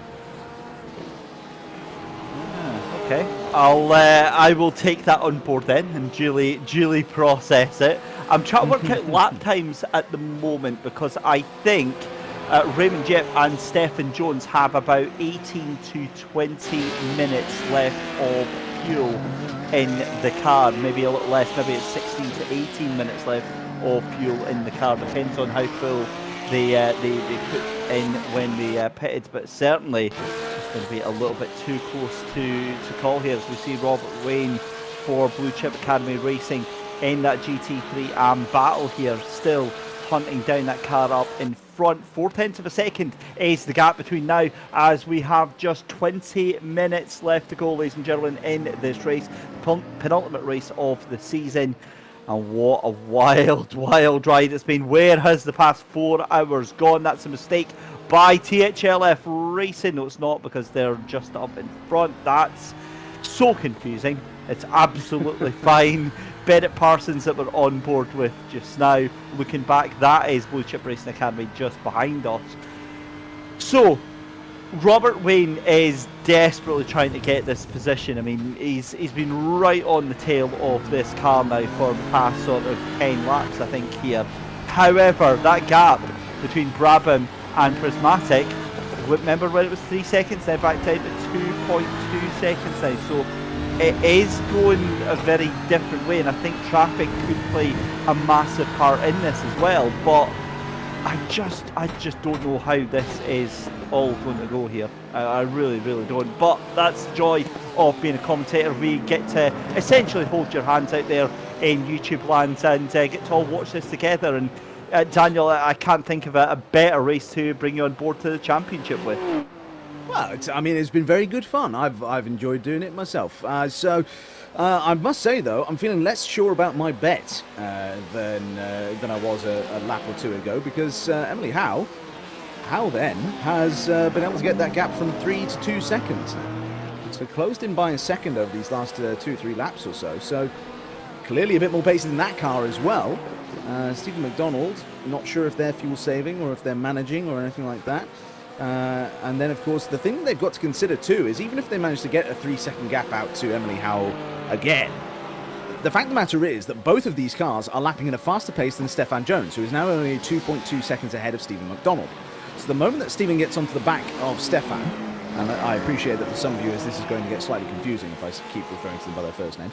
But with the Razzle Dazzle car versus the Brabham car, then we'll put it that way, they might end up holding up Brabham briefly here. There looks to be enough of a small enough pace offset between the two cars where it's definitely in Brabham's favour, but maybe not sufficient enough to be able to go for a full, legs out overtake sort of thing.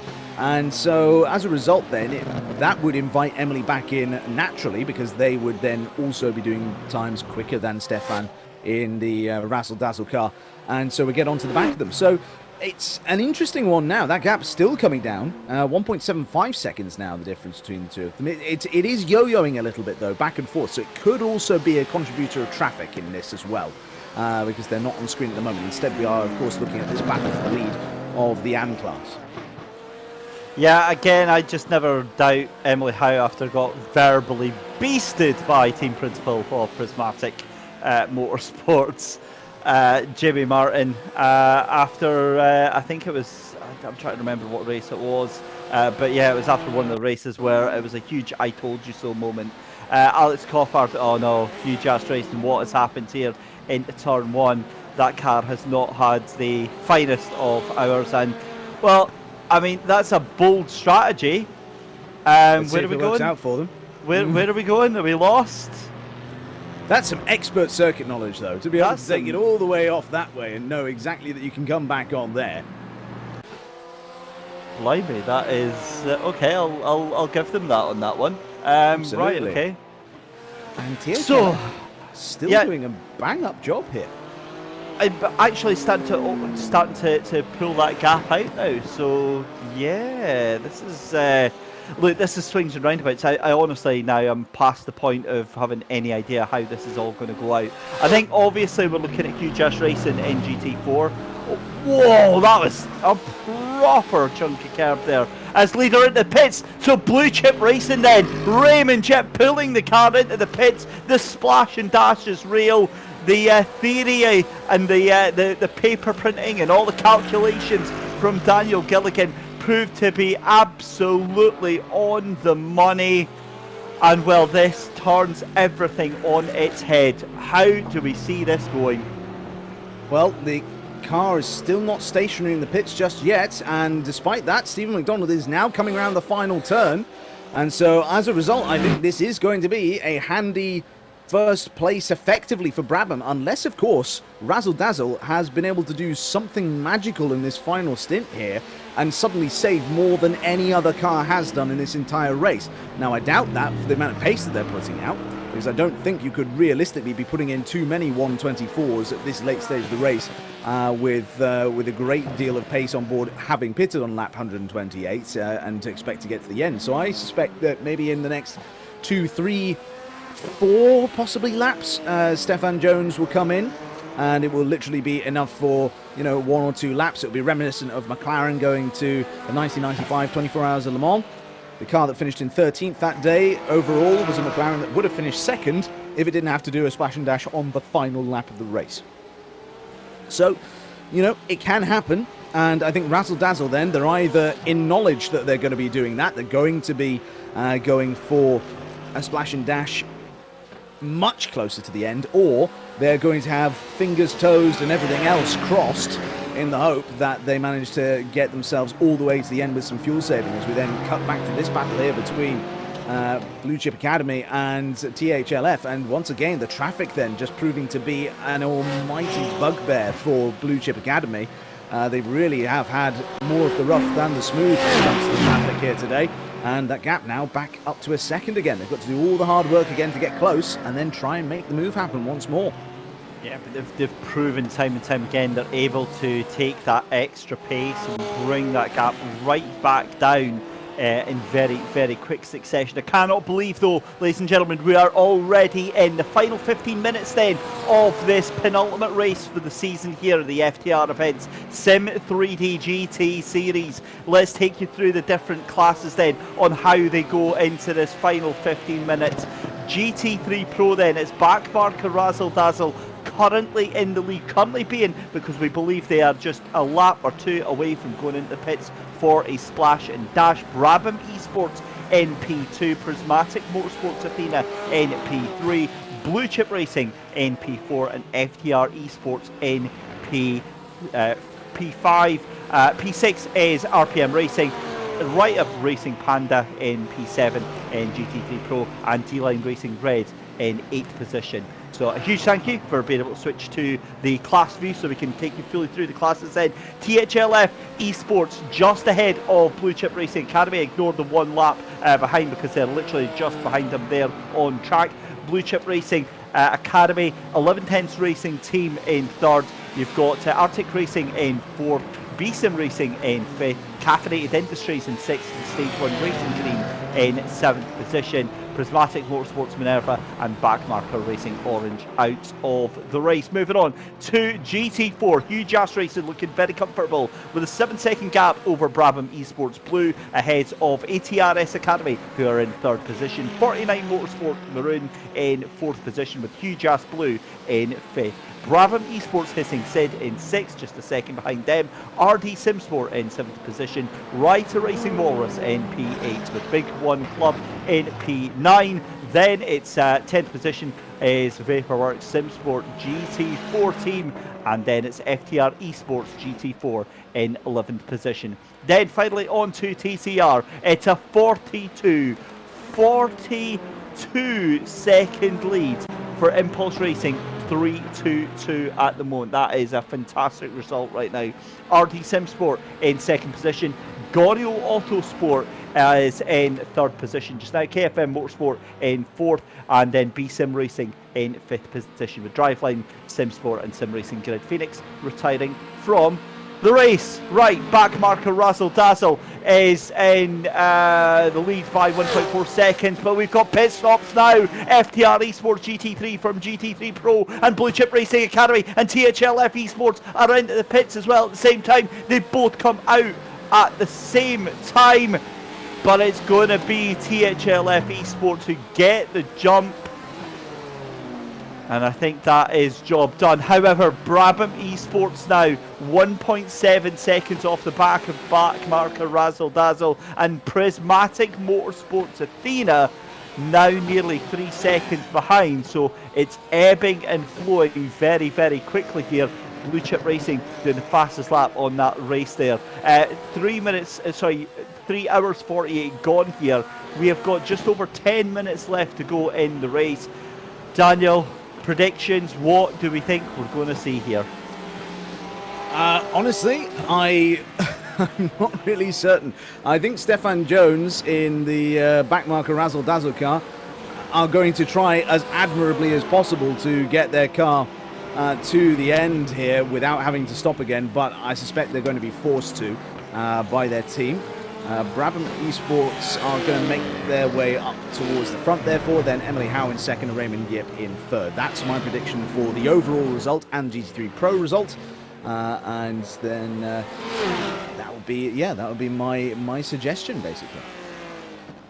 Yeah, I think it's absolutely spot on. Right, so let's have a look then. Caffeinated Industries are into pit lane. Let's have a look what is going on there, because it doesn't look like they're actually in the pits just now, so we'll keep an eye on that as well. But with 10 minutes left to go, Arctic Racing take that 5th position. We're watching Stephen Jones for Backmarker Razzle Dazzle. And just 2 seconds behind this car, you can see Brabham Esports currently getting by one of the GT4 cars, I believe that is, in the background there. But again, an amazing race here. A very enjoyable race, a very exciting race, and a very fun-filled race. And hang on, Brabham Esports Hissing Sid back up to 5th position in GT4 with a chance of actually getting up into P4 as well. So that is, that's going to be a wild turn up for the Big Sen. In fact, there we go. Not only that, they could even get P3, I think, as well. Yeah. I mean, they're going to potentially go past the car in the pits. And then after that, there's just 1 second between themselves and Huge Ass. And that's a good gap to have to Huge Ass Racing, right, Daniel? I think that the best gap to have to Huge Ass is a very small gap. Yes, there we go. Right, back marker Russell Tassel into pit lane. And they are done and dusted. So here we go then. Brabham Esports take the lead of the race. I was waiting to say provisional. There's nothing provisional about it now. It's a 9-minute shootout for the race. Where do backmarker Razzle Dazzle come out? Because they are falling further and further and further down. So it's now Brabham Esports, Prismatic Motorsports Athena, and Blue Chip Racing. Does Emily Howe have anything left in the tank, or is it all done and dusted?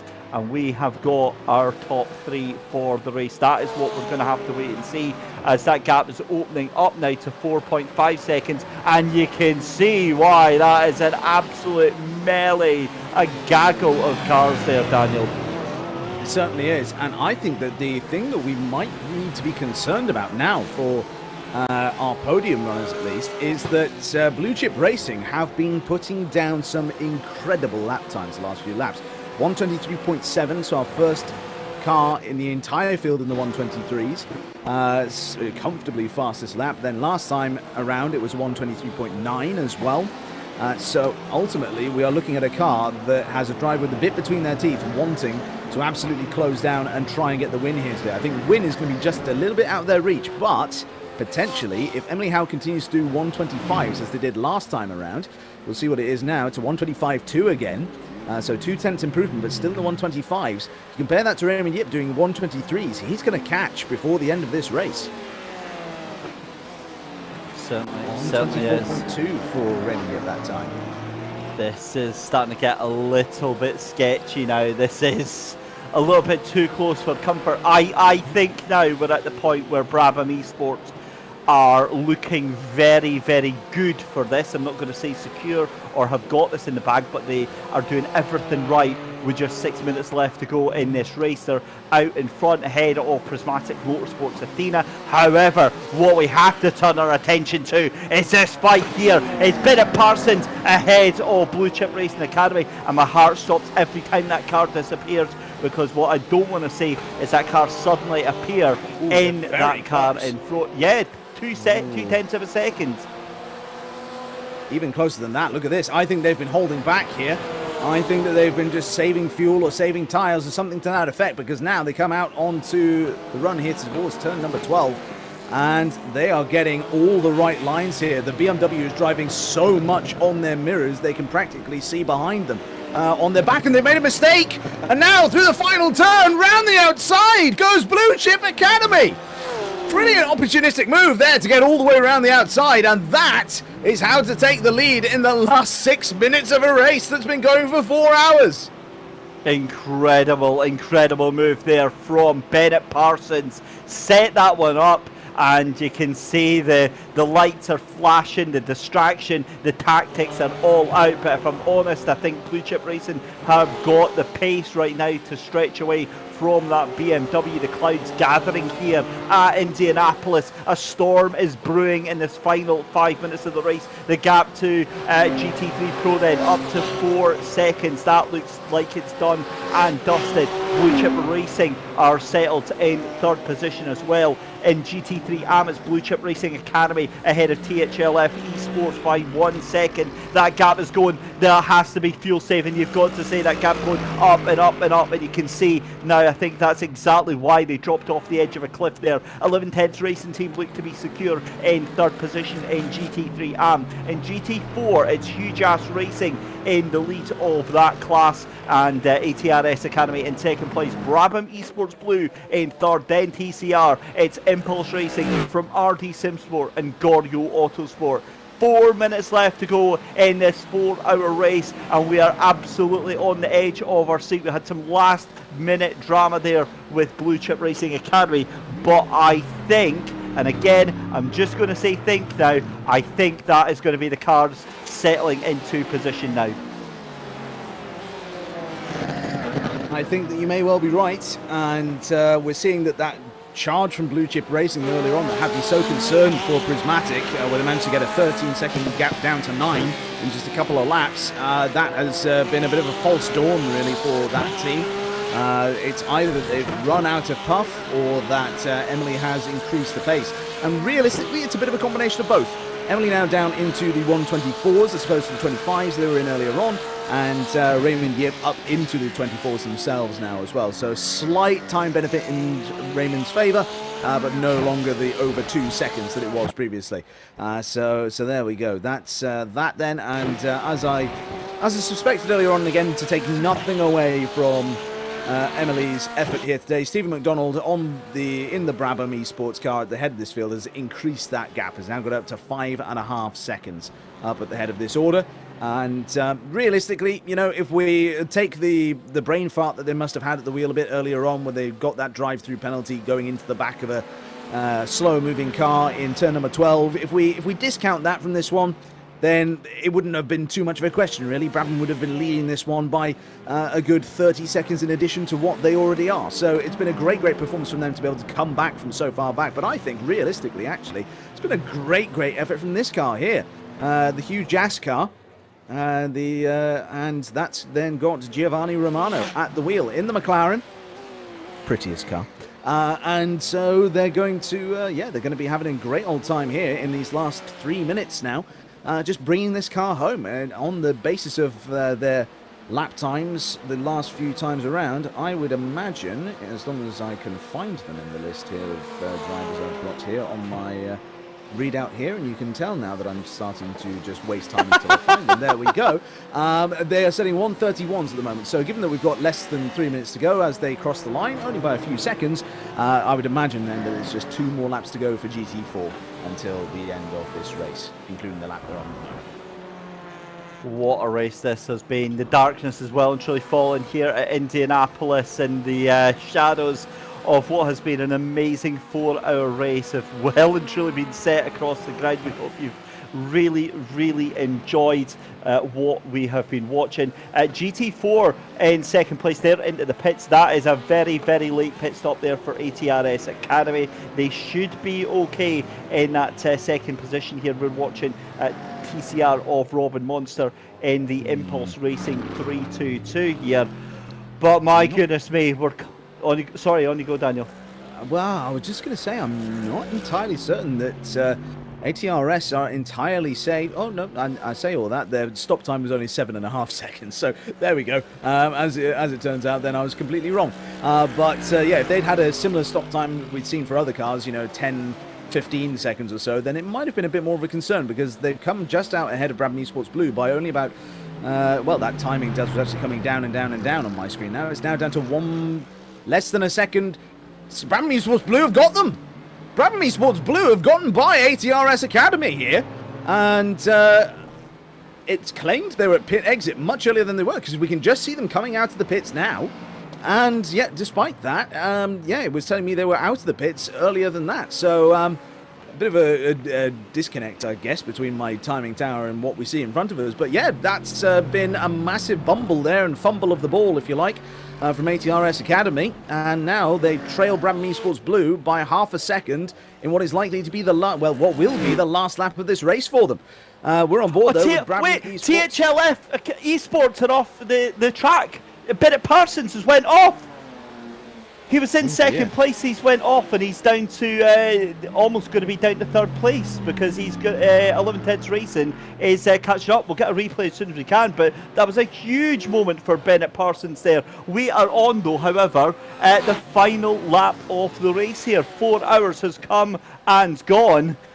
Oh my goodness me, what drama on this final lap here. So let's see what happened here. Bennett Parsons, just got it so wrong, pulling the car back across. And clearly at the end of this stint, these tyres are begging for no more. And, that's a great big crying shame for them if they do end up losing the position. It has been such a good drive. Let's then wait and see on this one. We've got ATRS up the inside then, trying to make it happen on Brabham Esports Blue. Brabham Esports defend nicely here and keep that car in front. That might be the last opportunity for ATRS to get this done. We will wait and see. Of course, there's still the rest of the lap to go. There's this big opportunity for overtaking down towards turn number 7, but after that, it's probably likely to just be turn number 12. But coming through the final turn now, it has been a great day for a historic name in racing as Brabham Esports come across the line to win the race here today in GT3 Pro and overall. And then just behind them, an absolutely fantastic effort from Prismatic and Motorsports Athena to come across the line just 2.9 seconds behind. Brilliant stuff there. Blue Chip Racing are going to come across the line in P3. Back marker Razzle Dazzle are going to take P4. Blue Chip Racing Academy, though, have crossed the line to win GT3 AM. THLF Esports in second place. 1110s Racing Team in third. BSIM Racing cross the line in fourth, and Arctic Racing in fifth. Then in GT4. What's happening in this GT4? Yeah, this is what we need to find out. Let's see then. Huge Ass predictably comes around the final turn, plenty of time ahead of the cars behind, but it's those two who are fighting just a couple of tenths apart from one another. Let's see what happens as they come across the line, and Brabham Esports Blue does it! They managed to hold off ATRS Academy, whose late splash and dash there, it was only a few seconds stationary, but it turned out to be just perhaps a second too long. Wow. TCR then, Impulse Racing take the win from RD Simsport in second, Gorio Autosport in third, and my God, Daniel, that was a race and a half. 4 hours of awesomeness at Indy. We had a little lull about an hour and a half in, and yeah, that was awesome stuff. It was. That was just, there was some fantastic racing here today. Both in terms of the racecraft, in terms of the on-track overtakes, but also just in terms of strategy and just in terms of just thinking. You know, the best racing drivers, the best of a huge amount of industries really are the intelligent ones. The ones who can think outside the box, the ones who can really make it work. And you have to say, for Stephen McDonald and Emily Howe, they certainly were amongst the most intelligent drivers that we saw out there today with the strategy they managed to pull off. And as I apparently just do an impromptu burp into the microphone, I really hope that didn't come across all that well. It didn't. There we go. So there we go. I've now told you all about it. You can share in my collective embarrassment. Wow, consummate professionals that we all are. Right, let's go and get our results then from our race tonight then for the FTR events. Sim 3D GT Series. Let's start off with the GT3 Pro, and it's Brabham Esports taking the win from Prismatic Motorsports Athena by 2.9 seconds. A spirited final run there from Emily Howe, not enough to take the win. Blue Chip Racing finish in third place, with backmarker Razzle Dazzle taking fourth position. FTR Esports GT3 in P5, RPM Racing in sixth place, with our Writer Racing Panda in P7, and D-Line Racing Red in eighth position. Moving on to GT3 AM then. Blue Chip Racing Academy take the win by 9 seconds or near enough from THLF Esports and 1110s Racing, despite that penultimate lap scare for THLF Esports. It's BSIM Racing in fourth, Arctic Racing in fifth, Stage 1 Racing Green in sixth position, Caffeinated Industries in seventh, Prismatic Motorsports Minerva in eighth, and Backmarker Racing Orange in ninth position. Moving on to GT4 then, Huge Ass Racing in the lead and taking the win from Brabham Esports Blue, ATRS Academy rounding out the podium. 49 Motorsports Maroon, Huge Ass Blue in fifth position, Brabham Esports Hissing Sid in sixth, RD Sim Sport in seventh, and then it's Writer Racing Walrus, Big One Club, and FTR Esports GT4 rounding out top 10, with Vaporworks Sim Sport GT4 team in 11th position. Moving on to TCRs then, and it's Impulse Racing who have a very classy win over RD Simsport. 36 seconds to the good there, and Gorio Autosport claiming that final spot on the podium with third position. KFM Motorsport finishing fourth, BSIM Racing in fifth position, Driveline Simsport in sixth, Sim Racing Red Phoenix all the way down in seventh place, retiring from the race. Well, Daniel Gilligan, that was a race and a half. Honestly, I just didn't know where to look during that. No, it was, and it, much like, you know, as I sort of hinted towards at the beginning of the beginning of the show, I imagine there was probably only going to be the first and last half an hour or so that would provide us with the bulk of the entertainment. I think I was broadly speaking correct, but I wasn't anticipating just how much would end up actually being the filler in our sandwich, if you like, of entertainment, because there was a great deal of action in the middle of that race as well, which is something that you would not necessarily expect in an endurance race, as I say. It really was just an absolutely fascinating event, and we're going to give it a minute or so before we quickly bring in some drivers to have a chat with. I can see in the background, I can see James Holman from RD Simsport in with us just now, and Daniel, I'll hand things over to you and let you get some questions in. Excellent. Well, so James, just talk us through the race then, from your perspective. Yeah, it was a good race. Rob did a fine job there in the opening stint, and a couple of stints, I should say, and handed me a car in P4 there, and we went for a little bit of a different strategy because I had a little bit more pace than Rob. So it was good catching Daniel and Simon, I think it was, and we had a good battle there. We were fighting 2, 3, and 4, and then unfortunately a GT3 decided to bowl both Simon and Daniel out of it, which obviously relieved a bit of pressure from our side, and then the rest of the race was just about trying to keep it clean. Obviously it was very difficult with the traffic. The GT3s and places were a little bit unpredictable, but yeah, I was pleased with the speed. I got a fast lap, I think, for the class, so I know it doesn't count for any points or anything, but it's still nice to get anyway. Absolutely, it's a point of pride more than anything else. So in terms of the race, then, I mean, you've touched on it briefly there, but just give us a bit more of an insight from a TCR perspective as to what it's like being lapped so often by that quick-moving traffic. Because we saw incidents, as you rightly pointed out there, for others in your class. Did you ever feel as though you were at risk of that sort of a thing as well? Yeah, absolutely. Yeah, It's the closing speed is obviously very high.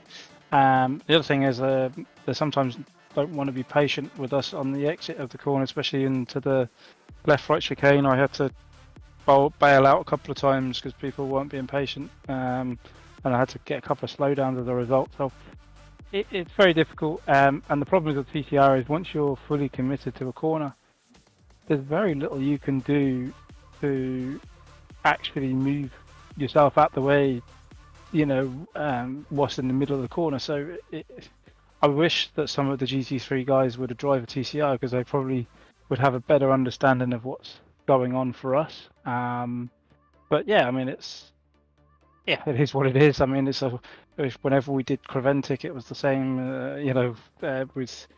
with the dive bombs and the P-cups and things like that. So it's the same whenever you're in the slowest class. People don't want to sit behind you regardless of whether you're driving, whatever you're driving. If you're driving a GT3 and you're in an LMP field, it's exactly the same thing if you're in a GT3. People don't want to sit behind you for longer than they have to. So, it's tricky, but yeah, it's good fun. It was a good race, and well done to Impulse, obviously, for a great job there and taking the win. Absolutely. Well, any final questions from you, David, at all? No, I just congratulations on a fantastic performance, and looking to that final rounds. I mean, what's the mindset going into that? Are we going in all guns blazing, or? Absolutely. Always want to win. So Impulse just did a bit better job than us today, but Rob did a fantastic job, I say, in the first stint. So it was a good job by him. And I think for last round, it's going to be close to the championship. I think there's 4 of us. Depends on the drop scores. I think it's going to be very, very close. I think maybe Impulse might have a slight edge, but it should be all to play for in the final round, which is the main thing. Good stuff. Right, well, we'll let you go then, James, and we'll see who we've got up next then. David, who in your crystal ball is likely to appear? We have got Giovanni Romano, the man himself from Huge Ass Racing, an incredible performance in GT4, and I'm sure he's got a lot to share with us. Absolutely. Yeah, Giovanni, talk us through it. Hi guys. It was quite the race. No cautions, meant no brakes whatsoever, so had to stay on the entire time. And we had the Brabham car on us for pretty much the entire race, so there was no room for error or at all whatsoever. So it's a shame what happened to them at the end, dropping off like that. But other than that, it was a very close race. Absolutely. Now, of course, when you take a look at your car, you're, of course, driving that McLaren. It's a mid-engine car versus then, of course, the likes of the BMWs, the Mercedes, and so on, the front-engine cars. So around a circuit like Indianapolis, do you think that helped you today, or was it a bit of a hindrance? Do you feel you could have gone faster in something like a Mercedes, do you think? Or what was the view from you? The pace was really good today. There was some changes to the GT4 BOP a few days ago, so kind of seeing how things have shaken out from that. It definitely looks like we still have a good straight line speed advantage. If you saw the early moments of the race, we were able to hold on to lead fairly easily. Just even in the draft, they weren't able to pull up to us, and then once we broke the draft, we kind of pulled away a bit. So yeah, car's pretty competitive, and I think the only thing they have to do is you have to address the fueling issue with the Mercedes. It seems like it takes a little longer, the fuel, so the couple of Mercedes that were racing against us, they would lose a couple seconds per pit stop because it was taking too long to fuel. So I don't know how that happened, but iRacing will have to address that, I imagine. Absolutely, yeah. And then just in terms of your race, I mean, we mentioned briefly in the chat we were having before you jumped on that, of course, as a GT4 car, you are in a bit of a no man's land in a sense, because you've, unlike the TCRs, you're not just constantly looking in your mirrors for quick cars to come past. You're constantly going past TCRs, and you then got the GT3s coming past you as well. So do you feel as though being in the GT4 kind of made the traffic easier or harder for you as a result? It's definitely I'd say it's most interesting, because you're, like you said, you're neither just looking in the mirrors, nor are you just looking out in front of you. You have to do both at times, especially when you're catching up one or two TCR cars and you have a group of GT3s behind you. Like, you want to get by the TCR cars and clear them, but at the same time, you might have a GT3 having their nose looking in. So it can be a lot to manage at times. Absolutely, yeah, I can imagine from watching. It's like those things when you watch exercise and you feel tired, sort of thing. But there we go. So great. Any sort of final thoughts and headed into the final round for you, Giovanni? Just looking to have fun. I believe we've locked up the championship here with the win, so we'll celebrate that. And then I guess the last round will be a little bit of an encore. And it's also a Motorsports, which it's a home track for me, and my teammate likes it as well. So I'm sure we'll enjoy it. Excellent, very good. Well, you know what Nigel Mansell used to say, you gain a few tenths at home, so maybe it'll be the case for you today. You'll win by even more seconds, which would be a bit ridiculous, really, but, you know, I'm sure that you won't be complaining about that. Thanks very much for joining us then, Giovanni, and we'll see you next time. Thanks, guys. No worries. Right, so next then in our magical list of people, we've got Robert Wayne. Robert Wayne for Blue Chip Racing Academy. It was a race then, I think, for you guys that was perhaps a bit more fraught and perilous than you would have hoped for. Talk us through it. Yeah, definitely. I shot myself in the foot a couple times. I made a few errors, unforced errors. I built the lead up to about 25 seconds at one point, and then by the end of a stint, I was coming out of the pits in P3, I think it was, and I thought that I had thrown it away. Doing the race solo today is the longest I've ever actually driven a car. Before that, longest was 3 hours, so it was a big challenge for myself. Probably a little bit of exhaustion, mental fatigue towards the end of it, but really, I mean, the last hour amazing. Good stuff, good stuff. And in terms of then, there were a couple of those instances and so on. The one which I think is going to stick in the mind for a little while to come is going to be the one which was, of course, down at turn 1, 3 wide with 2 TCRs on your left. And then, of course, there was the contact, double contact even, that was made. What was going through your head at the time? Did you think that you had the corner on the inside there and you weren't going to be sort of chopped off like that? Or what was just going through your head? I think it was a little bit ambitious on my part, to say the least. I don't think I thought that the corner was that close when I did that. So I thought for sure that I was going to be getting a penalty for that. As soon as I did that, I was like, what am I doing? There really wasn't a need for that at that point of the race with the gap that I had. So yeah, really, it was just silly on my part, a decision I didn't need to make. Luckily, we were able to come back from it, and it didn't hinder us too much.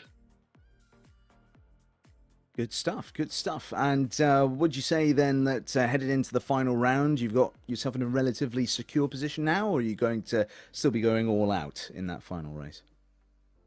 To be honest, I'm not 100% sure of the standings. At Mosport CTMP, that's my home track. I live about 20 minutes from there, so I'm going to be giving it everything I have to hopefully follow it up with another win. Hopefully, we'll give it everything we got and see what happens. Excellent, very good. Well, thanks very much for joining us then, Robert. All the best to you for the final round.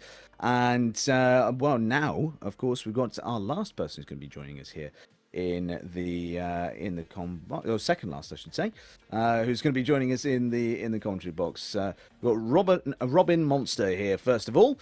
So, Robin, talk us through that one for yourself. All right, good evening to all of you guys. Well, it was a race. Well, at the end it wasn't that there wasn't much tension in the race anymore, but I have to say in the beginning it was a bit different because the start was with a little misunderstanding that we thought that we had two warm-up laps. So Chris had a bad start, so our strategy changed a bit as well. So I just asked Chris to save as much as he could on fuel. So he did. So at the end, I could do the faster part because we were saving a lot in the beginning. So props to Chris as well. So he did a good job. Excellent. Yeah, absolutely. And so ultimately, then head into the final round. Do you feel as though you're in a good space, or do you feel like you're still a little bit on nervous ground? Nah, to be honest, I do think we are in a very, very good position. Of course, we're gonna give it all also for the last race, and we have a lot of preparation to do also for other leagues and races, but definitely we will put a lot of effort in it again, and let's see. I don't think we're completely agreed yet on the final lineup, but like I said, we're gonna give it all, and we drive as fast as we can, of course. Absolutely, absolutely. Right then, well, thanks very much for joining us then, Robin, and all the best with the final round, of course. All right, thanks a lot, guys, and also for the broadcast. Not a problem at all. So, that's Robin then. We've had a number of our people in then. So, last one is, of course, Mr. Calvin Dent. Calvin, so, Brabham then, it's been a good day for your cars. Big one. I'm going to be honest, I've been sat watching the YouTube broadcast for the whole time, drinking cider. So it's it's been quite a nice afternoon, to be quite honest. It's been sat in front of the TV watching the boys do their thing. So it's been good. I've just had a quick catch up with them. They're all absolutely buzzing. It's been a really nice day. Absolutely, as they should be after that one. Talk us through, first of all, I mean, GT3. Hands have got to be put together in a big way for recovering after that drive-through penalty. Yeah, I mean, I haven't fully seen the crash yet. Speaking to Stephen, he kind of held his hand straight up. I had a brief conversation after the race with him. Stephen's an incredible driver. He's been amazing ever since he joined the team. He's one of those that nothing seems to faze him. He's, from the deep south. There's not really a lot that does get to him, to be quite honest. And he just, again, came in, professional as all hell, made a mistake, came back and outdrove the car. The reality is that Merc wasn't that strong at this track today. We didn't have really the fastest car. I'd say arguably we had the fastest driver. Absolutely, yeah. I mean, it was good to see at least, and certainly in those closing stages, there were the questions as to whether or not they would be caught up at the end by Emily Howe, and then all of a sudden, gap starts to increase and increase and increase. So it was some great driving there from Stephen, and then for the rest of your drivers as well. But just beyond, of course, being the Brabham team principal, you then, of course, also our title sponsor for today as well. You're there with Sim3D. So how did that partnership first come about between yourself and us over here? I'll be completely honest. I can't 100% remember. Was cider involved, Calvin? Be honest. Yeah, possibly. No, I vaguely remember that we got asked by a few friends to get involved with the series. I'd seen it about, and the big thing for me with the guys in the series is that the stewarding has always been top notch. In my opinion, it's some of the best stewarding in sim racing. I'd seen it, really enjoyed the racing, and decided to, I'd happily put my name on it. As far as I'm concerned with Sim3D, it's, if I'm going to put my name on something, it needs to be fair and honest. And the good thing about this series is they are incredibly fair with everything they do. I've had times where, let's face it, as title sponsor, if it comes to a stewarding decision, I tend to argue a bit more than I probably should, and they've happily shot me down on numerous occasions, which, is fair and honest, and I respect that a lot. So yeah, no, I'm really happy to have my name on it, and just going back to Brabham as well. We compete in a lot of the big professional esports events, some LAN events and such, and this, especially on the iRacing side, all of the guys enjoy racing in this series because it's good fun, fair racing. Absolutely, yeah, and I think based off of today, you would struggle to find anyone who would disagree with you, really, to be honest with you. So there we are then. Yes, it's been great having you on. Any final thoughts and conclusions from you on this race, and as we look forward, of course, to the final round?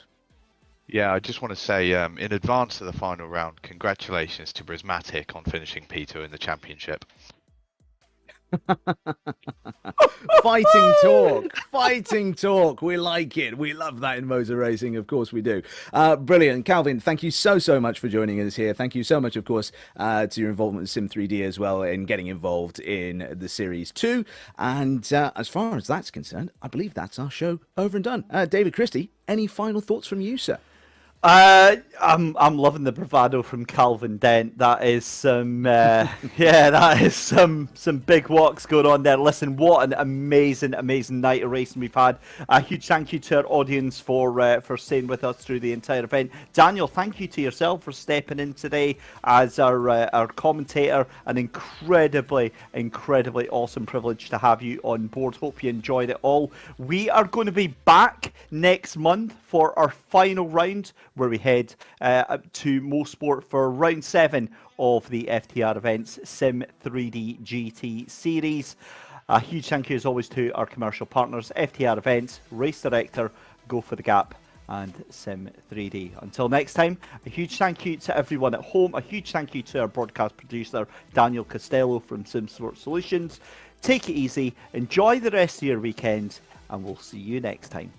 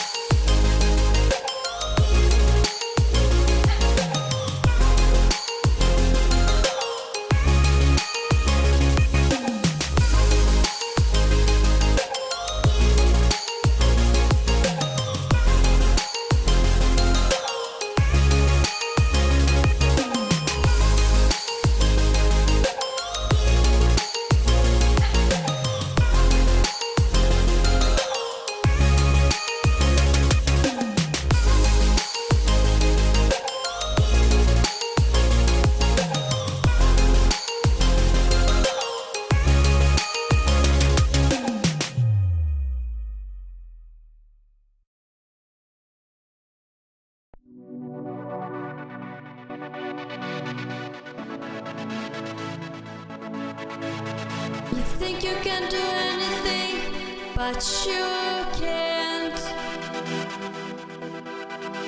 You tell me about your love, it's a bad trend. You try to kiss me, I was against. I don't like when you hold me by the waist.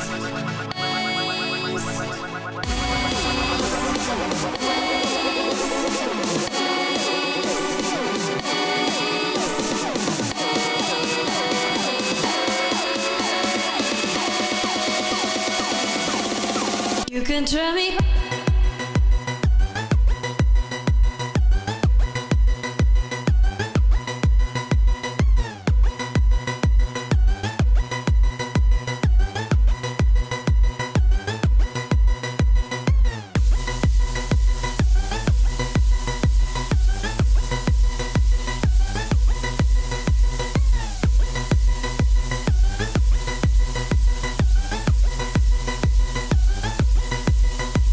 My heart is cold, my feelings flew. When my dreams come true, I'll be not with you, oh boy. You'd better find yourself another toy. You can turn me on, it doesn't matter. You can turn me on, but it's okay. Baby, there's no feeling you remember. The love is gone. You can turn me on, it doesn't matter. You can turn me on, but it's okay. Baby, there's no feeling you remember. The love is gone for me.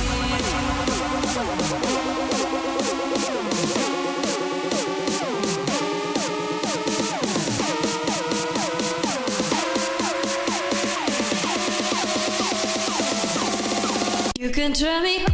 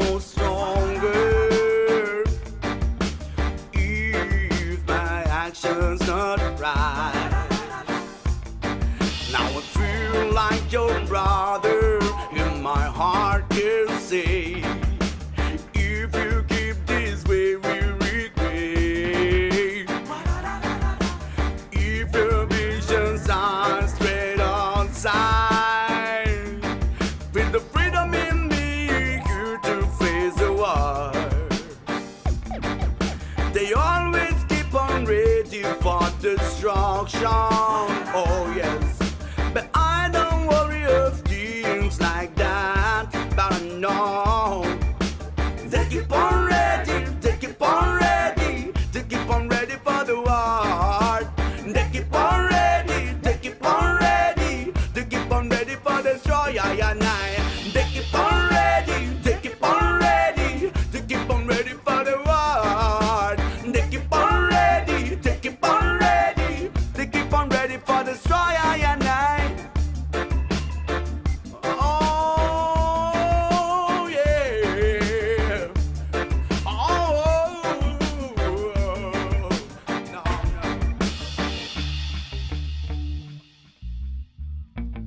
Wa-da-da-da-da-da.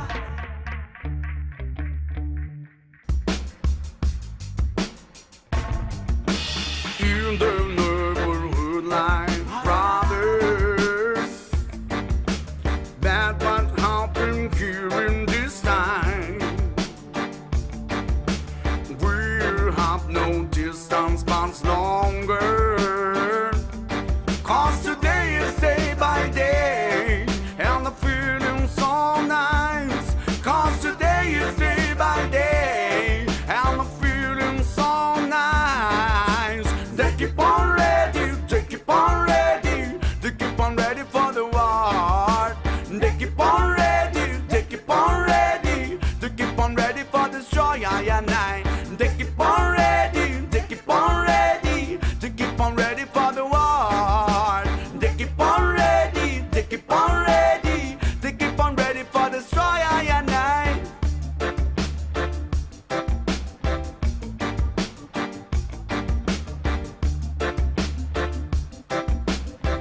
Yeah. How I can live more stronger if my actions are right. You know I feel like your brother, and my heart can say, if you keep this way you regret. If your visions break your side, the freedom in me here to face the war. Them always keep on ready for destruction. I don't worry of things like that, but I know they keep on ready, they keep on ready, they keep on ready for the war. They keep on ready, they keep on ready, they keep on ready for the destroy. And I. They keep on ready, they keep on ready, they keep on ready for the war. They keep on ready, they keep on ready, they keep on ready for the destroy. And I. They keep on ready, they keep on ready, they keep on ready for the war.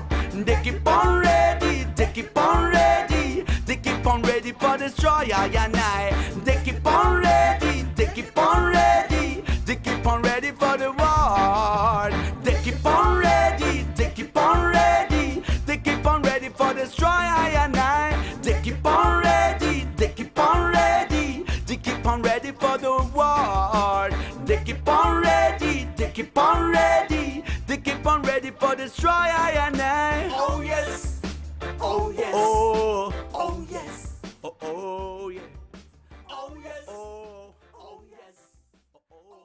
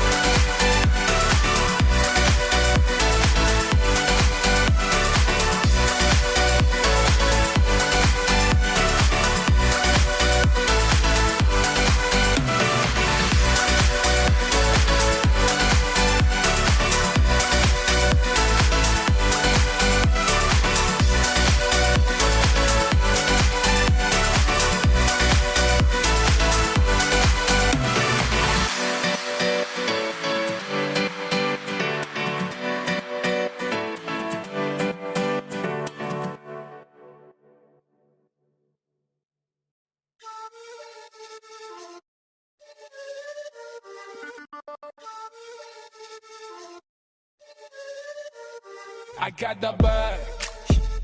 I got the money. I got the bag. I got the money. Hit it like a god, I'm a genius. Hands up high to the ceiling. Something about the vibe, I can feel it. Throw him at a line, I'ma reel it. All up on my time, I'm a realist. $1 million mind, I'ma feed it.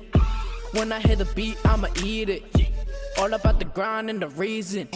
Hater want drama, I don't need it. Hey, I done came up. My old man told me to my game up. I've been in the hood with my day ones. I got the money. I got the bag. I got the money. I got the bag. I got the money. I got the bag. I got the money. Poetic break bread with a bag at. Tryna duck feds with a stash at. I don't know shit, I'm a rapper, oos. Pull up Dolo when the whip ready for action, oos. J Hustle, what it is, Neff. Represent the house, been about the business. Never trust snitches, keep them on the hit list. Yeah, the game's sick, but if you stay working, then the nigga can't miss. I got the bag, I got that money. She got that ass, she brought that for me. Break out the cash, currency foreign. Serving up Thai live pounds to I Florida. got the bag. I got the money. I got the bag. I got the money. I got the bag. I got the money. I got the bag. I got the money. Mr. 48, I said straight to the money. Let me double up. Mr. 48, nigga, let me double up. Straight out the gutter, raised on the east, though. She played with her nose, but she call me Papacito. Big bags, I ain't talking about Santa Claus. Got a couple hoes, I ain't talking Santa Claus. Super freak, but I dove off a deep end. She got a stupid head, and she got freaky friends. Pinky ring on blouse, cost a couple stacks. J Hus with the Rocky for the running back. Since a younger nigga, I've been hustling. Now I got papers and shows, I've been stacking up. I'm overseas and I'm cashing them checks. Same nigga, same swag, and I put that on the set. Overseas and I'm cashing them checks. Same nigga, same swag, and I put that on the set. I got the bag. I got the bag. I got the money. I got the bag. I got the money.